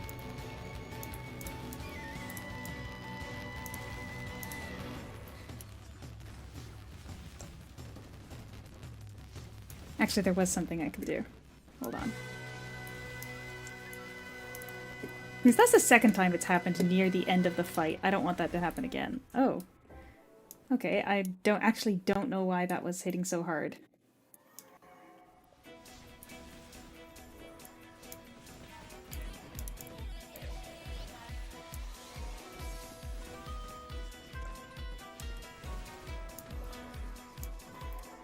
Focus. Calm down and lock in.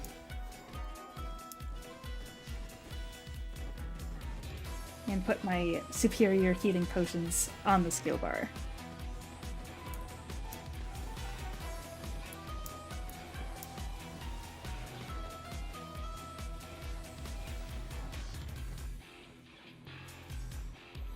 Oh, yeah, no, those hit pretty hard.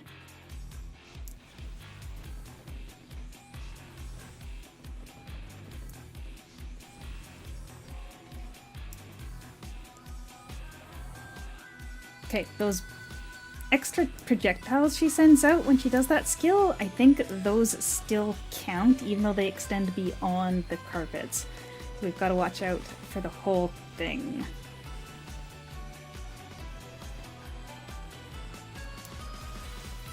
However, it does kind of seem like we're not dealing with a timer here. Because normally you get warnings, right?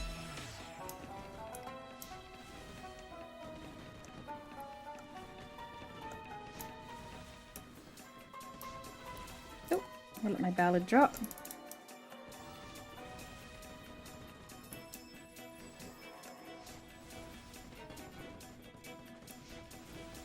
Got everybody out, right? Oh, that's a really, really quick from the time that the carpet shows up. I'm scared of dodging backwards there because I don't want to go out of range. Because she might have a reset range.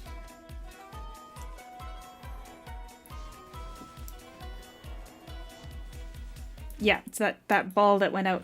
That's what sealed me.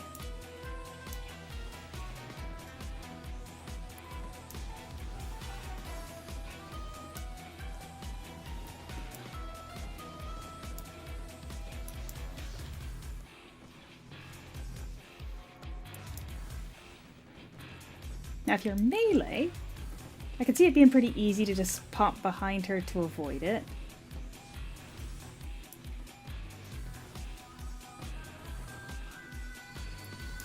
And I lost my ballad again. I'm not focusing.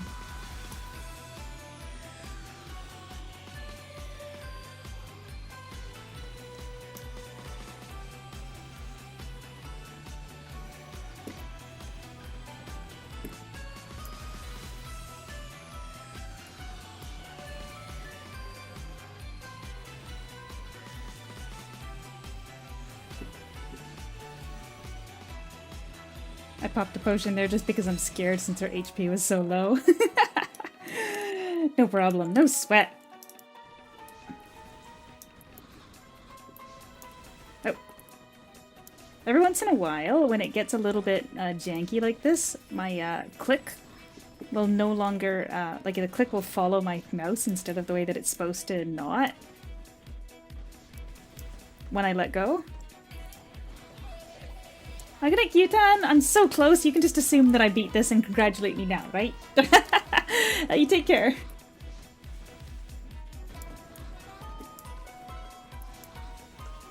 Come on. Pop a charm, because I'm confident I can do this.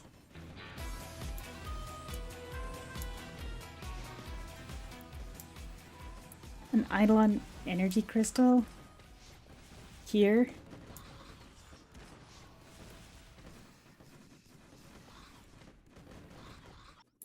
Alright. Now it doesn't matter what happens. This is the final boss, so even if there is a timer, it's now irrelevant. But...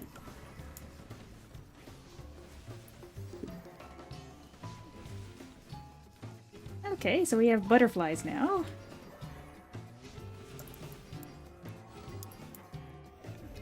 Okay, I take it back. This is actually a significantly harder fight with all this extra stuff going on there because I don't exactly know what was killing me too fast.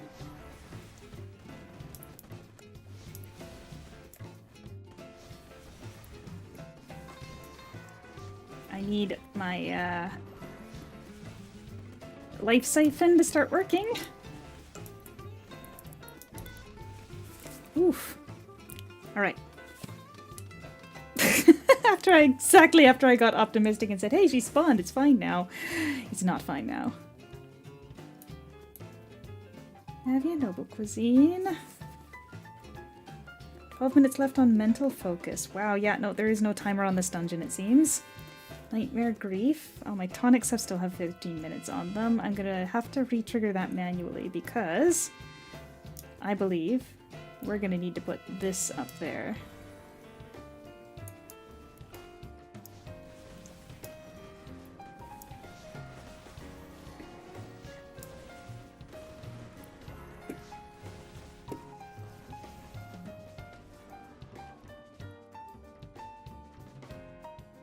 Although it does look like her reset range is pretty, Did I DC?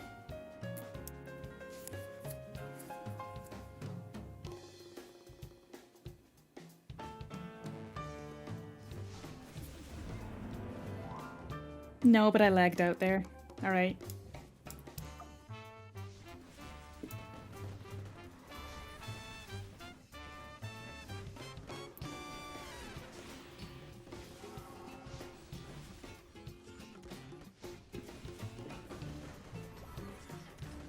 Oh, and they're getting my Eidolon too.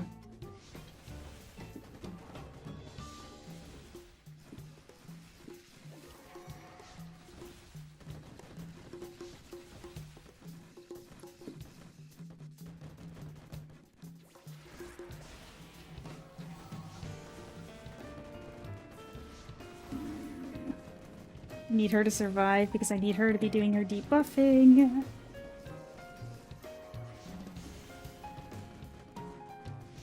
Even if she's not handling the healing.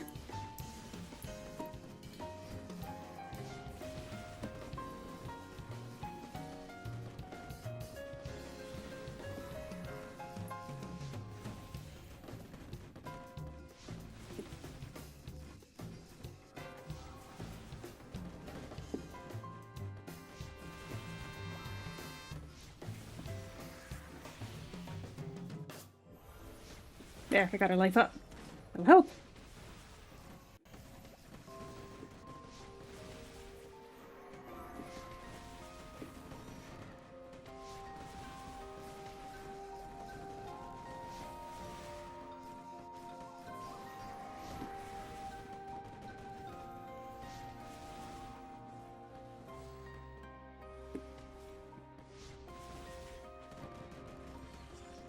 Now, I'm fortunate that it doesn't appear that I can get into reset range out here. So that'll help me not have to worry about those butterflies. Those guys do not seem to be targeting me. They're just shooting on predetermined paths. Not to mention, the tornadoes are annoying, but also don't appear to come out this direction. Not to be confused with my tornadoes. So I'm just gonna kind of live through those and hope that my healing potions, set to trigger at 99%, will just heal me through it.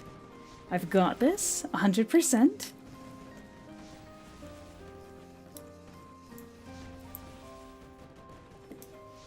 Just don't get distracted.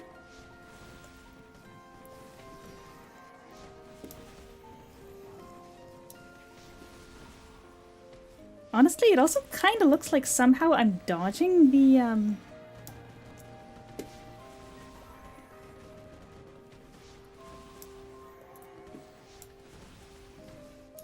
Come on.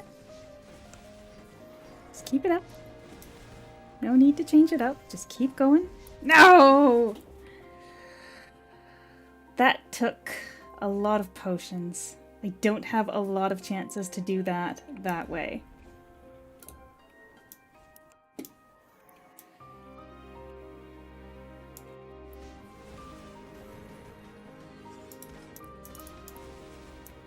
I do think the damage reduction from the pet is helping as well. Oh, and I forgot to re-trigger my manual, so I'll get that going as well.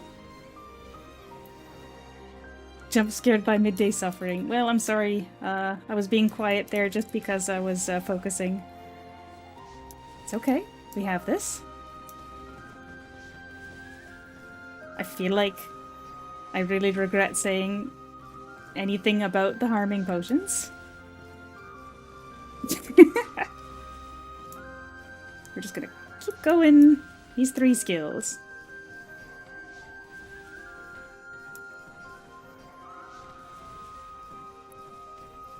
Not even gonna think about dodging anything.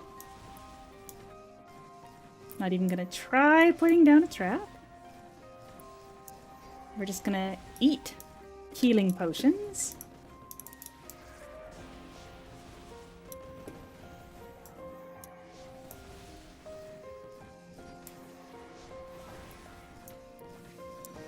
And keep tornadoes underneath her.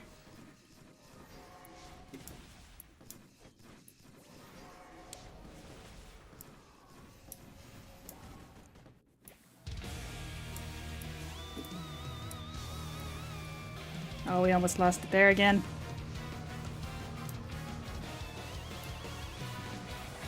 But we got our Eidolon back alive.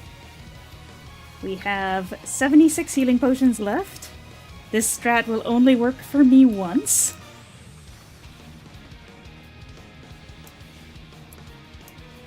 I'd say that's about 50%.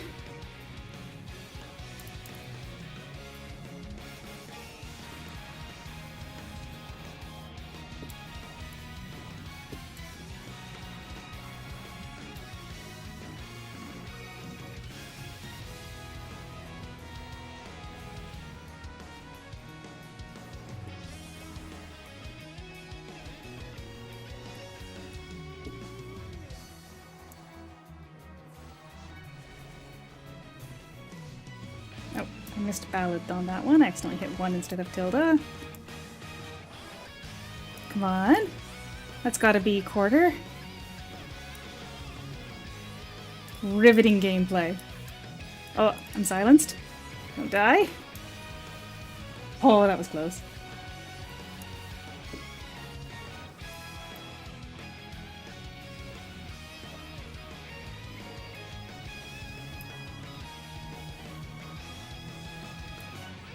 Come on.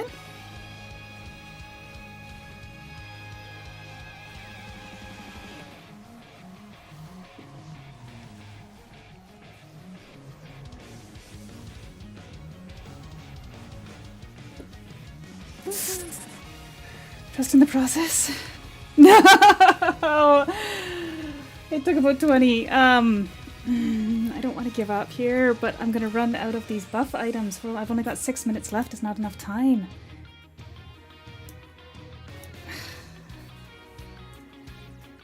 There's nothing else in my inventory here that'll help.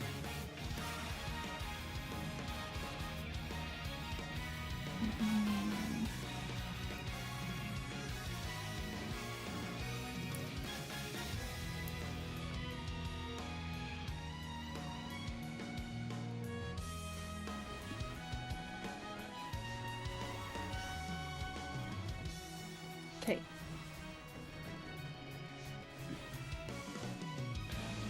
Now, I wasn't using it because my thought process was that this was a better one, but I do. Oh, Flock is on probably on my other class, my other storm class. Okay, I don't have Flock yet, so I can't last minute pinch use Flock yet. So we're gonna pop another one of those. I don't know how much longer is left on that buff. Don't know how much longer is on that one. Gonna use that.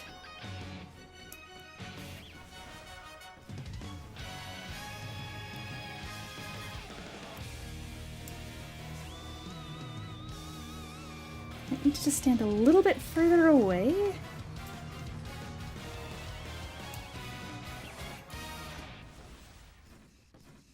What's this? Defense increased by 5%? Sure. I didn't use candy! Oh, we're cooking now. I had it in my inventory. I thought I used it! Come on.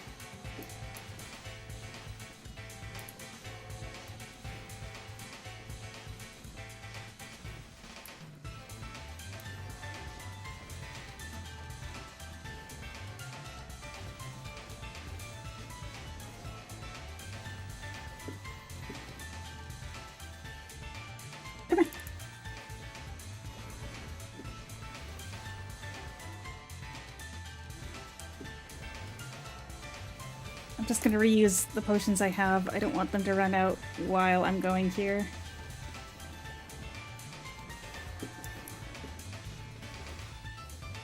Honestly, it kind of feels like Candy might have done it.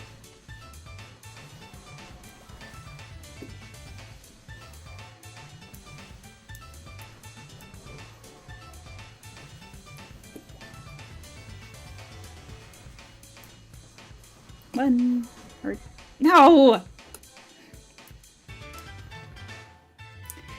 Now, there was a rumor that if you die while Candy is active, its effects are negated. So it's possible that I just lost my Candy too.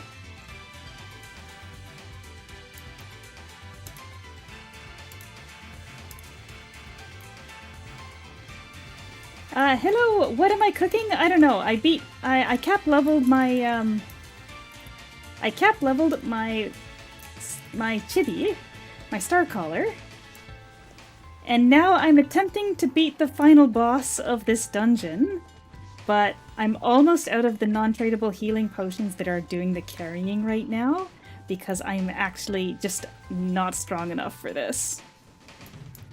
And I was gonna finish as soon as I was done this, but as it turns out there was no timer, so I've been fighting it here for about 40 minutes now.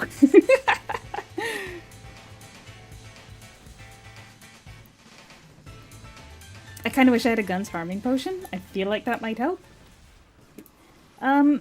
Yes. But even... I'm not very smart. I didn't even put my immunity eidolon in, You're right, if I had 3 immunity eidolons in here, I might be able to mostly be permanent immunity if I was able to actually swap eidolons that quickly. But I think it's a little bit too crunchy. Like the gameplay is a little bit too crunchy once I get to this point. You can see that it's not operating smoothly. Because there's too much going on, I think.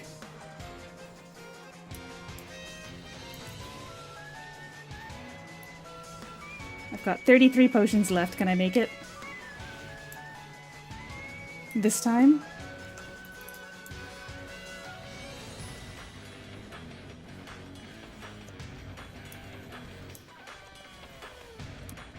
Alright, new strat is I am gonna try to dodge that skill. But this one is undodgeable. And I lost my ballad stacks there, and that's the seal.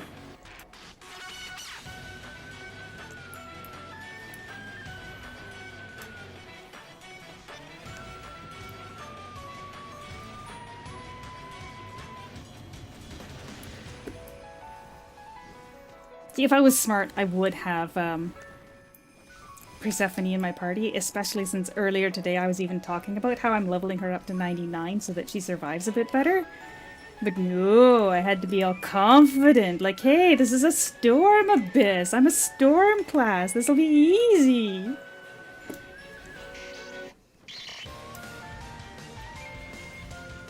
Come on. Not at this stage, we're not gonna fail at this stage.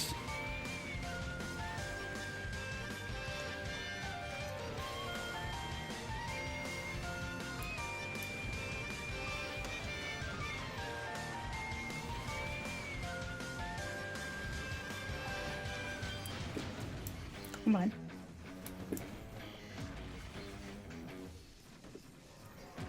Come on.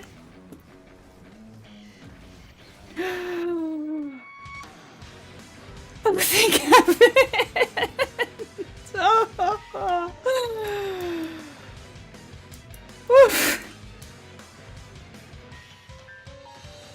I didn't even get anything to make the weapon with. Oh my gosh. I only got 18. 18. You need 1,000.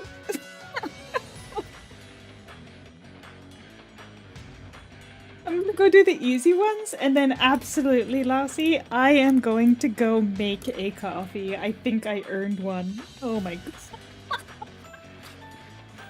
That was pathetic. 18!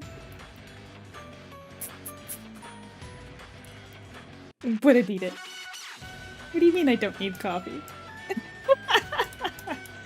Well, you know, what's a coffee but a hug for the heart?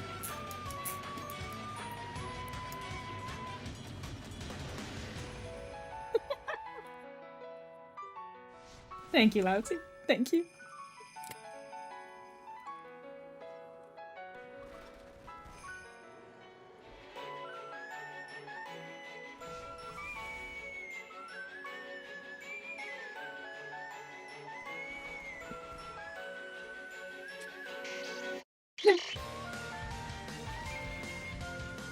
But I did beat it. First try. Technically. Oh wow, shoot, I'm using these still.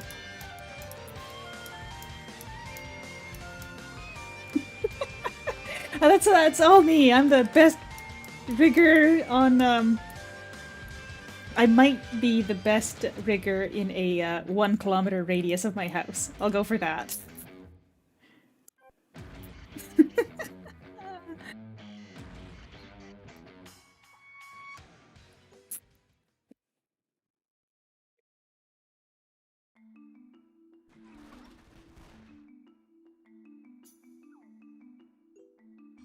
I'm curious. if I were to replace this weapon, my 25 guns here. Oh shoot, I forgot I should have been using Frost Trap to proc that. I completely forgot about Frost Trap. That's how tired I am.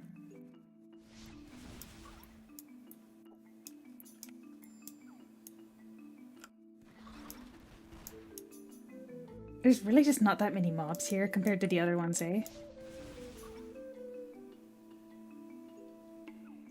I still got 60 hurricane footprints. What level is that? That's the low level one, so you get way more of the low level ones.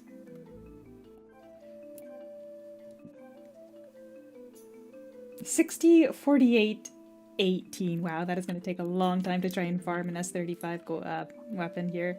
You know what? I'll just not do the last boss. I'll do everything right up to the last boss. It is not worth it. That's how I'm going to farm myself my S35 storm weapon here.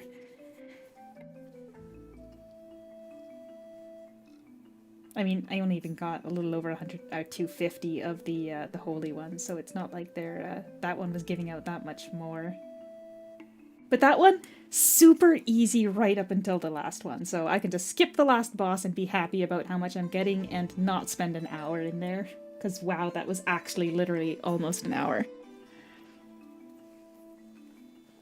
Yeah, I think we went in at about 1:45, because I was thinking that it would be about 4 hours at the end of the stream then, but yeah, it is what it is. So thank you so much for joining me for today. I needed the moral support to get all the way to cap level. Wow, I completely even forgot what I was doing. And then obviously I needed the moral support for this, whatever this was. But I beat it, and I technically beat it first try, so I'm going to brag about that when I do my patch video. So thanks for coming by, and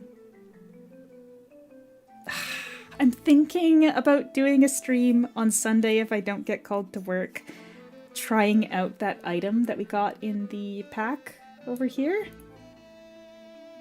The Adventurer's Blessing 7-day version. That is a buff that you can use that gets you through that increases your speed and I think some stats when you're inside solo dungeons below Awakening. So I kind of just want to use it and see what it's like.